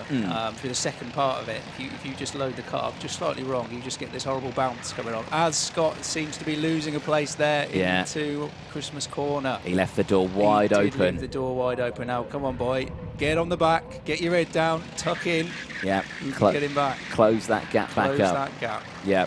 Regroup, refocus. Yeah, exactly. Again, another look over the shoulder for him. You've got to tell him, never look over your shoulder. You keep looking over your shoulder, that's where you're going to end up. Yeah, I once got told by a good coach, former coach of mine, every time you look over your shoulder, you lose a tenth of a second. Yeah. And that was just a little motivation to look where you're going. There we go. The race is ahead of you. Yep.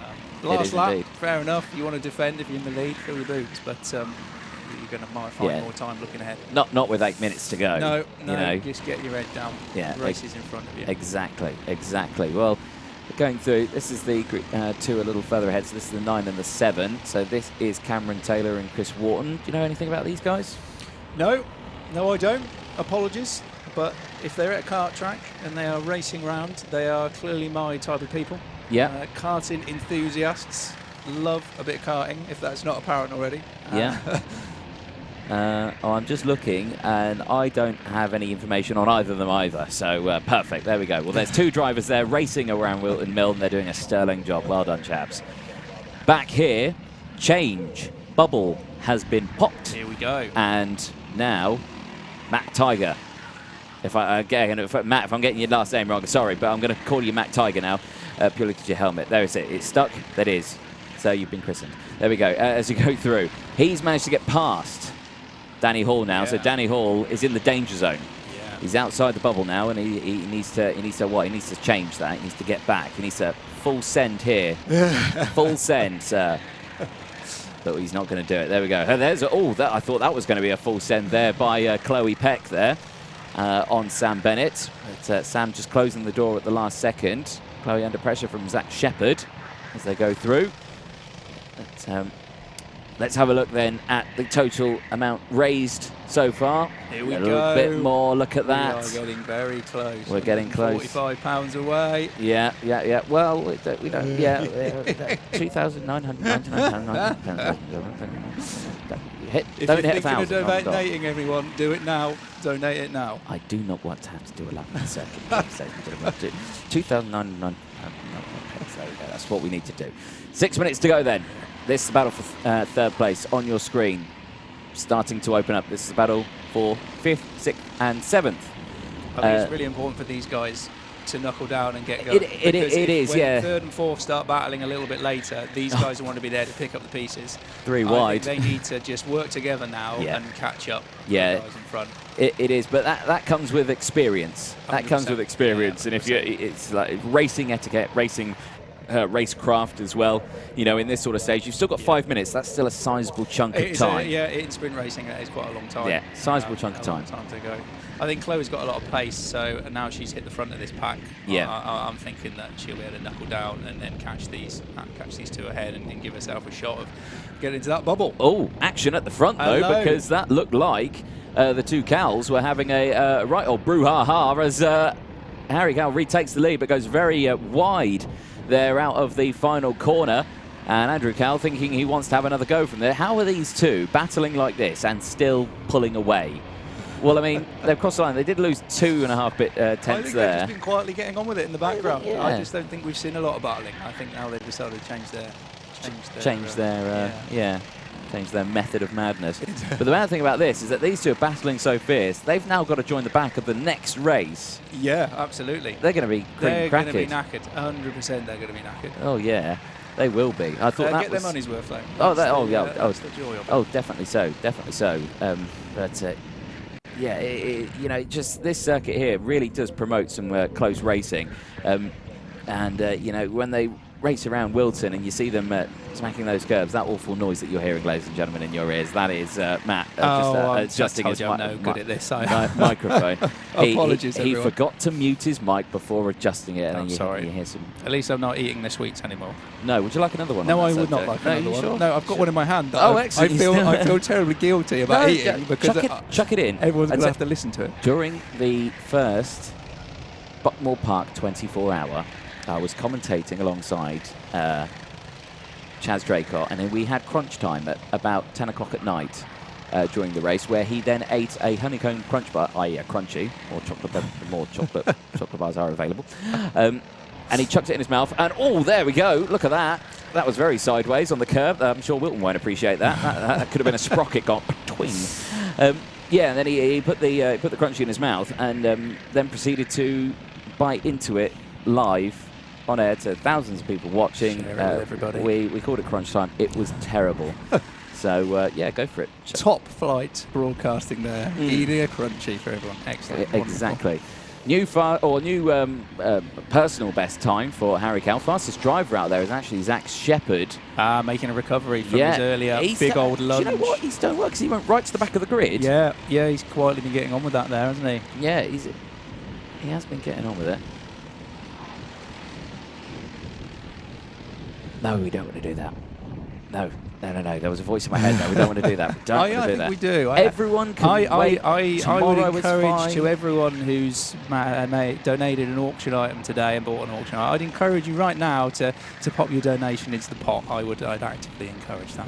Now, you see, I wanted those shoes. I've actually got 100 quid cash in my pocket at the moment. I should have gone, it's 100 quid cash. You don't have to wait for it. You can have it right now, sort of thing. I would have got away with that. Those Paddock shoes would have been, I'd loved them in Paddock. Never mind. Just thinking ahead. Hey, it's heating up here. It is heating up. And like we predicted, here we go. The bubble's in danger here. Is that Shepherd that's got onto the back of them? I think it is. Yeah, it is. So Shepherd in the number one. Shepherd has kind of come from nowhere here, and now he's in the battle for the bubble. Well, for the place. We know he likes a good lunge. We sure do, and he's absolutely flying. His pace is night and day quicker than anyone else. He's absolutely flying here. There it is. Bubble under pressure. We've got 3 wide. We've got 2 minutes to go. We've got 3 wide, and this is for the spot in the C final. This is the last spot in the C final. Zach, don't make a howler of this one again, boy. There we go. A bit he learned from last time. He's learnt where the braking zone is for that corner now this time. But William Yerrell with a curb warning. There He's still got a bit of time. I think, Zach, I think you just need to just keep a cool head,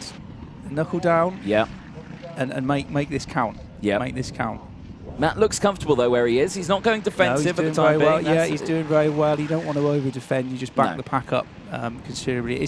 Defending is quite a fine art. You really have to sort of know what you're doing. You've got to kind of know where your rivals are, even when you're not looking behind you. It looks like there's a bit of a scrap for the lead as well. Yeah, it is side by side for the race lead. Harry and Andrew side by side. Andrew takes the lead in this one. Coming up into Christmas corner, down the inside. Here comes Shepherd. Yeah, Shepherd gets that move done. I think we're going to have probably one lap after this, so this is now on the penultimate lap now. But if you want to do this, Zach, you've got to be sensible. Yeah, time it perfectly. Think position.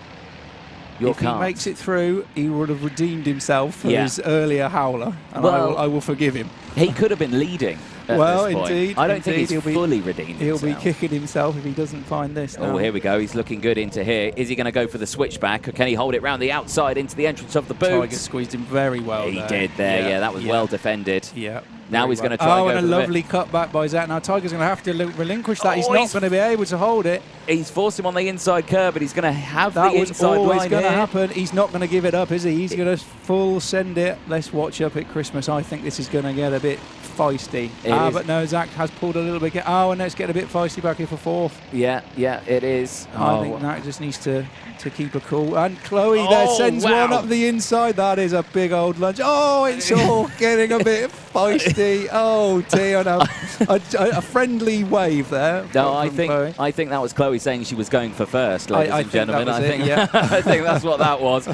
Just in the back of shot there, as Matt's fighting back fiercely. He is fighting. I mean, you're not fighting for the bubble anymore now. And a hands up. Oh dear, it's all getting very feisty here. Everyone's getting a bit upset. Oh yeah, it is. Oh, meanwhile, Andrew and Harry here. Could this end badly? He nearly the tyre wall was ever so close. Come on, gents. Son wipes out father. That's the hashtag, ladies and gents. That's the title of the YouTube replay video for that one. Wow, goodness me. Well, if that's the first final of the day, we've got three more. That's going to be an awkward drive home, isn't it? That is. I wonder who's going to be driving home at the end of the day at that one. It's just like, I beat you. Yeah. I beat you. Yeah. You're not quick anymore. I beat you. But no, I can only imagine the things that are going through their helmets. Probably laughing, cheering on Harry's side. And Andrew is, on the timing tower, to say Andrew won that one by 9 thousandths of a second. That's close. I mean, Andrew was off the circuit. So we have to bring in regulations here, ladies and gentlemen. I mean, he was off the track when he crossed the line, meaning that, True. But he was gently persuaded out there. I think that would what he would argue. There's a question on that one. More crucially important, Zach Shepherd takes third place. And a fantastic recovery for that. Yeah. For me, he's redeemed himself for his earlier louse up. Yeah. And he can go back and look on the broadcast a bit later and rewind and watch himself go for a lunge that was never going to work, knowing that he did manage to make it into the C final. I think Harry was just saying, sorry about that. And Andrew was just like, well, I won't repeat what I think he just said, but I'm sure it wasn't nice. But there we go. I'm sure they'll have a friendly conversation back. Disappointment for Matt Tiger there. I think he did a really good race. He had a good one, didn't he? He definitely did a good job of parking the bus towards the end, and it just, I think the pace of Shepherd, he couldn't fight it. I think he couldn't park the bus and get the drag off of the corner that he needed. He was always going to be a bit vulnerable there, so he'll be disappointed because he'd spent most of that race in a good position and drove really well. But unfortunately, that's racing. He'd like to have got another final in, but fortunately, not today. No, exactly. Well, we'll update the next grid as well. Andrew Cowell, Harry Cowell, and Zach Shepherd go through. They will be the three drivers that will join the back of the grid for the C final that is coming out in just a moment's time. Ladies and gentlemen, stick with us. We'll take a short break. We'll be back in just a moment.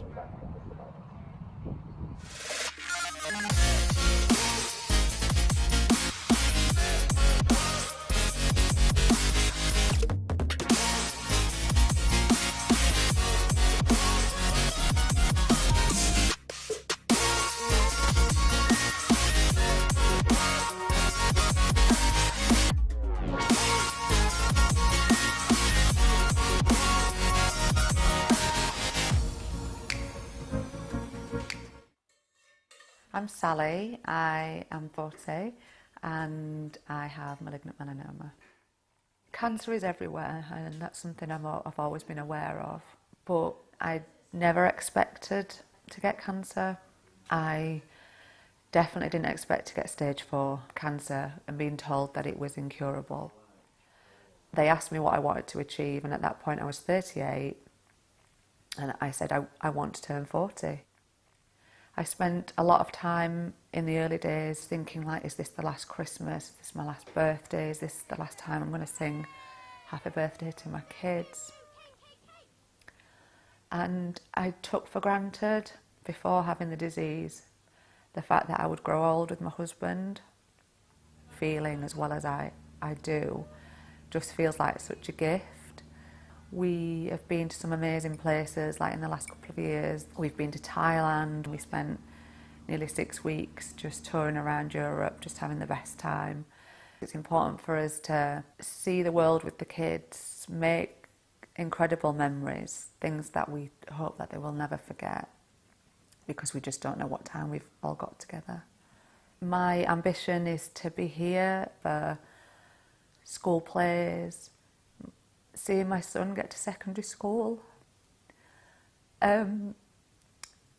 just seeing my daughter grow up, like turn into being like a teenager, a woman. It's just the basic stuff that I just never thought I was gonna be able to achieve. Let's finish it, so that people living with cancer can finish what they started.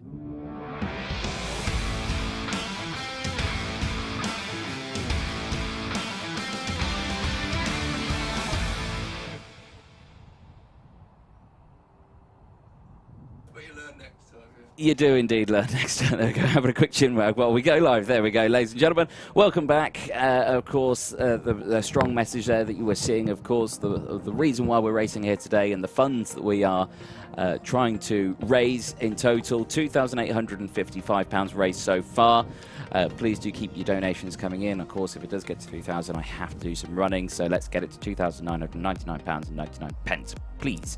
Ladies and gentlemen, thank you very much. Here's a look then at the grid for the C final with the added 3 drivers at the back of the grid. Zach Shepherd with 21 points. No, that was the other one. James Johnson will start on pole position with his 32 points from Elliot Alt. You have to watch out for Elliot Alt that he doesn't do his famous Control-Alt-Delete move on you. So there we go. Perfect. Robert Nash with his 30 points starts on row number 2. Jordan Ladd with 29 points starts alongside. David Bickerstaff and Sean Barkey on row number 3. Callum Brewell and Jonathan Elliott will start on row 4, 28 points to 27 points. Sam Jones and Chris Bell on row number 5. Andrew Priest and John Atkins will start on row number 6, 25 and 26 points apiece. Chris Wall and Piero Donito on row 7. Gus Noble and Matthew Davis on row 8. Ryan Denny and Matthew Cliff on row number 9. Julio Casella and Ben Bennyworth round out the top 20 on row 10, with our 3 drivers coming through. Andrew Cowell, Harry Cowell and Zach Shepherd from the D final will be joining us. And do you reckon, what do you reckon they've got wise in terms of rest in that one? Fluids? They might have had a chance to get a bottle of water. In fact, they've been wise to have done that, to grab a sip of drink. But if it's locked in their car, as my one is, they wouldn't have had time to get their keys and go and get it. No. So they'll be just going straight out for another 18 minutes. Predictions in this one? It's a difficult one, isn't it? I think with the sort of the season and the D finals, quite often you see the people that are quick but have had a bad weekend. Yeah. And so it's difficult to really say who's going to be sort of going to be right up there. Of course, you have a little bit of the kart variance as well. So when a quicker driver gets in a faster kart, suddenly it all comes alive. It's nothing to do with the karts. You've got to remember that. It's all the driver. It's all the driver. They are all 100% equal. You said that with such reserve. No, they are. They are. What? To all credit to Whilton Mill, it is not easy to have a fleet of 25 karts that are all identical, and a lot of karting, arrive and drive karting, get a lot of stick for karts not being equal. Yeah. And because everyone's really competitive, and a couple of tenths really makes a difference in this type of racing. It really does. But, you know, a bit of credit to Whilton Mill. They do put a lot of effort into to try and make sure their karts are as good as possible. Yeah. So, yeah, it's not as easy as it sounds. No. I'd like to see someone, you know, because when you say you look after your own kart, and it's just the one kart. Yes. It's just, that's all it is. It's Yeah. one set of tyres. It's one of the, you times that by 35. Exactly, and you've got a limited number of staff that have to go through it and do it all. And you know, the club have got an obligation to try and keep the prices of the event as competitive as possible. So they can't be buying new karts every 3 months. It would be too expensive, and people wouldn't want to do it. Exactly. So they have to sort of strike a balance. James Johnstone arriving to the grid while dabbing. that is a £500 fine if I've ever seen one, paid towards the total race. After, ladies and gentlemen, the racing's over today, he can do that, because if this happens before the A final, I'm in trouble. So yeah, after the racing, yeah, he can pay that £500 fine for dabbing on the grid. Nice thumbs up there for the number 5, joining us out there as well. I'm guessing starting 5th place, David Bickerstaff. More thumbs up there from the number 7 of Callum Brewell. How is that one? I'm saying Brewell. Brewell. If we could hear what you're saying, he's probably telling us we're a pair of dopes. Yeah. For getting his name wrong. And apologies, Callum. Again. Assuming we've got your first name right. I mean, we know. I'm just going to call him Callum all day. There we go. Well, that's his name. There you go. Callum. There you go. Callum goes through. There, the number 12. A nice nod from the driver, John Atkins, one of the heavyweight drivers. 0 wins to his name, 25 points. But he starts ahead of Chris Wall, also on 25 points, who starts on 13th spot, because he has the fastest time of a 58.154. There we go. That is the reason why he's starting ahead on joint points, ladies and gentlemen. I see. There we go. I do sometimes make sense sometimes when I do this. 9 times out of 10, I make no sense whatsoever. I waffle on, and people on the live chat usually tell me to shut up. So there we go. Brewell. Thank you very much for clarifying that. Callum Brewell. There we go. Thank you, Callum Brewell. Good luck. Sorry, I've got that wrong all day, and it's taken now to get it. Hey ho, you know, it is what it is. I'll let you off. We've got 80 competitors here. Oh dear. We've got a problem with an engine. His engine's stopped there. There we go. Or he's not happy with that one. Probably pedalling. Probably just stalled it himself. Stalled it. Excuses are coming out early, you know. Excuses are coming out early for... Of course, we've just watched these 3 guys, haven't we? Yeah, we have indeed, yeah. Mr. Cowell, who's be starting on the back row there. He's out of his cart already. So, Muttley, already muttering away. He wants a new one. And there's 2 drivers out there karts, actually. There's someone a little further out who's also out of his kart. Maybe he wants to start. There you go. When it comes to the final, they all want the best kart. They all want the best. They all want the best kart. I think we've actually quarantined the best kart. I think we identified a little earlier in the day that kart number 17 was a bit of a stonker. Bit quick. So yes, it's been quarantined in Park Firm, so no one gets an unfair advantage. Wow. I mean, sorry, I apologize. All the karts are totally equal, of course. Yeah. Sorry. Yeah. Apologies. We just had that conversation. No, just had that conversation. Having a chin wet. Who is that? See the name. Turn your head. Can't see it. Turn your head. Can't see me. Can't hear me either. What are they talking about?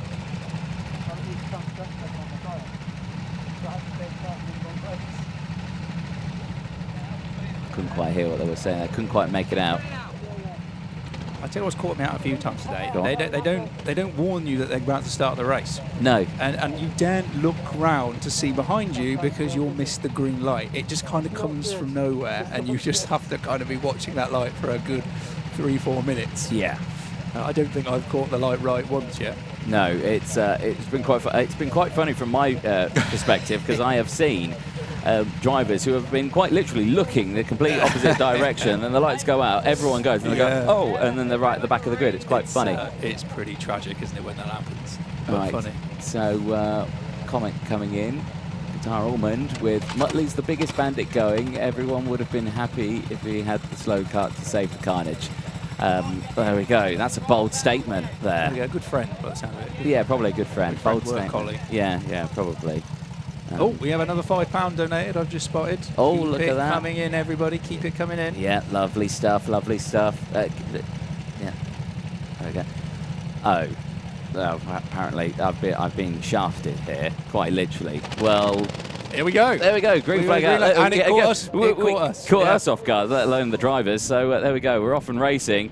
Good start then. James Johnson already losing the lead. Second place has come through. Elliot Alt. So he's broken away. Oh, James Johnson's back though. Back comes through, and so do third place. I think that's Robert Nash coming through. And James Johnson, the race leader, straight off. That's grass interesting tracking, line. keeps his foot pinned, pins it back onto the track, and comes back behind James Bruel. That's the Joker lap, that one. Everyone else has to do that. I say James Bruel. It's Callum Bruel. It's Callum Bruel. Sorry, Callum. Oh dear me, there we go. I had James in my head, and then all of that. Maybe one of the drivers could make a £140 donation bid for the kart 17. Oh, that's a good shot. Oh, crikey, that's mighty close. Stop it, ladies and gentlemen. It gets 2,999. No more. I really don't want to have to do a lap running. I can't stress how much I really don't want to do that, but I will if it does it. There we go. Oh, there's Ben Bennyworth getting a bit feisty there, a little further down the order. Good scrap for the first lap, though, and first time's coming in. Callum Bruel with the fastest time, 101.5. Is that good for the set-off lap? The opening lap, I have no idea. I haven't been paying too much attention to the lap time of the opening lap. Too busy trying to figure out, trying not to crash. Yeah. Which hasn't succeeded all day, to be fair, either. No. Let that one go. There we go. Very sideways here. We got Jonathan Elliott, who's just he's got the pink helmet just behind. Who's he got for company just behind him? I believe that is David Bickerstaff in the number 5 in the white suit, white helmet, who's having a good little scrap with him. James Johnson's gone down into 4th. Questionable positioning. Oh dear. Oh dear. That is our back crew. That it is. One of those drivers is one of the drivers that came through from the D final. I think his hopes of making the B now are a little gone. I think that's also involved Pedro Neto, another work colleague. Oh, is he? Another work colleague. Yeah, he's had a bit of a mare of a day today. Oh, well, Zach Shepard's just come out with a contact warning, so Zach Shepard may have been the driver involved that could have caused that. Did he do one of his famous lunges again? But this time into Osiers. Shepard lunge. Yeah. Apparently, sorry, it's Brual. Oh, so we were corrected incorrectly. Yes. Okay. Perfect. Lovely. That's why I don't listen. Hello, we have another hand gesture.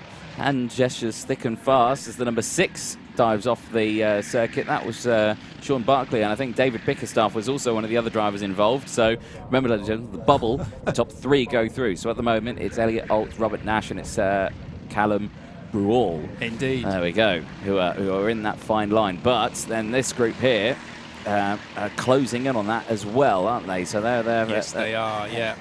I mean, we found Johnston's managed to find his way back up to 2nd after his excursion in the opening lap. There we go. Okay, so it's changed a bit. So it's Callum Brual who's leading. It's James Johnson, and then it's Jonathan Elliott. They're the bubble. They're the 3 that go through. This is the battle for 4th place on your screens. And now the number 2 of Control-Alt-Delete gets through. So that's what I'm going to call him now for the rest of this final. Poor chap. Oh, no, he is indeed poor chap. There we go. I do find those nicknames in there, and that's what he's becoming. He's become a computer pun for me. 14 minutes to go, and still plenty of action to come from this C final. Of course, the top 3 go through into your final, Matt. Indeed, yeah. And like you say, you're eyeing up the competition here. Definitely, yeah. You've got an opportunity to see what they're doing, where they're positioning the cart. So if you end up with a battle with them, you know where to get the overtake done. See their weaknesses. The quick times are coming in. Look at that, 57.4. Very competitive lap time. We're only in the C final, ladies and gentlemen. We've still got the B and the A final to go. What our fastest lap of the day is. It's sort of high to mid 56, isn't it? I think we've been into the 56s today, yeah. So we've had some very, very competitive times. The mean green tea dunking machine is on a mission from Nicky Richardson. That is, of course, talking about James Johnston as the disembodied voice in my head. And oh no, ladies and gentlemen, update the total, please.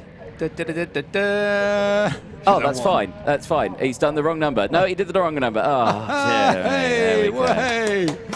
Hey, there we go. So when's this run scheduled for? Is it after the final? Well, I'm guessing it's after the finals. Is it will set you off at perhaps 2 minutes before the... thanks, Dan. Thanks. Set you off 2 minutes before the start of the A final. You've got to make it round. That's your motivation before the swarm of carts catches you up. Well, yeah, well, don't expect that to happen. That's not going to happen. I can't run that far. I will not make that. I will not make that whatsoever. The cameraman's got to follow, because if I've got to take the microphone with me, then, you know, it is what it is. But, there we go. I'm pleased about that. I'm not. That has made my day. I'm going to sit down now to prepare myself for that. I've been on I've been on my feet all day. There we go. Get stuck into them sweets. Sugar, yeah, exactly. Fill up with sugar. You're going to hear the note. Did you eat your other sweet? Yeah. Yeah, I did it off air though. You did it off air. Yeah. Come on. I'm learning. Down the hatch. Take over. Okay. Right, while we're chewing a sweet quietly, we're watching the number 3 here, Robert Nash, who's actually third place heavyweight, even though he's in 5th place. So it's heavyweights in front. Good little battle there between, dare I call him Controller? I don't fail. I think it's a terrible name. I'm just going to call him Elliot. And a lovely little battle here. There's on the exit of that last corner, if you go too wide, it's a big horrible bump and it saps all the power. So you kind of don't want to hit that. One, because it breaks your spine, and two, most importantly, it takes your power away, which is actually, I think, the drivers are more precious over is their lap time. He's going back now. He's back. Very slick. Oh dear, we've had a retirement, but looks at it. Or that possible? Looks like Andrew Cowell. It does, yeah. So after a good D final performance there, looks like we've pulled into the pits. Unfortunately, that's a shame for him. I think he was, it perhaps isn't a shame. He's perhaps knackered from his first final. Actually, it's a blessing in disguise. Probably a blessing in disguise. Just thinking, I couldn't manage that one. It's still going up. It is going up the total. I'm livid. You know what? I'm actually changing the figure, 3,500, and then I'll do it. I'm not sure. I think you can't change it after the fact. Well, it's just encouraging. I think for being cheeky, I think you need to do 2 laps if you're going to be cheeky. If you're going to push your luck. We will be here all night if you have to make me do 2 laps. There we go. But I think take what you got. Well, Alex Van Geen joins us in the chat. How long are you going to be before you're done? Brad Philpott is supposed to be meeting me for dinner. This is the C final. We've still got the B final and the A final to go. Alex, you might be waiting a fair chunk because he's in the A final. So you've got at least another maybe couple of hours before he's it shouldn't be too long. I would have thought. We've got a couple more. We've got B final and A final left to go. About 18 minutes each. So it's like 40 minutes within the hour. I'd have thought. If you want to come for dinner, I mean, if there's an invite going, I mean, I wouldn't turn it down. I mean, you know, I bring up a thirst. Talking all day, you know. I'm happy to accept a beer or 2 this evening. So yeah, do let me know. This battle's heating up quite nicely. It is. It's doing quite well, isn't it? Well. So I think typically these guys do need to sort of get their heads down and work together a little bit at this stage, because you know it's sat in 6th place. You know the guys ahead could start battling a bit, and some incidents could happen, and an opportunity to get into that next place in the final could be here. So my advice would be for them to all knuckle down. But yeah, having been in that situation before, all of them think, yeah, that's fine, we'll all work together, but I'll be in front. And they've all got that mentality. So they all end up swapping quite a bit. Yeah, I think so too. As they go through, like nice little dunge down the inside of Wilkins there. Defending fiercely through. Oja cuts the front note. Now, if that was open wheel cut, there we go. We got another grass cutter. That's Ben Bennyworth. I mean, they do employ people to cut the lawn for them. They do. You don't. I've seen a lot of grass cutting in this race. I mean, Honda 4-stroke engines famous for being lawnmower engines. Indeed. Bad exit there. Terrible hop. I mean, these cars do. They've got this horrible trait where if you just tip it in a bit too hard, you get this horrible bounce. I think he had a stone in his seat there as well. Did you see that? I think if he did get a replay of that, that'd be quite cool. If we'd slow it down. It looked like he just pulled into his seat and then threw out a stone out of his seat on the start-finish line. That was fantastic. That was brilliant. It just shows how much they were fighting on that one. But as I go through, we have got a replay, ladies and gents. Here we go. Watch the multicoloured suit there, the number 6. Something under his seat. I got a hitchhiker. What was it? It was a bit of debris, yeah. A bit of debris, his belt. Debris. The bump had thrown him out the car and something had fallen in his seat. Yeah, and something was uncomfortable betwixt the cheeks. So yeah, probably not probably not wanted. 8 minutes to go. Callum Bruhl leading the way, and not by much, half a second. Their best laps, there's 3 thousandths between their best laps. They are very evenly matched. And they're doing what you need to do, like we've discussed already, in a race like this. Just keep it tidy. Keep it boring for the crowd. That's what you need to do. Yeah. Oh, there you go. We've been invited to Stanmore. We'll bring the whole paddock. Yeah. Yeah. Yeah, why not? Everyone after, we're heading to Stanmore. Yeah. Beers are on Alex. Perfect. Alex and Brad. There we go. Time are nearly running out, and more messages coming in, more donations coming in. Keep them coming in. There's no point me arguing it anymore. It's over the total. I've got to do it. There we go. Might as well just keep them coming in now. Don't stop just because it's happened. Battling away as down the inside goes the number 5 of Bickerstaff, battling furiously. I'm thoroughly enjoying this battle. It is going well, isn't it? Keeping me entertained. I mean, their hopes of making it into the B final at this stage are dwindling the more they battle. There's some 12 seconds now. Oh dear, and off goes Bickerstaff. Gideon. He's going to be a bit disappointed for that. He had that track taken away from him there. Yeah, he almost came into the pit lane there after that one. Yeah, that would have been an interesting, interesting tactic. We'll have to have seen if it had paid off, but I don't think it would have. But as they go through, your top 3 at the moment looking fairly comfortable, pulling out the stream. Yeah, look at this. Harry Cowell is in 8th place. Gents, from the back of the field really after good drive, coming in from the bigger curb than the D I've final. never seen jump that curb quite so high. That is quite impressive. No, it's quite a flat curb, that one, isn't I've it? never seen someone jump a flat curb like that. Yeah. It must have got some serious air on that one. Just like hit it at just the right angle to get up some air. Little move there. Yeah, through Osiers. Good one there from Harry. Looks over the shoulder. He's pretty comfortable. I don't think he's got the... Well, there's 6 minutes to go.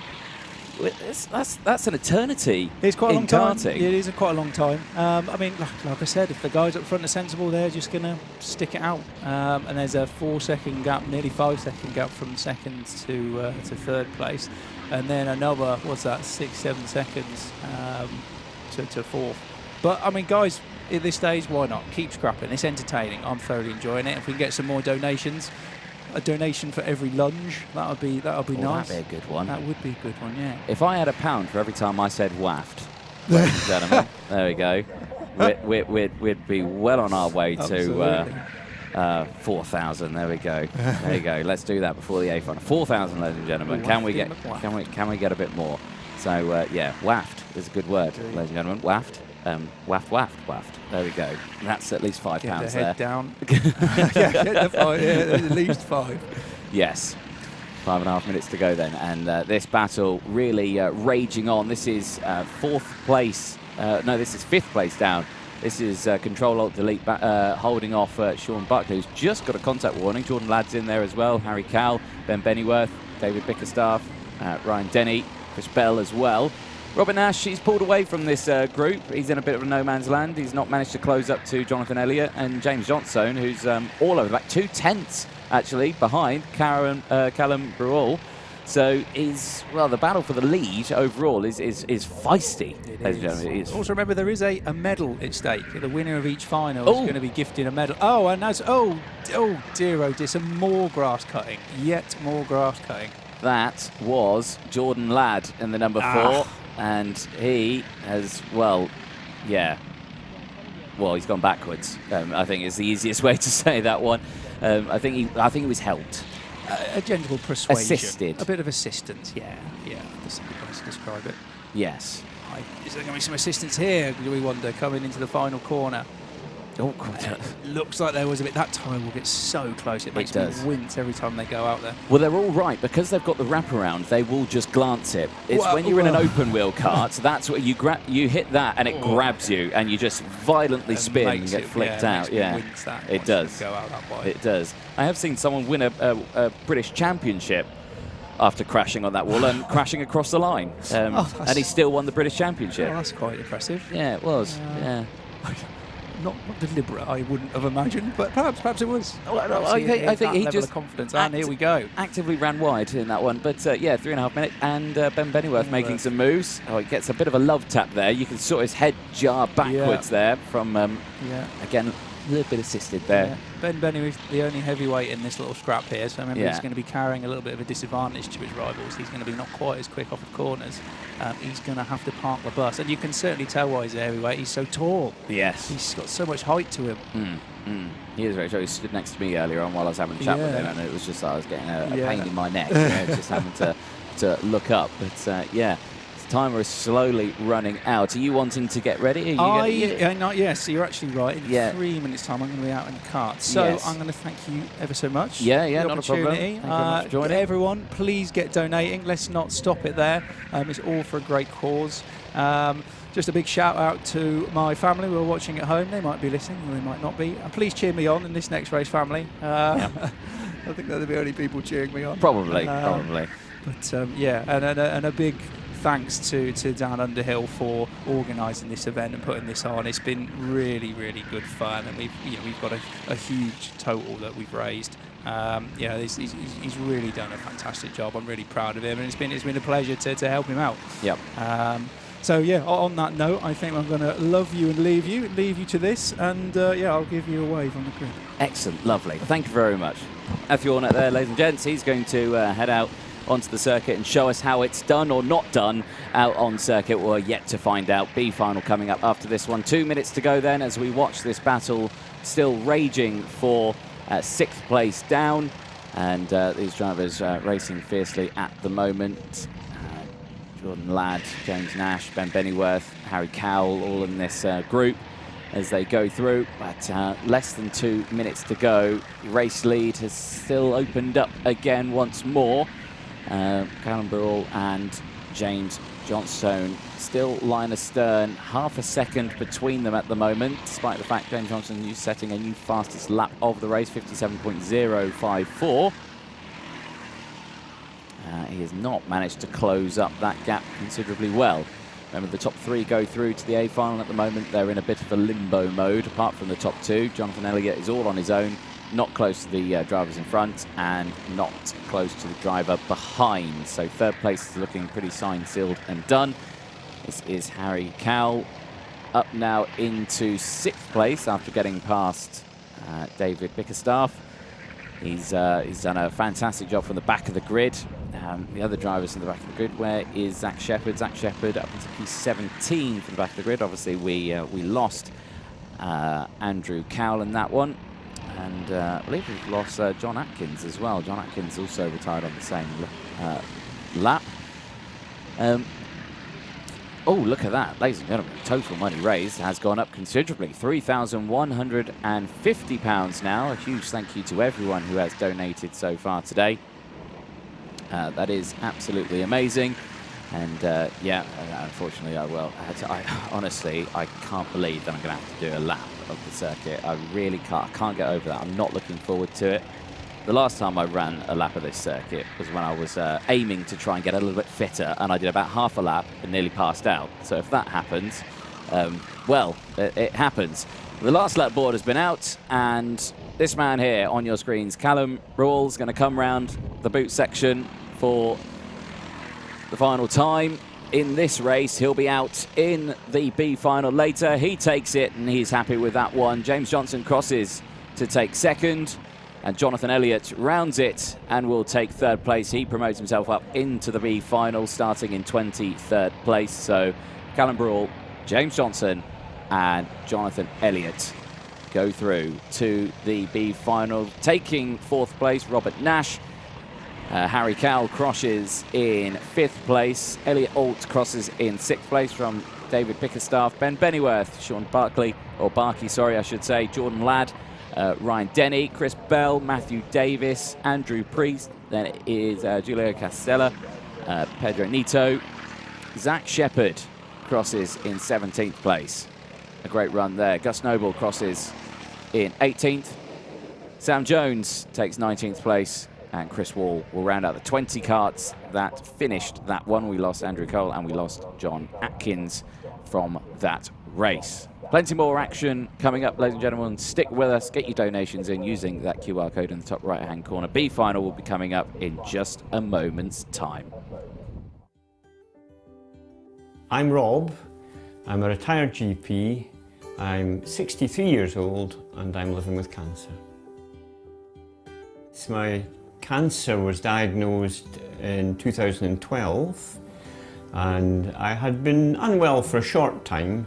So by the time the penny dropped that it was prostate cancer, the cancer had spread to the bone.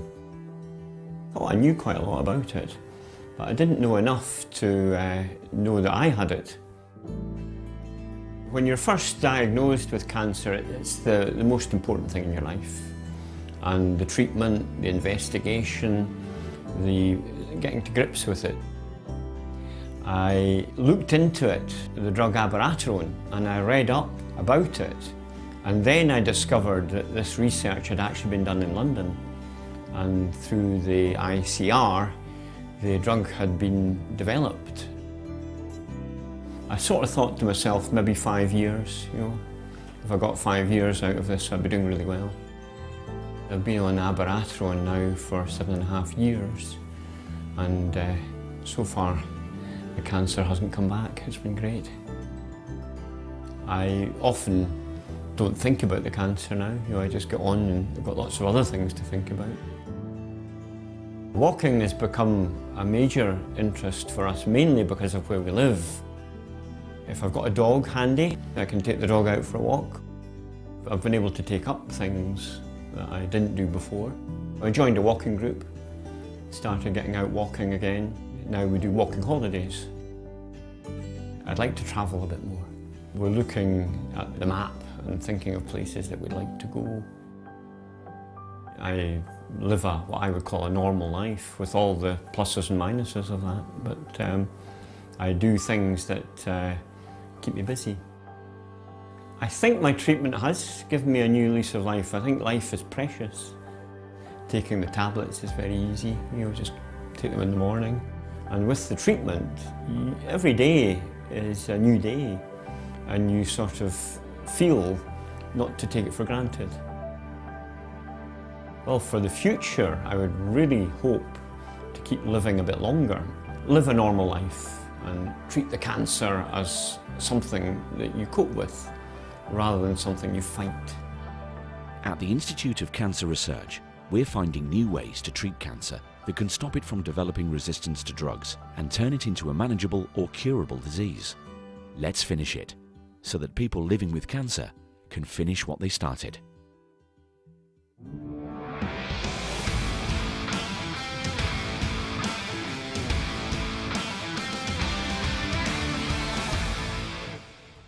Welcome back, ladies and gentlemen. As you were seeing there from those videos during the break there, a great cause that we're raising money for today. And you can see the total there raising more and more as we progress through this finals. We're up to £3,150 on the live stream, of course, with the money that was raised earlier on in the auction.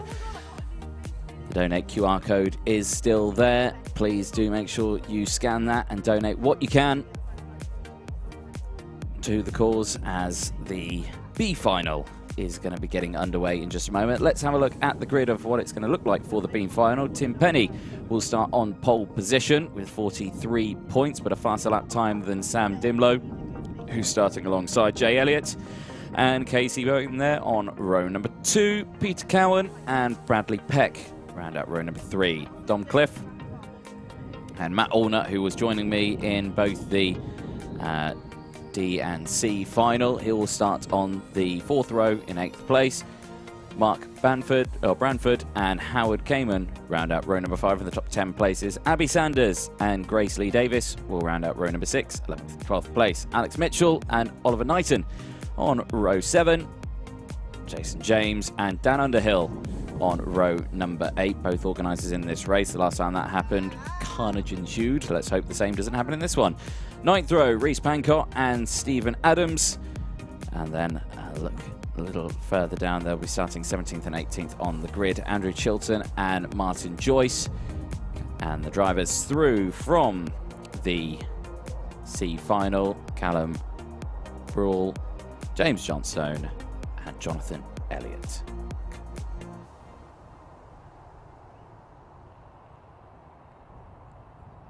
So there we go.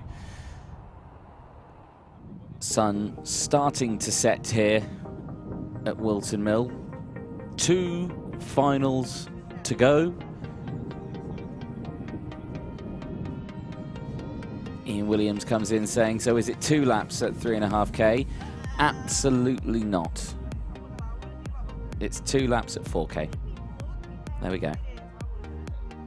And then we'll be here all night. I will physically be here all night if it ends up like that. Not sure on the delay at the moment, but driver's having a bit of a chin wag. Some questionable seating positions out there, just for the time being as well. But chat with Dan Underhill. Hand up in the back of shot there as well. Is that, if we've got Abby Sanders out there, I think that's Abby. It is, yeah, the number 25, it is Abby Sanders with the hand up there. I have a question. I think engine may have stalled on that one. There we go. That's what it is on that one. So action coming up. They're getting themselves ready. I think a couple of kart swaps are coming out actually in just a moment. I can see some karts being fired up just in the back of shot. In terms of this one, points coming through. 4. Oh, there we go. In terms of how close this has been, ladies and gents, top 2 joint on 43 points. Tim Penny and Sam Dimlow. But obviously Tim Penny with the faster lap. Then there are 1, 2, 3 people joint on 40 points. Peter Cowan, Bradley Peck, and Dom Cliff. 38 points, 2 people matching on that one. Matt Allnut and Mark Branford. They're matched on 38 points, but Matt, with the faster lap time, 57.7, means he starts on the 4th row in 8th place. Then 37 points, this is a good one. We have 1, 2, 3, 4 drivers matched on 37 points. Howard Kamen, Abby Sanders, Grace Lee Davis, and Alex Mitchell, all 37 points. Alex Mitchell being the slower out of those 4 drivers, starting 13th on row 7. 2 drivers joint on 36 points. Oliver Knighton and Jason James. Again, Jason James with the slower of the 2 lap times, 58.182, starting on 15th spot on the grid on row 8. And then the rest of the field pretty much joint on points, 35, 34 points apiece. Dan Underhill, Reese Bangkok, Stephen Adams, and Andrew Chilton. All having a good scrap. Karts making their way onto the grid now. All has been sorted. It's a good shot, that one, as they go through, and a nice thumbs up there from Tim Penny. We had a good chat with Tim and his amazing beard, and the enthusiastic wave from Sam Dimlow there. Some would say he was excited to get this race underway. There, 3rd place, Jay Elliott, now in the number 20, I believe that was. We'll update that. Now as he goes through, nice thumbs up there from the driver, and as the rest of the grids come through. Spectators eagerly watching from the balcony. I'm sure food and drink being widely served here. Mr. Allnut gives us the thumbs up. Well, he said he was going to give us a wave, and he didn't. I'm slightly disappointed about that, Matt, if I'm not mistaken. I'm not gonna lie, a bit disappointed. He said you were going to wave. There is Howard Kamen, and who voiced our auction earlier on. I have to say his auctioneer skills are questionable. I'm sure they will improve over time. There's Grace Lee Davis with the thumbs up there. 13, Alex Mitchell coming into shot. Oliver Knighton well, just alongside on the 14. Alongside that, Jason James, the heavyweight drivers. Got Dan Underhill alongside. Reese Pancott there. Stephen Adams. Lisa Luciusa starting on the 9th row, 18th place. Andrew Chilton, Martin Joyce will be coming around. And then our 3 drivers from the C final, Callum Brewell, James Johnson, and Jonathan Elliott, who will be rounding out the grid. 23 karts about to get underway for 18 minutes worth of racing. And everyone primed, ready to get going. Oh, God, he had to. I knew that was going to happen. But, not happy about starting at the back. Oh, no, his engine stalled. But there we go. That's what I thought he was saying. Oh, no, I don't like being at the back of the grid. But there we go. He's going to get that fired up. Press the throttle. Don't pedal. Here we go. Driver's ready. On the grid. And I think we're going to get this race underway. Lights go out. We're off and racing. Good start then from the entirety of the grid. Good breakaway at the front. And Sam Dimlow gets an early lead. But coming back is Tim Penny, who's got the inside line and the run up in towards Christmas. Gets that job done as well. Case Wilton coming through also. Oh dear, and what's that? Is that a wheel off? That looks like a wheel's come off. It has, yep. A wheel has pinged straight off a kart. It looks like it's broken on the stub. And one of the karts will be going no further. It's a front wheel that's come off. And there is the victim of it. It's, I can't quite see the number, but it began with a 1. But it wasn't Tim Penny, because he's still out there, I think.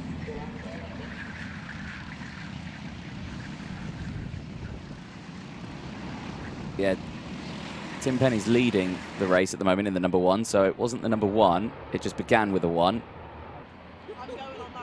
We'll find out who it is. Ah, it's the 14. It's Oliver Knighton who's gone off in the 14. So Oliver's race has ended before it really started, and that's a disaster. But these things happen. You know, you see it in the British Champs as well. You see a rear wheel or an axle failure or anything like that. You know, it happens. You just don't know when it will happen. So that's a shame. One driver already out in the shape of Oliver Knighton. Oh dear me, there and very wide is Case Wilton there from 2nd place, and he's lost 2 positions now because of that. Sam Dimlow's got through. Jay Elliott also has got through. And that was all very well self-inflicted. And the number 6 wanting to get through as well, Bradley Peck, unfortunately can't do so. Goes across the start-finish line. And losing much pace as they go up the hill now. And he's going to be under more pressure here from Peck as they go up the hill. Dives to the inside, does Peck. Tries to get the move done. Can't quite do it. Closes the door, does Callum. That's allowing the drivers to close in behind. Matt Allnut, Branford as well. Allnut down the inside of Branford, gets the move done, forces him out wide. There we go, very defensive move there, and through comes Abby Sanders as well in the 25. And you see there, Matt Allnut, he's been watching, he's been studying the finals while being in the commentary box with me, and he's saying, right, come on, think, let's go. Let's go, saying that to Abby. Let's try catch up to the drivers in front because they're still scrapping, so the chance of you doing it. And look at that, Casey comes out and saying there, yeah, come on, think, what are you doing? Come on, let's close up. So you're starting to see strategy come in, ladies and gentlemen. You are starting to see strategy. 15 minutes left to go.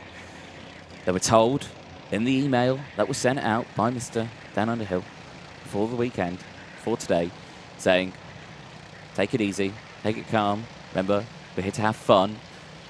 But it's the finals now, ladies and gentlemen. Fun has gone well out the window. Fun was in the heats. Now it's time for some racing, and that was a nightmare there. As oh, who is that? Is that? I think that's Oliver Knighton, who was running into the pit lane and giving a cheeky wave there. So he's managed to find his way back into the pit lane, and he could be back into this race, albeit some, well, he'll be 4 laps down when he comes back out onto the track. That's the number 5 going slowly. That is Peter Cowan there, who's going slow. Not sure what happened there, as Tim Penny in the number 1 with the fastest lap of the race, 57.068, pulling away, 3.4 seconds clear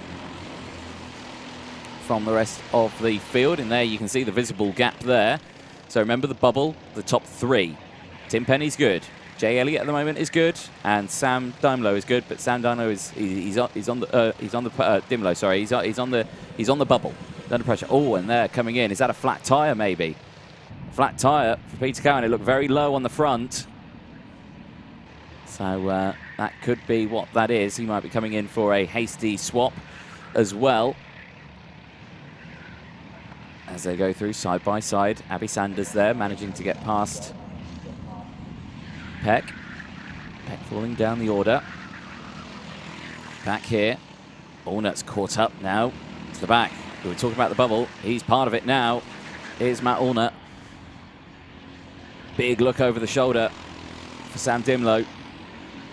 And like we were saying, that's where you're going to end up. He lost at least a whole second because of that. They said it's 0.6 by just a glance looking behind. He looked back for a whole second. So he's probably lost an entire second because of that. Apparently the engine cover is loose on the number 21. Callum Brewell, the man who won the C final. Oh yeah, and I saw it there. It was very raised up as someone's gone wide. Not sure even where they went. They went wide, and I've not seen them again. I saw the dust kick up, but that's about it. Change here because Allnut has managed to get past, and I think this was the man who did go wide. Sam Dimlow, because he is now under pressure by Casey Borton in 5th place at the moment. So change is happening all the way. So update in the top 3. Tim Penny still leading the way, absolutely fine. Jay Elliott's in 2nd, and Matt Allnut now in 3rd. So Matt looking like he could be going into the A final at this race. And oh, look at that.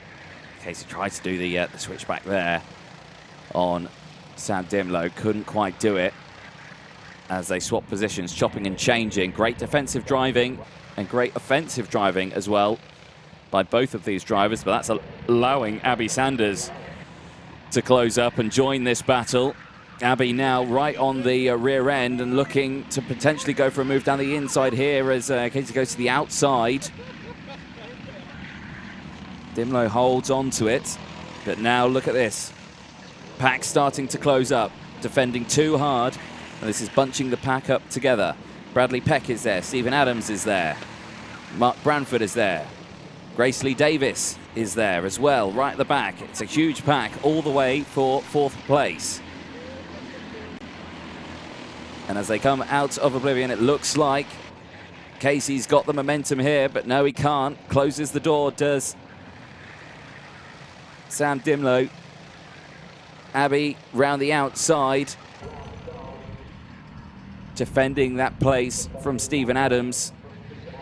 Stephen Adams going around the outside here at the Ashby hairpin. We'll have the inside line if he can hold the position here as they go into Wilkins. Can hold the position and almost takes 2 places. And I think he does take 2 places out there. Can get alongside Casey Brown there as well and nerves him out wide as they go through, but he stays there. They're side by side. Abby Sanders on the inside line as they go in towards the boot section, holds on to it, so a big change there of position.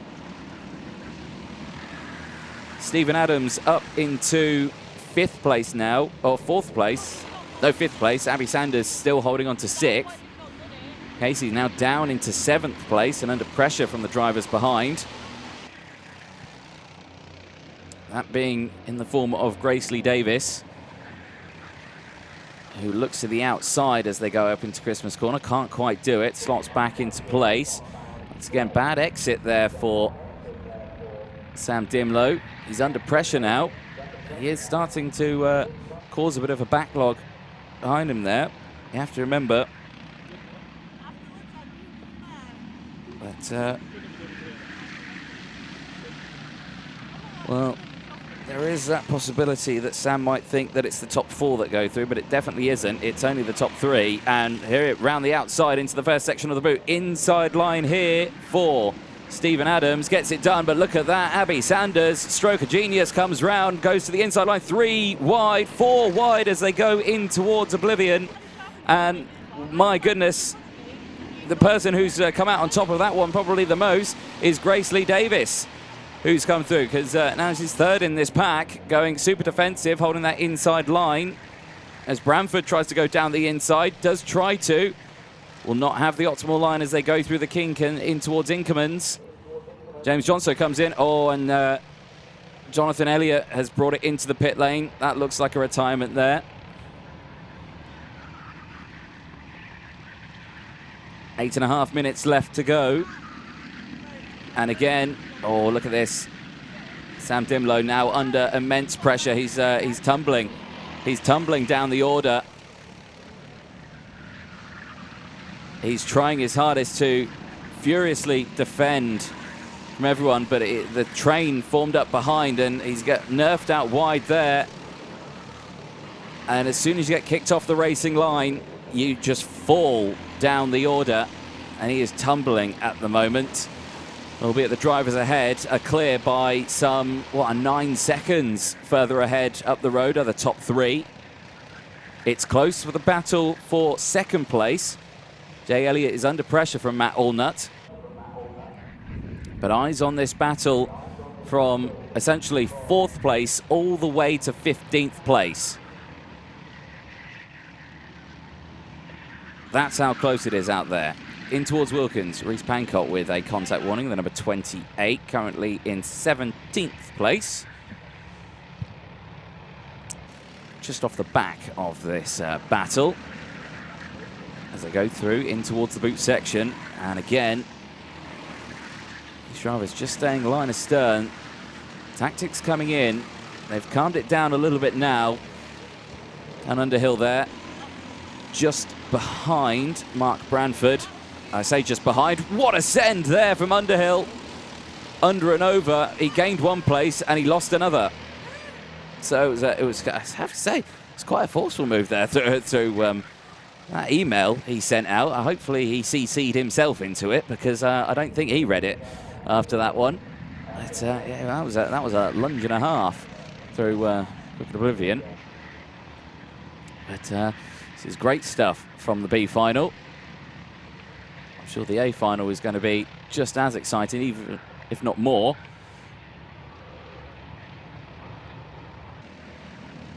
There we go. Look at that. He's saying, think, just go, follow, take the normal line. But then he was saying things to that one. But then, well, who was that? Was that? I think that was Andrew Chilton, maybe. He was going for the move, or Sam Gano or James Johnson. Yeah, they were having a good little scrap there, but I don't think he got the memo and went for the move down the inside. They've chopped and changed. Into the pit lane comes the number 10, Howard Kamen. So maybe another retirement potentially. Oliver Knighton's back out there. He's up into 20th place, and with Howard Kamen back in the pit lane, we'll probably get into the top 20, running in 19th place. 5.5 minutes to go. Tim Penny leading the way and setting fastest lap after fastest lap, 56.968. Jay Elliott crossing the line. He's got the very close company of Matt Allnut just behind. This is that battle now. Now, these two drivers, they're through. They are through to the A final if they stay where they are. Who's going to tell them to not battle? I'm not going to be the one that tells them not to battle. I'm sure no one at the side of the track is going to be the people that are going to tell them not to battle. They're probably going to battle. But with 5 minutes to go, we're probably not going to see any battling happening just yet. They're probably going to wait until, you know, maybe 2 minutes to go. Yeah, something like that. They'll wait for that last lap board to come out. Maybe. We're not too sure. You know, Matt's been in here. He's a very knowledgeable driver. Much more knowledgeable out of the two between himself and Dan Underhill, I have to say. Because, you know, after that incredible lunge from Dan, you know, questionable driving standards there from him. 4.5 minutes to go, though. That is Grace Lee Davis leading. Photographer. The knee pads are for taking photos as it goes through. So, 4.5 minutes to go. And Grace Lee Davis leading this pack from 5th place downwards. Abby Sanders just behind. And then it is Alex Mitchell tagging along the back there. Ooh, fastest lap of the race has just gone to the number 7 of Oliver Knighton, 56.8. And oh dear, the number 4, Casey Bowen, is in the pit lane, and after, well, fighting for the lead early on in this race, has pulled that kart in. And potentially another retirement. We're losing drivers thick and fast as we're 3 wide. Going into Wilkins and very sideways there for Dan Underhill. And how on earth he managed to keep that in a straight line and get it round the corner and hit the apex for good measure as well. I've no idea, but that just shows true strength out there that he's got in that kart and in his steering. Because, how on earth he didn't absolutely eat grass there, I've no idea. But he stayed out there, 3 minutes to go. Battles opened up between 2nd and 3rd now. About 3 tenths between them. So Sam Dimlow there, after fighting earlier on, has just nerfed the number 7 out of the way. I'm pretty sure that's the number 7 on our screens. No, it's not. Oh, it could be Oliver Curtin, actually, because, yeah, he's been Oliver Knighton, sorry, he's been lapped, so that could be why he was getting nerfed out the way slightly. There's no blue flags out there at the moment. But as it goes down, in through Ogers, down into the boot section, back here with the battle a little further ahead. Change for position as Alex Mitchell has got past Abby Sanders. Abby Sanders trying to fight back. It's allowing the 2 drivers below to catch up as well, Bradley Peck and James Johnson. All T-related puns in the chat now, please, for the man in green. As he gets past Peck, slots in behind Sanders. Looking to go for the move there on Sanders into the Ashby hairpin, can't quite do it. Forces the undercut. That was well judged there by Sanders, gets that move, well judged by Johnson, I should say, on Sanders. Sanders did well to avoid any contact. Mitchell closing on the battle for 5th place. Grace Lee Davis holding well and down the inside now on the cutback. Grace Lee Davis on the outside has run wide, and now that allows James Johnson to go through into 6th place. Allows Abby Sanders to come through as well now. So Grace Lee Davis dropping down the order now back behind Abby Sanders. I'm sure those 2 will work together, but he's got to watch out for Bradley Peck just behind in the white helmet, black suit. Wanting to close in on this one. And again, looking like Alex Mitchell trying to do the same move that James Johnson did on him, but failing to do so. So Johnson takes that position and moves up into 5th place. Last lap board is out then for your race leader, Tim Penny, who's had a, well, pretty effortless race in this one. Has led and drove away, didn't have to fight anyone, didn't have to battle, and a change for 2nd. We said it might have come in the last few moments of this race, and it did come in the last few moments of this race. So Matt Allnut takes 2nd place from Jay Elliott. Jay Elliott starting to fight back. Can't quite do it in towards Christmas. Slightly defensive is Allnut through the Ashby hairpin. Down in towards Wilkins now. It's all downhill from here. In towards Ogers. Again, hugging that inside line from Elliott. Elliott now will have the optimal run. Here's your race leader, though, Tim Penny, out of the final corner. He will take the checker flag. He will move up into the A final. And he's happy with that one. The battle for 2nd still rages on. No positions gained, though, out of the boot section. And Matt Allnut will take 2nd overall from Jay Elliott. They will move up into 22nd and 23rd in the A final that's coming up next. Stephen Adams takes 4th. And then this battle here, Alex Mitchell, James Johnson have swapped around again. Mitchell managed to hold on to that one. And Abby Sanders comes through side by side with James Johnson. Can't quite take it. Finishes in 7th from Grace Lee Davis, who finishes in 8th place. Bradley Peck takes 9th. Dan Underhill takes 10th place from Martin Joyce. Sam Dimlow, Andrew Chilton, Reece Pancott, Mark Brantford. Callum Brewell at the end of that finished in 16th place. And that is James Johnson, who's decided to have a little bit of a nap, a rest at the side of the circuit there on the slowdown lap. But fantastic stuff there in the B final. All the way throughout. One more race to go then, ladies and gents. Will be the A final, and we will crown our top 3 for today's event. And a huge thank you to everyone who has donated generously throughout the day. Thank you so, so much. That total is up to 3,150 at the moment. We will be back after a short break. The A final will be coming up in a moment.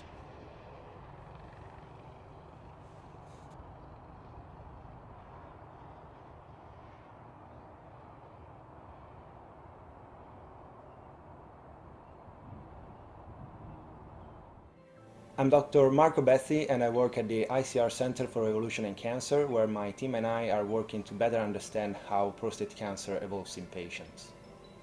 Cancer evolution is the major challenge to overcome resistance to therapies. It is a constant process based on the natural ability that cancers have to diversify, to mutate, based on how our body reacts to it. We are now forced to study not only how a cancer reacts to a drug, how it reacts and adapt over time within its microenvironments, and this is difficult because it changes from patient to patient. To fight cancer evolution, we experimentally create laboratory models of the cancer ecosystem. This methodology allows us to study cancer in its complexity at scale in a time frame that could benefit current patients. We have made huge advancements for prostate cancer treatment. However, it is still a leading cause of death of men in the UK. We urgently need smarter and kinder treatments for patients. Please support our research today and give men with prostate cancer and their family hope for the future.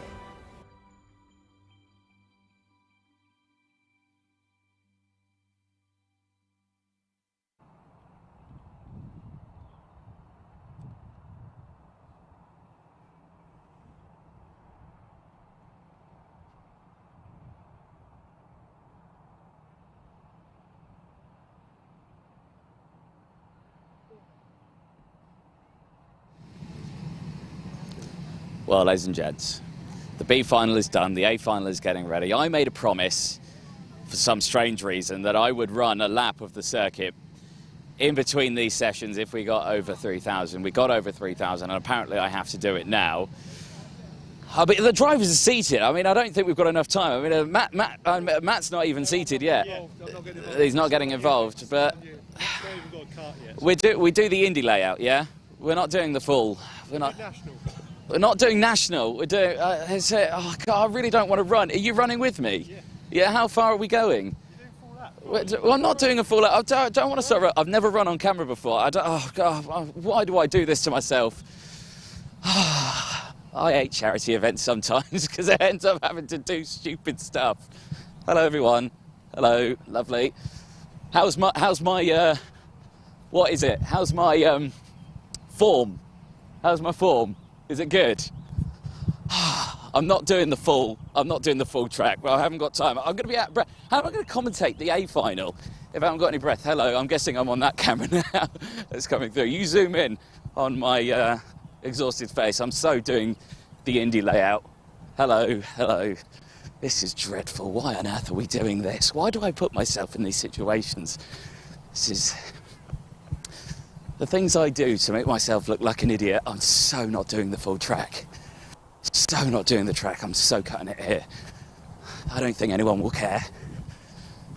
We're so cutting here, Christmas corner.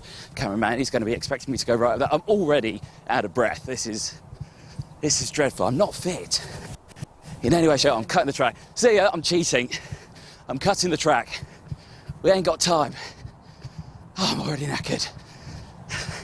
God, crikey, look at the track there. They've mullered the exit curb there. Hello, keep up. There you go, you got to run, don't trip. Oh, why do I do this? This is Osiers.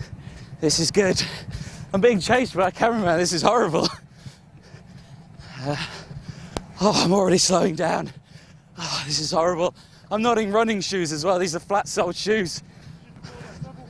Oh dear. Well, you were right saying we had time, because they are all complaining. No, don't start clapping. Don't clap me. This is not good. We'll run through the middle. Go on. Yeah. Yeah. We're doing it, the things I do. Yeah, thank you. Thank you.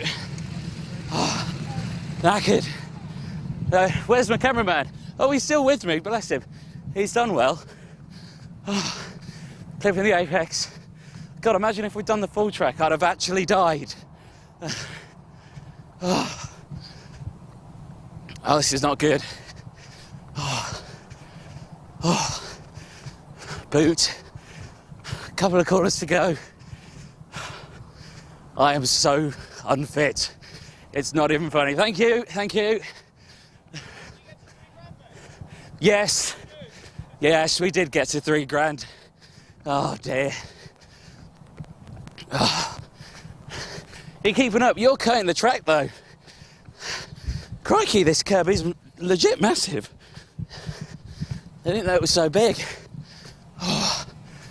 Oh, we're nearly done. They're still having a mothers' meeting at the side of the track as well. Do we have to run to the line? Yeah. Yes, apparently. I'm not doing two. Yeah! Thank you. I didn't do the full track. No. There we go, done. Oh, done. That's it. We're going to go to an ad break. We'll be back in a moment. A final coming up. Hello, my name is Dr. Marco Gerlinger. I'm a scientist and a medical oncologist at the Institute of Cancer Research. One of the biggest challenges in the clinic is that even if we have an effective drug for a certain cancer type, every new drug that's introduced to the clinic eventually fails because cancers have invented a new way of acquiring resistance to that drug. My team's aim is to develop pioneering new immunotherapy approaches for patients with bowel cancer. Immunotherapy harnesses the patient's own immune system to attack a cancer. One of the biggest advantages of immunotherapy is that the immune system can evolve itself and can thereby counter the evolution of drug resistance. We've seen in many other tumor types that this can lead to fantastic responses with long-term disease control and potentially even cure, even in tumors that have become resistant to all other types of treatments such as chemotherapy or targeted therapies.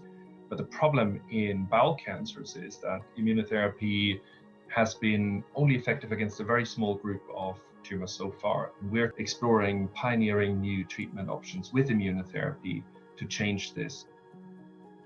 Cancers and individual patients differ a great deal, and we're trying to identify the treatment that gives the biggest benefit in terms of tumor shrinkage or chance of cure at the lowest possible toxicity to make the treatment as kind as possible and at the same time as effective as possible. And I think that's the ultimate motivation in the end, to develop new tools to personalize therapy, but also new drugs that are more effective than what we had available in the past and that make our patients live longer. Your support means a lot to us and allows such pioneering new treatments to be developed here at the ICR. Please donate today to help us finish cancer.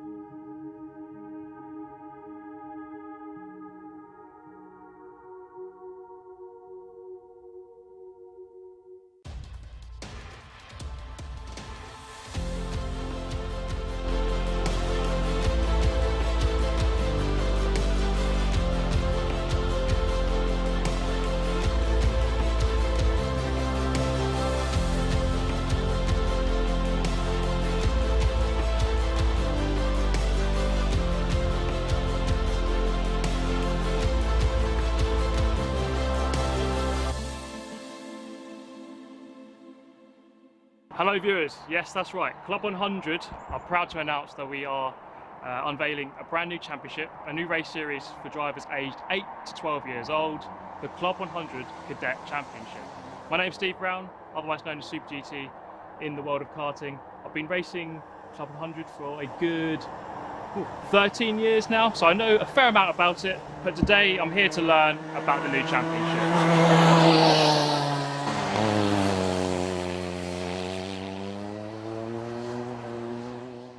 All right, I am joined by the main man himself, Mr. JV. It's good to see you as always. Thank you, Steve. Please tell me about the new championship. So the Club 100 Cadet Championship, it's an arrive and drive, high performance race championship, designed for cadet age drivers from the age of 8 through to 12 years of age. In fact, they can start racing at the age of 7 in the year of their 8th birthday. And we're kicking off in 2022 with a couple of test days. We're going to call them Academy Days, so it's, the idea is to get the new drivers to come in and try it out for the first time in a pressure-free environment, and then we move on to the 7-round championship, which kicks off in May next year, in fact here at Buckmore Park. Okay, is there a need for a licence to do this championship? There is. We are affiliated with Motorsport UK, so we will be running under permit, so drivers will need a licence. It will be the KX licence, which is free of charge and to the driver.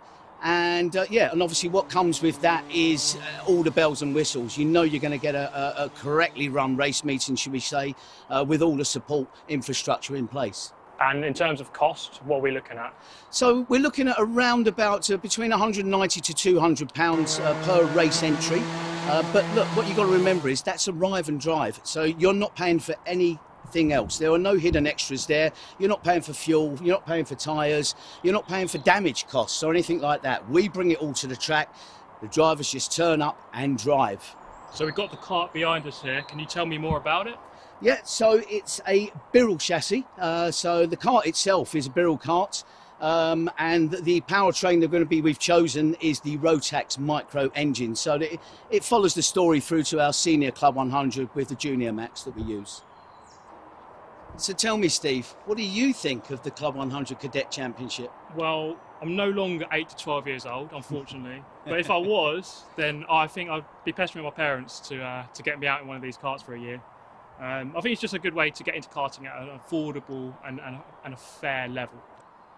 So there we have it, guys. If you are aged 8 to 12 and want to get yourself into high performance karting without having to own the kart, get yourself over to club100.co.uk and register interest for the Club 100 Cadet Championship. Good luck, mate.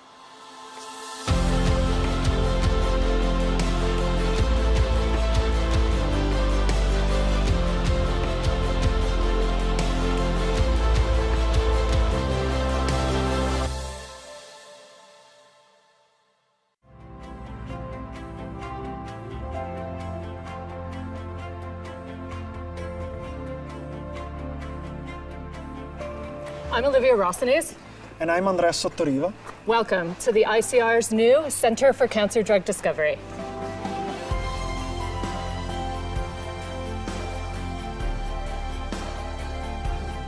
In this building, we are working to outsmart cancer with the world's first Darwinian anti-evolution drug discovery program. Our ultimate goal is to overcome cancer evolution and prevent drug resistance. The building itself will bring together almost 300 scientists, from cancer and evolutionary biologists and chemists to big data specialists and clinician scientists, united in a shared goal.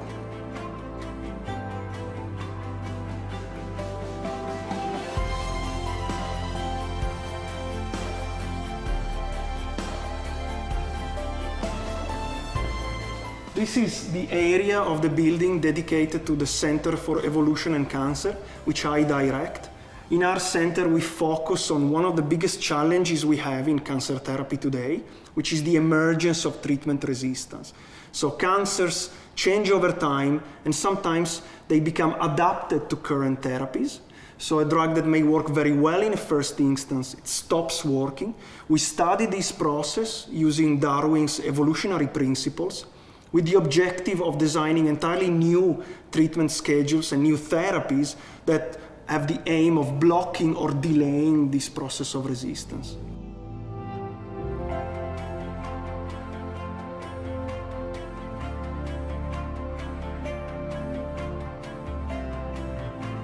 The first 2 floors of the building are dedicated to biologists like myself. This is one of the many tissue culture labs in the building.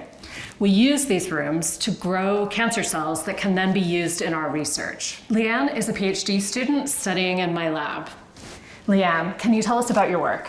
I'm looking at some of the different ways cancer cells become resistant to targeted anti-cancer agents and chemotherapies. We know that there are a small number of cancer cells that are able to survive these treatments, and I'm interested in finding out why that is. If we can understand what is different about these cancer cells, we may be able to identify novel anti-cancer drug targets or develop new therapeutic strategies to prevent them from surviving.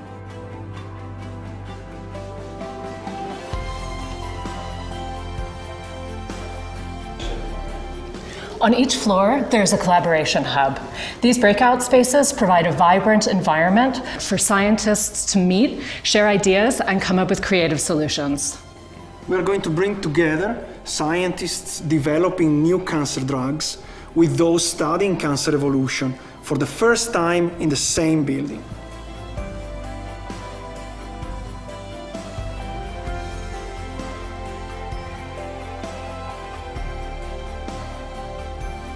In the crystallization lab, we crystallize our protein targets, our protein cancer targets, and we complex them with our drug molecules. We, in 3D, visualize the protein structure with the drug molecule bound, and that gives our chemistry colleagues a lot of information on how to design better drugs. To accurately dispense our crystallization reagents, we need robotics, such as this. So this is a robot that actually dispenses our cancer target, and it dispenses it in these well together with the general crystallization reagents.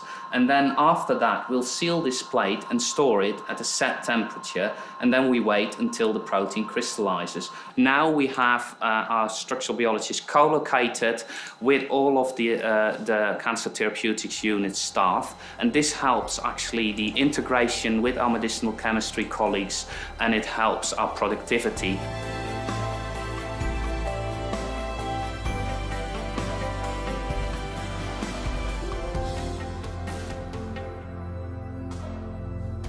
So we're here on the second and third floors of our new Centre for Cancer Drug Discovery, and a large part of these laboratories are given over to medicinal chemistry. And the job of a medicinal chemist is rather like a molecular architect. We're rearranging and arranging the atoms into molecular shapes and trying to sculpt those to fit into clefts on the proteins that cause cancer in cancer cells, with the aim of getting something that stops their cancer-causing function and might be a potential therapy. We work then obviously in collaboration with our biology colleagues on other floors in this building to test those molecules and see how they behave, and do they really offer a way forward for treating cancer. Us as chemists will have to develop the new compounds that hopefully in the future will be the new drugs for cancer treatment. I've been in the ICR for 18 years, and since I started we've been talking about having a new building, so it's a bit like a dream coming true, isn't it?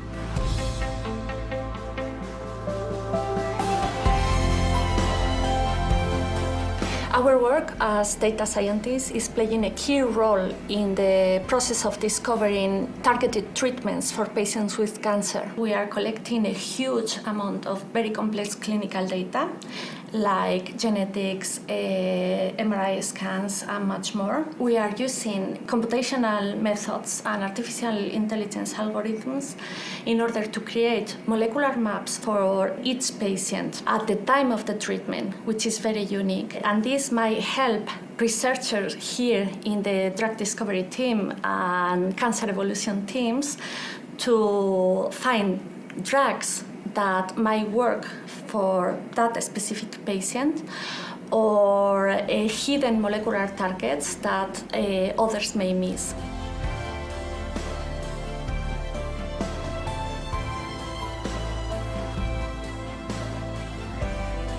The Center for Cancer Drug Discovery, it's a new exciting opportunity to tackle the problem of cancer drug resistance head first. All of this is possible due to the generosity of those who share our vision to ensure that cancer patients can be treated long-term and effectively cured.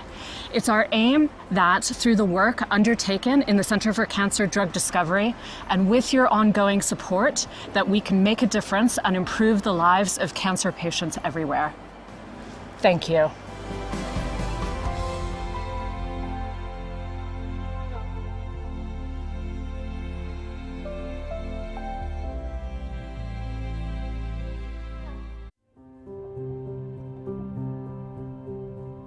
I'm Christine.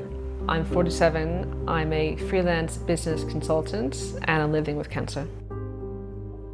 I was diagnosed with breast cancer at age 40 in December 2012. I lost my hair, I lost my appetite, I had to stop working. It was really quite hard. Then in February of 2018, I was cycling into London for a meeting, and the next thing I knew, I was in an ambulance. They told me that I had a brain tumour. I had an operation to remove the tumour, which they then confirmed was incurable stage 4 breast cancer 5 years after my initial diagnosis. I'm on the 19th cycle of a targeted drug called palbociclib. The trials in the UK were led by the ICR. This is a relatively new drug. It's been available for about 2 years in the clinic. If I'd been diagnosed 2 years prior, I wouldn't have benefited from this drug. I take a pill in the morning every day, 3 weeks on, 1 week off, and I get on with my life. I now cycle between 200 and 300 kilometers a week. It's my lifeline. It's a very social sport as well, which is really important to me. I'm part of a really active club. I've done the Etape 2 times, which is when amateurs get to ride a stage of the Tour de France. I just love being on the bike because it's the time that I forget that I have cancer. It's time for myself. It's a time to gauge my performance by things other than scans or blood tests. Yes, cycling is the kind of glue that holds my life together. I'm on treatment now that is, I've been on it for nearly 18 months and it's working well. Trying to treat cancer as a chronic disease is really helpful. It feels like a realistic hope for patients like myself. Having an ability to live with cancer like a heart disease or diabetes would be a massive improvement. My hope is that when I need that next new drug, when this one stops working, there'll be something else available. At the Institute of Cancer Research, we're finding new ways to treat cancer that can stop it from developing resistance to drugs and turn it into a manageable or curable disease. Let's finish it, so that people living with cancer can finish what they started.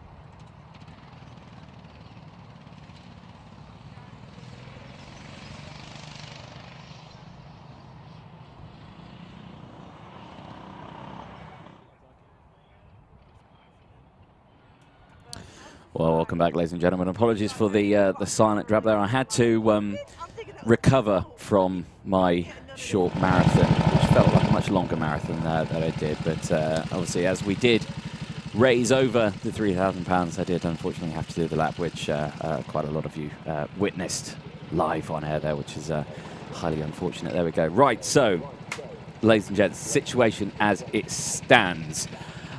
We are going to be running a B final .2 effectively, and then an A final due to some of the kart failures that we've had, which is very unfortunate that they've happened. We have had to split the grid. There's not really been enough for the entire grid, which is a big shame. So Whilton Mill, in their brilliant ways, they've worked very hard with Dan Underhill, and they're essentially what we're doing is we're doing a B final .2. Then I think the top 3 from this one go through. Don't quote me on that. I'll try and find that information out for you. And then we'll have the A final a little bit later on. These races will be slightly shorter. I believe these are 12 minutes long each. And yes, then we'll be done and we'll have our top 3 from that one. So yeah, it's a real shame. I haven't got a grid for this, unfortunately. So in the meantime, but everyone's on the grid there. They're getting themselves ready. I'd love to tell you who is in what position and where they are. Oh, excellent. I'm just in the process. Dan Underhill joins us back in there. I was just going over a rough explanation of it. What can you tell us? Reports, Dan. Right, there was not enough karts for the 23 kart grid. Right. So what we decided to do is do a pre-final. So the 16 karts that were bottom of the grid for the A final were now racing. Top 9 from this then qualify for the super final. Right. Top 9 go through. Okay. Well, we're off and racing. This is 12 minutes long. Yep. So the top 9 go through, ladies and gents. That was me thinking it was only the top 3 going through again, but no, the top 9 go through. Right. Okay. Well, that's quite an important one then. So quite a fair few of these drivers will go through to the super final. I prefer that. I called this B final .2 and then the A final. But there we go. Spins in the mid pack and everyone going round. 2 karts around, 3 karts off onto the grass. One of them being Glenn. But he's back on. He's rejoined after getting an almighty whack in the backside there after like a half spin up at Christmas corner. But they go through. Hopefully, I can get a grid for the super final on a piece of paper. Lovely, Dan here. Sort me one out. We'll get that sorted out. Is the super final also going to be 12 minutes as well? Yep. It will. Oh, yeah. You go with it. You take as many as you like there. I will. But and another one, Jake. There we go. But yeah, no. It's been a long old day for these drivers. Lots of racing that we've had. It's been some good racing though. We've seen, especially coming into the finals, we've seen some proper fierce action, and we're seeing some more here as Jem Hempworth is battling fierce with Jack Partridge for the race lead. The number 2 and the number 1 pulling away from the rest of the field, but it's closely followed by Ben Saunders and Rich Ward, who are side by side. Ben Saunders in the red suit, Rich Ward in the blue. A little further back as well, got the rest of the field starting up, and sideways there is that's Tim Penny, the race winner from the B final, I think I want to say. Okay. Yeah, B final, and then this is B final .2. He's come in, so he's essentially come from the back of the grid. He's got a better chance of getting into the super final now, essentially, or getting him to a better place in the super final. I will say now, because he was technically in the A final already. But obviously that all plans will change. James Hempworth has taken the lead now of this one, and now Jack Partridge is under pressure.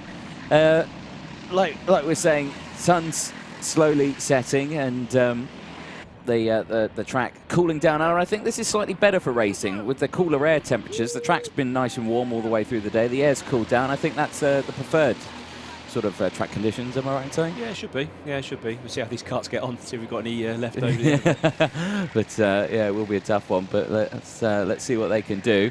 Side by side, Dan Gore there under pressure. That's Mr. Elliott, I think that's going through. Jay Elliott, yeah, in the 21. Getting that job done. More side-by-side action there as Dylan Davis getting pressured, and looks like porpoising when they go over that sort of area there. Yeah, I know all about that stuff. Oh yeah, I think half the paddock knows all about that sort of stuff.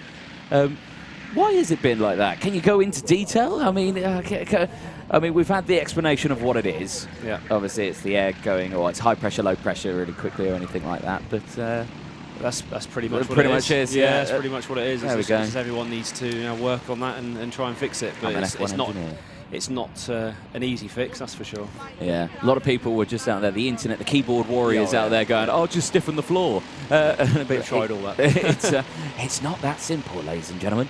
It's not that simple, but there we go. It is what it is. But quite a few battles out in this one. How come you're not out in this one, Dan? I didn't send it enough. Didn't send it enough? No, I think that's what it boiled down to. And you did send it a fair few times, I have to say. Yeah, not too bad. It was. Maybe the turn 2 move was a bit late. Well, a bit late. I mean, it was certainly forceful. I'll give you that. I mean, you came. I wasn't expecting it. No. Put it that way. I wasn't expecting it. It came. Well, you came from a different postcode, really. I don't think he was expecting it either. So that's the main thing. No.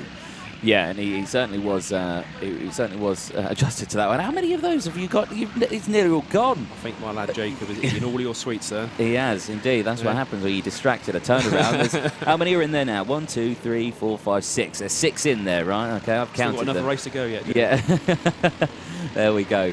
8 minutes to go then, and yeah, cracking stuff in this one. Allnut with the fastest up there. Hey, Matt's done all right. He's done all right on this one, hasn't he? Yeah, he's been flying since he got away from me, so it's all right. Yeah. I say you two when you were out together, it was an absolute nightmare. It was all good fun. It was carnage at one point, but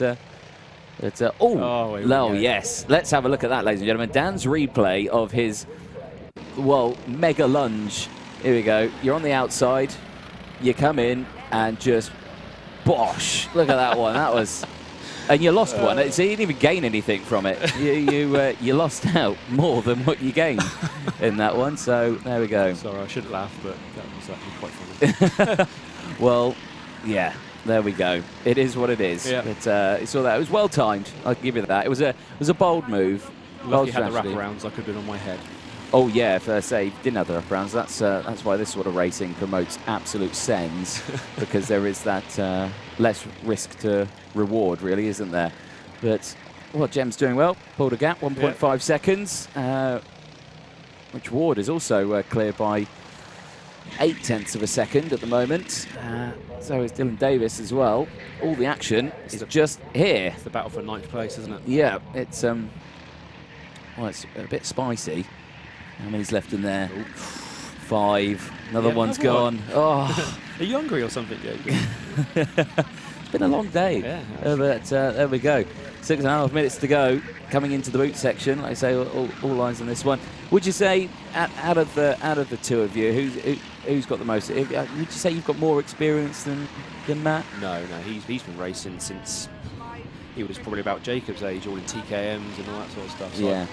I started racing here in Club 100 in 2009, I think. And yeah, he's done a lot more than that. So yeah. Well, sporting the Tim Wilson Motorsport Racing suit. Yeah, you know, Tim Wilson, a very proud team, especially in TKM. You know, they kind of dominate that area, as well as Klassen Motorsport. They dominate the TKM scene, as well as Talco. Now, Talco team, we could talk for hours about the Talco teams, because they say, well, they're classed as privateers, even though Talco provide the package for them. And there's the argument from the other team saying, well, no, hold on, Talco's a team, not privateers. Well, what's going on? But there we go. So that argument again, that's all TKM karting talk. That comes next weekend at Shennington for the British Champs. So there we go. And Tim Wilson's given a prize for the heavyweight winner. Oh, so has he? There'll be a test day with Tim Wilson Motorsport. Oh, excellent.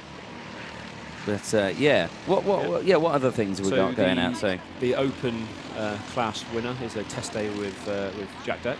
Okay. And in his X30 or Rotax or whatever they decide at the time, and also for the heavyweight winner, like I say, it's a test day with Tim Wilson Motorsport.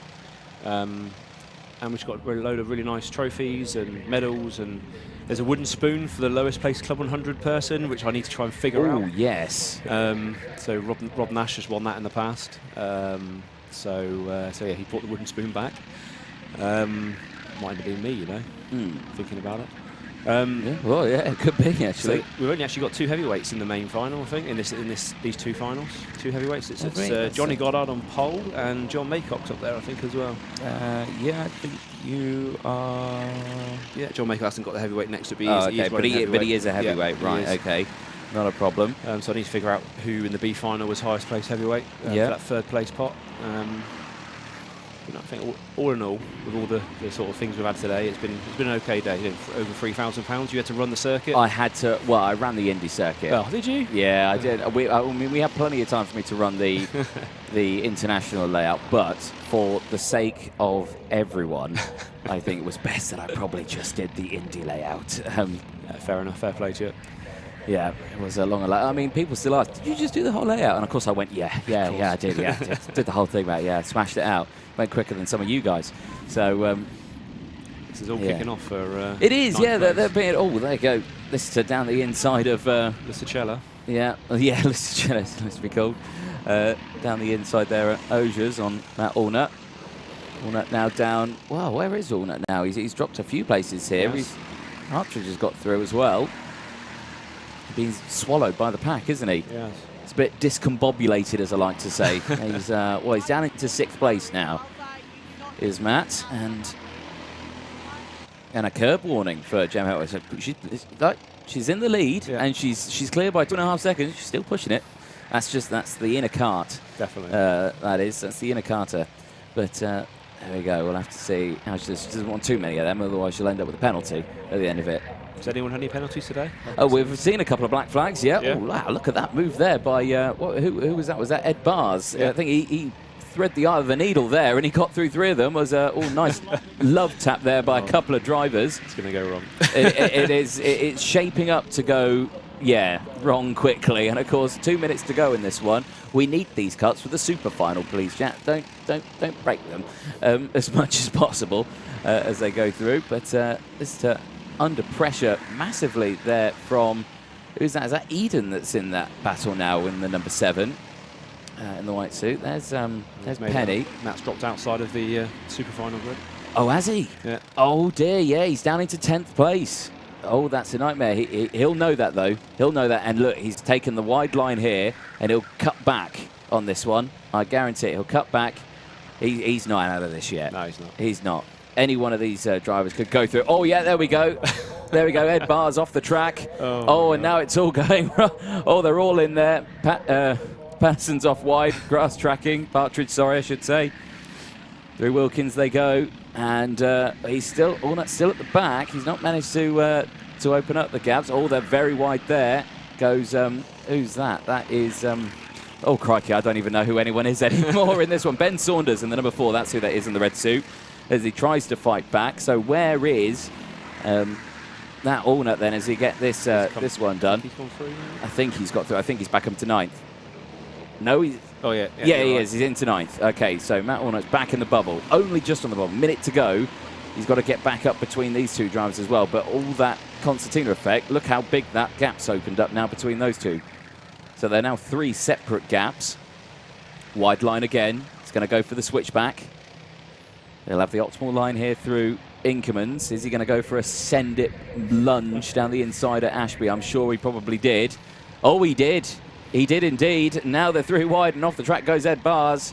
Ed Bars now under pressure. He's going to fall out of the top 9 here in a moment. He's now in 9th place. Saunders in 10th, right on the edge of the bubble. He's going to want to fight back as soon as possible. Last lap boards comes out.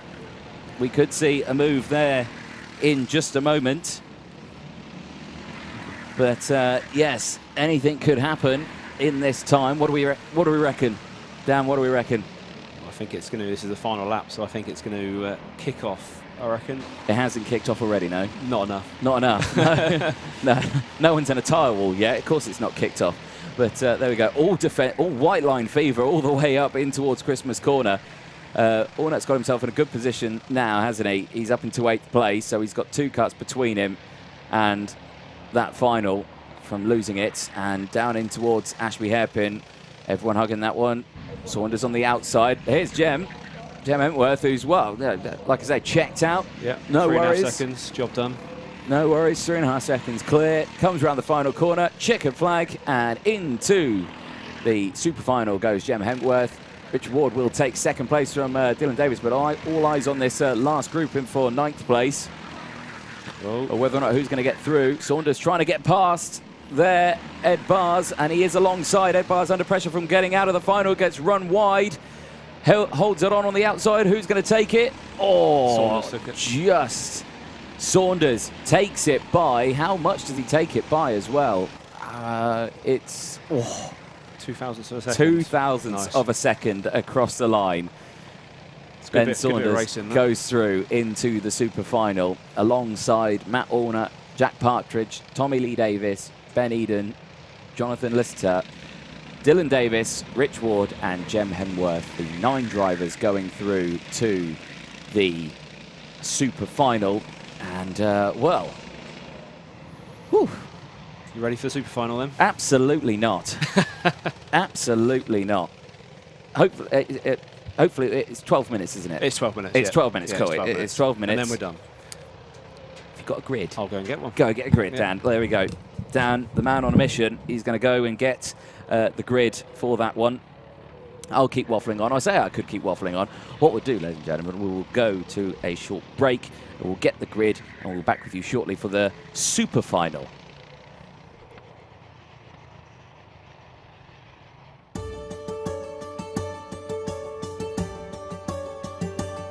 Cancers of unmet need are cancers which are harder to treat. Their patients have poorer outcomes. They don't do as well as, for example, patients with more common cancer types. These include cancers, rare cancers, but also includes cancers for which standard of care treatments don't work very well, for example, brain tumors as well as pancreatic cancers. I'm a scientist, and my team focuses on a group of cancers of unmet need known as sarcomas. So these are cancers of the connective tissues. I think being diagnosed with a cancer of unmet need, for example, a rare cancer, is actually a very daunting and lonely experience. So as a patient, in many cases your GP doesn't know what this disease is. There's not very much out there in the literature, and the challenge is that we don't really understand a lot about these cancers. The knowledge lags behind many of our common cancers, and therefore there are not very many therapies out there for these patients. Even though they're individually very rare, collectively rare cancers represent 20% of all diagnosed cancers in the UK. So that's 1 in 5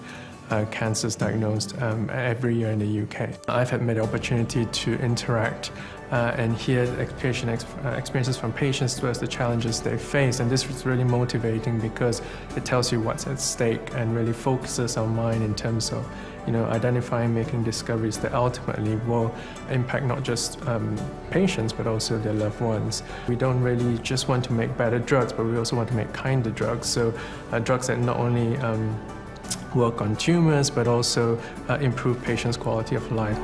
Fundraising is important because it allows us to break this vicious cycle where there just isn't enough funding, there just isn't enough resource into the research, and therefore that has a knock-on effect on not being able to understand the biology of the disease, and have a further knock-on effect on not having new drugs as well as new ways of diagnosing patients.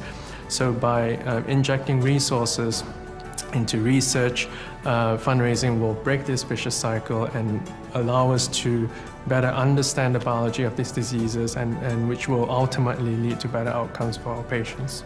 I think the future is very bright. I personally am very optimistic. There's a huge amount of momentum in the field in terms of scientists coming together using next generation tools, multidisciplinary technologies to develop better ways to identify which patients to give existing drugs, but also identify new drugs for these patients of unmet need. Hello, my name is Dr. Marco Gerlinger. I'm a scientist and a medical oncologist at the Institute of Cancer Research. One of the biggest challenges in the clinic is that even if we have an effective drug for a certain cancer type, every new drug that's introduced to the clinic eventually fails because cancers have invented a new way of acquiring resistance to that drug. My team's aim is to develop pioneering new immunotherapy approaches for patients with bowel cancer. Immunotherapy harnesses the patient's own immune system to attack a cancer. One of the biggest advantages of immunotherapy is that the immune system can evolve itself and can thereby counter the evolution of drug resistance. We've seen in many other tumor types that this can lead to fantastic responses with long-term disease control and potentially even cure, even in tumors that have become resistant to all other types of treatment, such as chemotherapy or targeted therapies.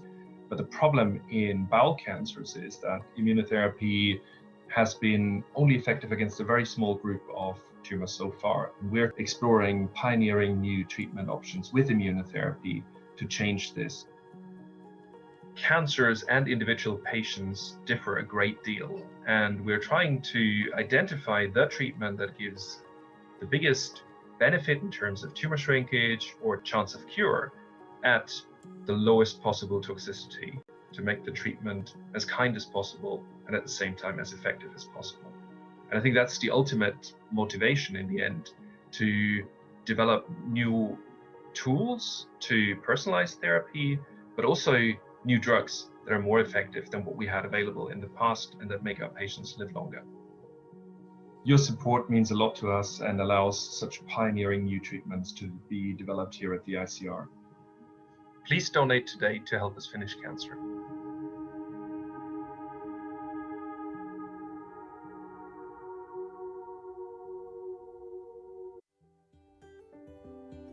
I'm Rob. I'm a retired GP. I'm 63 years old and I'm living with cancer.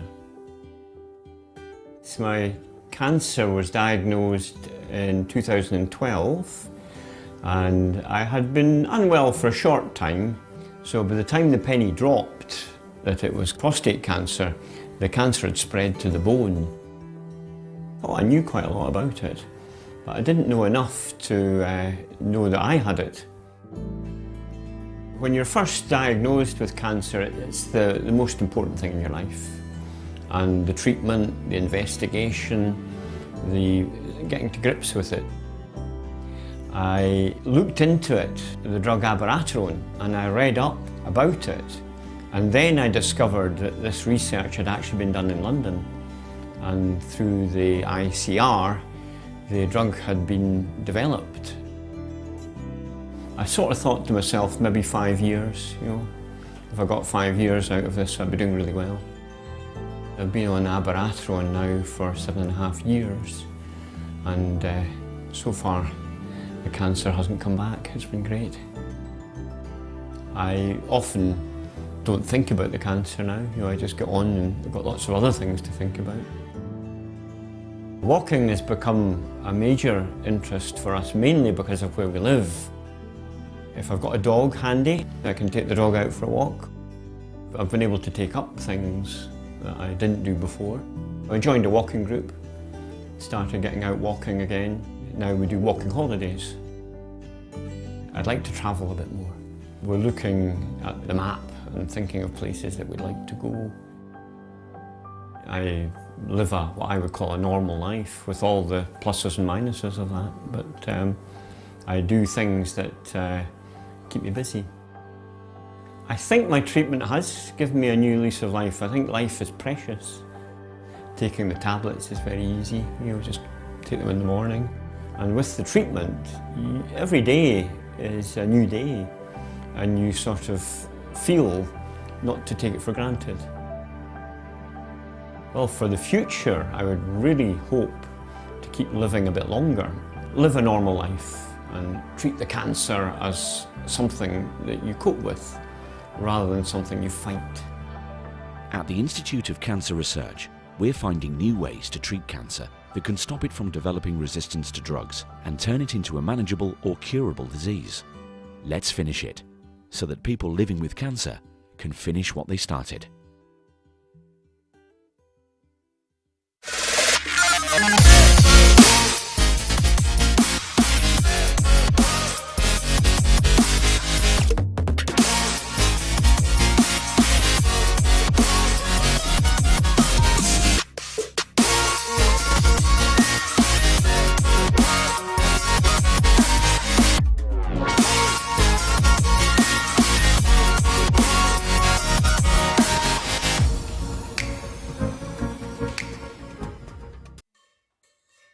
I'm Sally, I am 40 and I have malignant melanoma. Cancer is everywhere and that's something I've always been aware of, but I never expected to get cancer. I definitely didn't expect to get stage 4 cancer and being told that it was incurable. They asked me what I wanted to achieve and at that point I was 38 and I said I want to turn 40. I spent a lot of time in the early days thinking like, is this the last Christmas? Is this my last birthday? Is this the last time I'm going to sing happy birthday to my kids? And I took for granted, before having the disease, the fact that I would grow old with my husband. Feeling as well as I do, just feels like such a gift. Well, welcome back, ladies and gents, and as you can see, we are nearly there, ladies and gentlemen. After kick-starting at 10 o'clock this morning, it's been a long old day, but we are at the final race of the day. A huge effort by all the drivers, the officials here, timing, organisers, the Alpha Live crew, medical teams, all sorts, and a cheeky grin there for number 12 as we go through.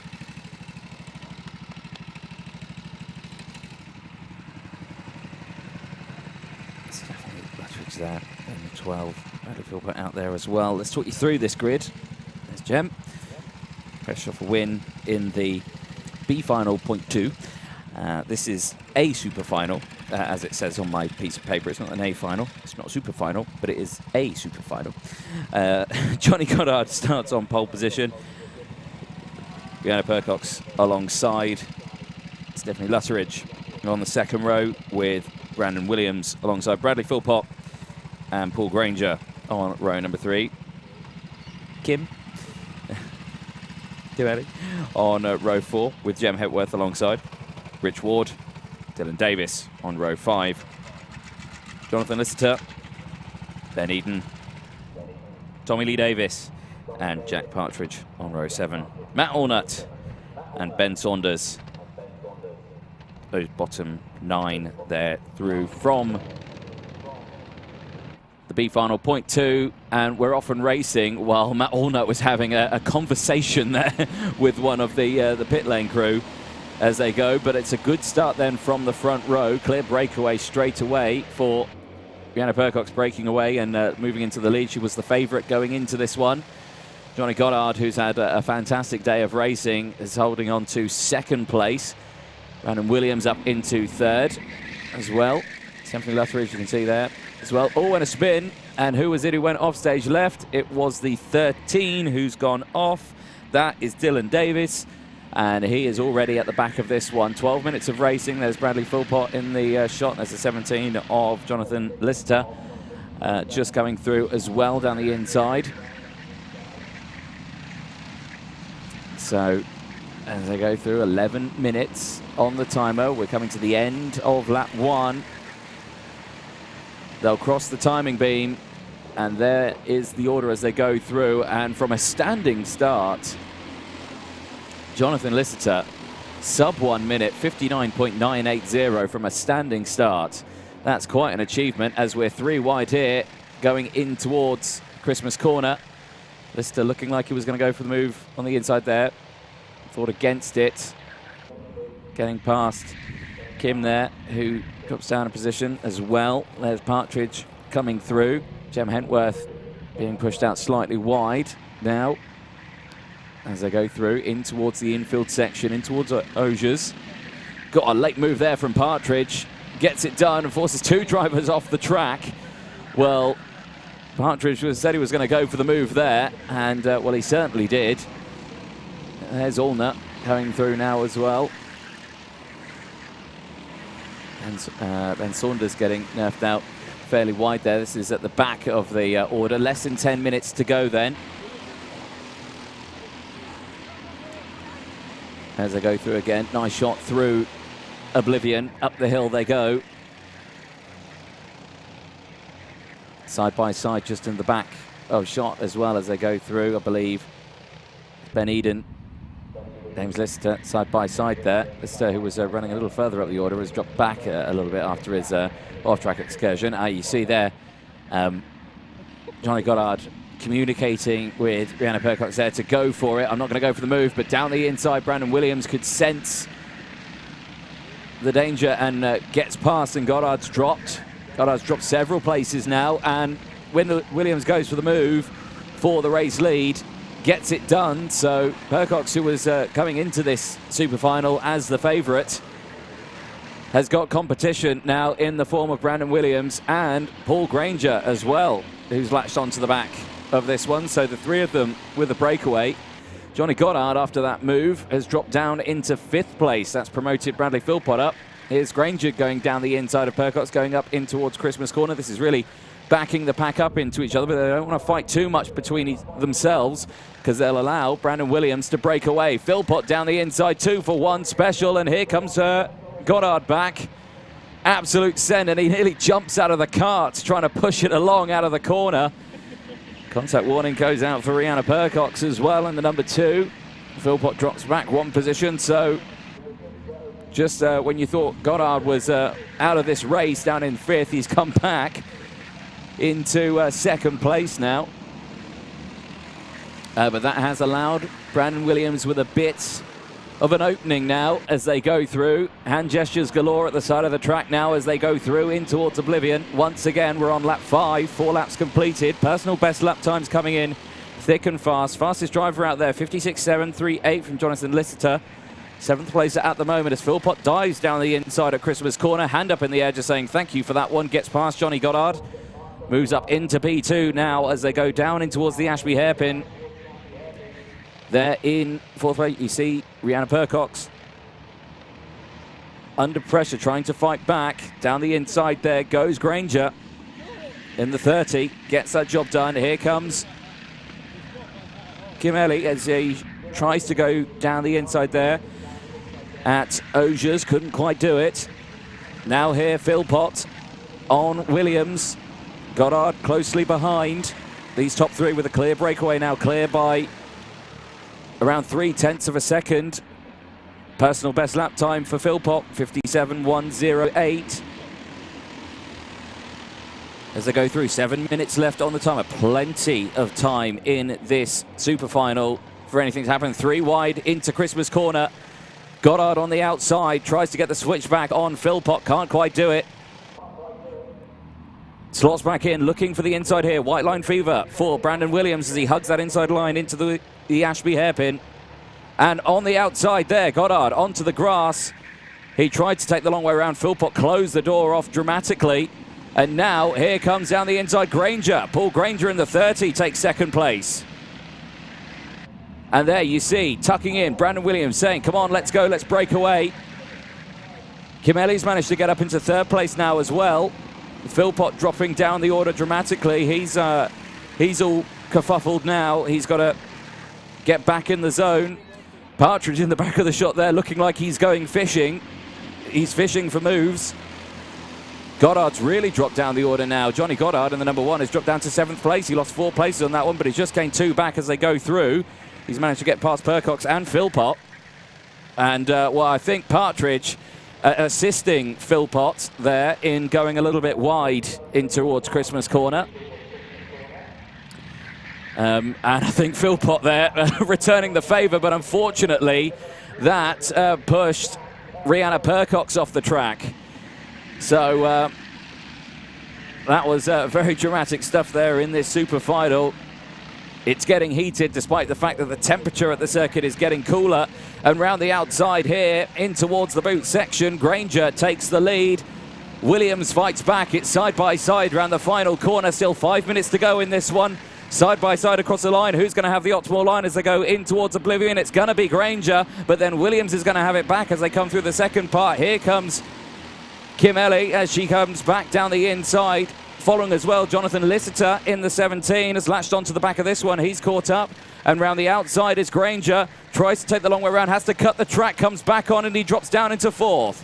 So Granger, after battling for the lead, now back down into 4th. Brandon Williams back up into the race lead. And here comes now Jonathan Lister on the inside in towards Wilkin. Goes side by side with Kim Ellie. Kim having to take the long way round. Granger back coming through. Goddard back coming through as well. And another change for the top 3. 4.5 minutes left to go into the boot section.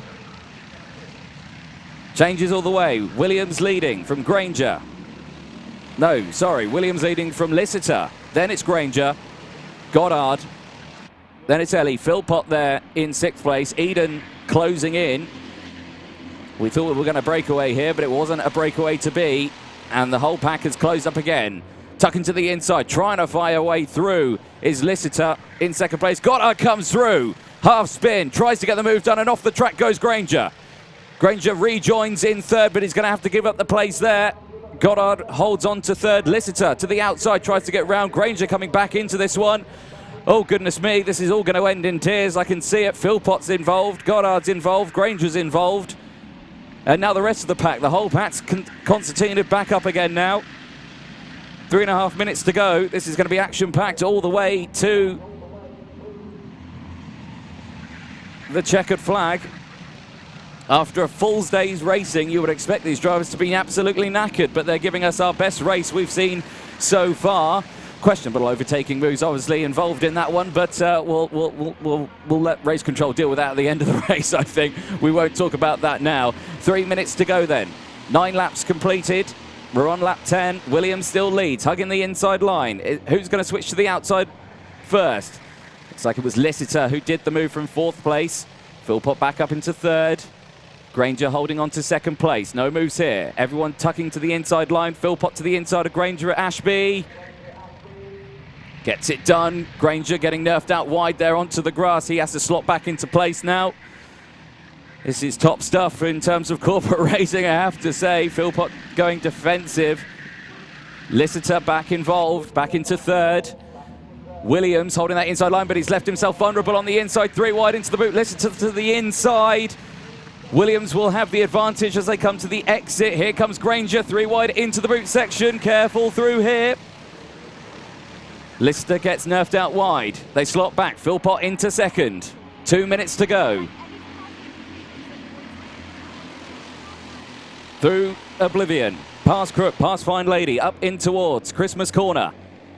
Philpott diving to the inside. Again, holding on to it. Granger to the outside. Can't quite do anything here. Philpott looking for a way, but Williams has defended this absolutely perfectly. Now, we always say you can't over-defend as sideways goes Granger in the back of shot now, and he loses all momentum, and he gets ploughed into the back of there by Saunders. Saunders involved. Kim off the track there. The exit of Wilkins comes back on. Everyone hugging that inside line as they go for the apex. 90 seconds left to go. Any one of these drivers could take it. Philpott to the outside. He's exposed his inside line now as they go through. And Lissitor comes round. The outside takes 2nd place in the 17. As they go through, it will be probably the last lap board this time around. Williams goes defensive. Lissitor's on the outside line. He's now exposed the inside line going into it. Philpott to the inside. Gets it done. Forces Lissitor off wide and contact. And round goes Philpott. Philpott and Lissitor off the track. And we knew it was going to end in tears, but we didn't know who was going to be involved in this one. Partridge now up into 2nd, but Goddard's taken it back. So Goddard now back into 2nd. Lissitor is out of this, sorry. It's Partridge, sorry, in 3rd place. Now it's Philpott's rejoined. Philpott's got the track and rejoined. He felt like, oh no, I didn't deserve to be taken out there. And he's rejoined the track in 2nd. And Goddard, as you can imagine, is not best pleased about that because he thought he'd been gifted 2nd there. Well, we'll have to sort that one after it. 20 seconds left to go. Last lap board's going to be out on this one, and it's all opened up here. Now, bit of gesticulation there. Very vocal with the hand gestures now is Brad, obviously. He's fighting his argument there, saying I shouldn't have been taken out. Brandon Williams now goes defensive. Philpott looking to the inside, can't quite do anything there as they go through. And again, here comes Goddard. He's closed right back up now because these two hugging that inside line. He took the optimal line. Sparks out the bottom there of Philpott's car as he nerfs the curbs through Inkermans. Out they go. Here comes Partridge looking to the inside.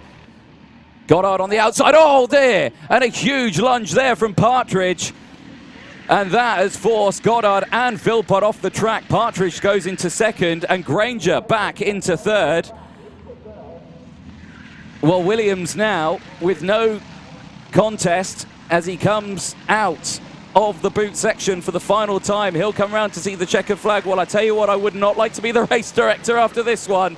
Brandon Williams takes it from Jack Partridge. Paul Granger crosses the line in 3rd. Will it stay that way at the end of the race? Ben Eden crosses the line in 4th. Bradley Philpott, Ben Saunders, Johnny Goddard takes 7th from Stephanie Lutteridge.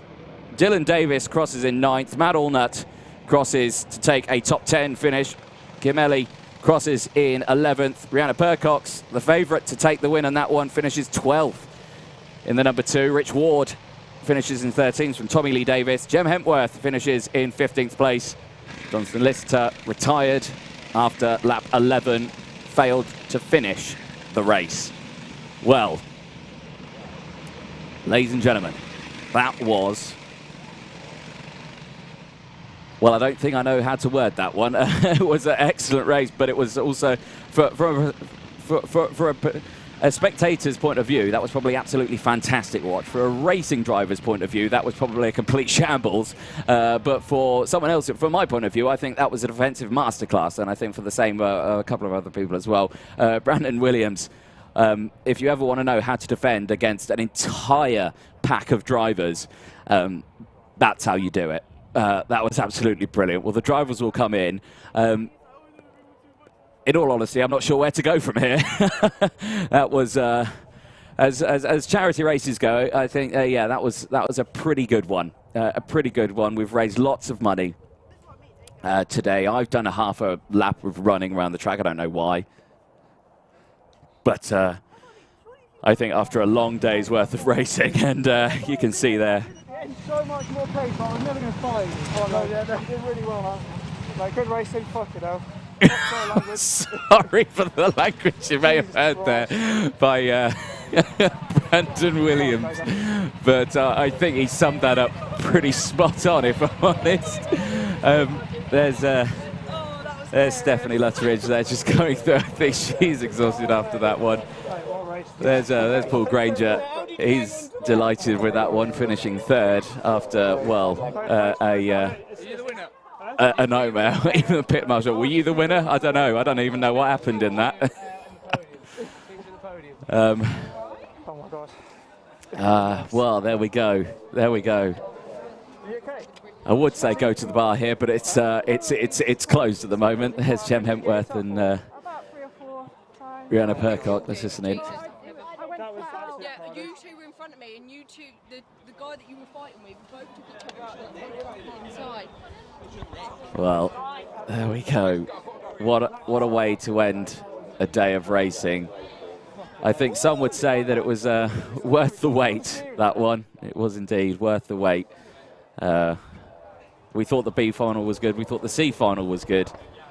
I don't think that one could be topped for a while in that one.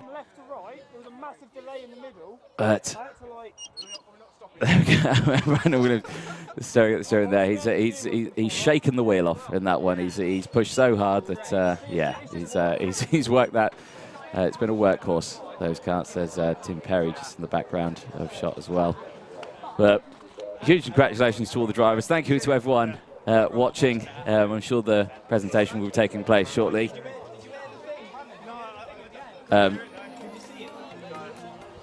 Yeah, well, lost for words really on that one. Lost for words. Well, huge congratulations to all the drivers and a big smile on the face. We'll take a quick break. We'll be back. Presentations will be shortly. Not sure if we're live streaming them, but we'll let you know.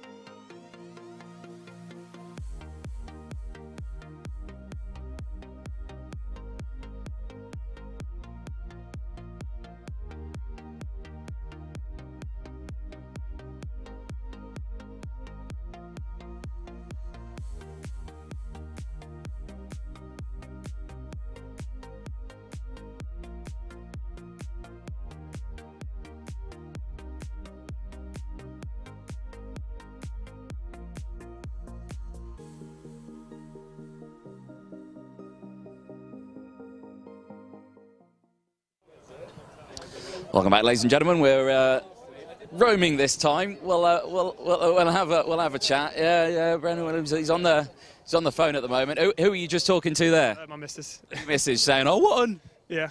Well, yeah. She was watching the live stream at home, so yeah, she enjoyed it. It was good. Well, at least yeah. Some of you enjoyed it. I mean, well, talk us through that from my point of view, for lack of a better word, and without demonetising anything, that race was, well... mental. Yeah. Mental, yeah. I don't know, originally I thought I was going to be in the number 4, which was a terrible kart, but then all of a sudden it all switched around at the end and I ended up on the kart 6, which I knew was an alright pace, but the steering was a little bit dodgy on it. There was like a gap in between, so whenever I turned left back to right, it was like I was missing the steering, so it would just jolt all of a sudden. But yeah, it was lacking a tiny bit, but it was difficult. I had everyone coming at me the whole race, but that's the hardest I've ever defended, because as soon as I got to the lead, I knew that was it. I cannot come off the white line because I knew they'd just come by me. We did say in that one that if you wanted to see a masterclass on how to defend, that was probably that was honestly white line fever from flag to flag all the way throughout that. It looked like you had a breakaway early on. Yeah, but then things happened and then you lost that. Yeah. It was just, I think I was struggling with the kart a bit, but. Yeah, main thing is I managed to keep them behind. I mean, they're all amazing drivers that were behind me, so I was well happy to keep them. They all kept it clean behind me, to be fair. I know there was karts going off everywhere, but no one was hitting me into the corners and that. They were all being fair for the overtake on the lead, so I respect them all for that. But yeah, it was a great fight. It was happy to keep them behind, yeah. Yeah, it was a very good fight. Watching it, and I'm sure the viewers at home were loving it. I'd say the comment section got very lively there. But there was a lot of questionable, like we were saying, you saved the best till last on that one. There was probably some of the best lunges I've ever seen in that race, and you were the receiver of quite a few of those lunges, weren't you? Yeah, I think I was definitely responsible for most of the carnage then, because everyone was getting backed up. But that's what I had to do to get the win, because if I wouldn't have defended, they would have just come sailing by me, because they're all quality drivers, and yeah, it would have been difficult to keep them behind without doing what I did. Well, top class, well done. Presentation. Looks like it's about to get underway. We'll head over there, I think. I'll give the microphone to someone. Thank you all for coming to a wonderful event for today. For a really good cause. All proud of yourselves getting to take part. Raising money for today, so really proud of yourselves. Right, okay, so yeah, presentation will be underway. We might end it there just to make sure that we don't live stream any fights, because there might be some, but yeah, we'll avoid those. For the ladies and gentlemen at home, thank you very much for everyone who donated. Thank you everyone who watched the stream throughout the day and sticking with us. Huge thanks to everyone here at Whilton Mill, the Alpha Life team as well, and obviously all the support for the ICR for the PLD event here at Whilton Mill today. Thank you very much. We'll see you later.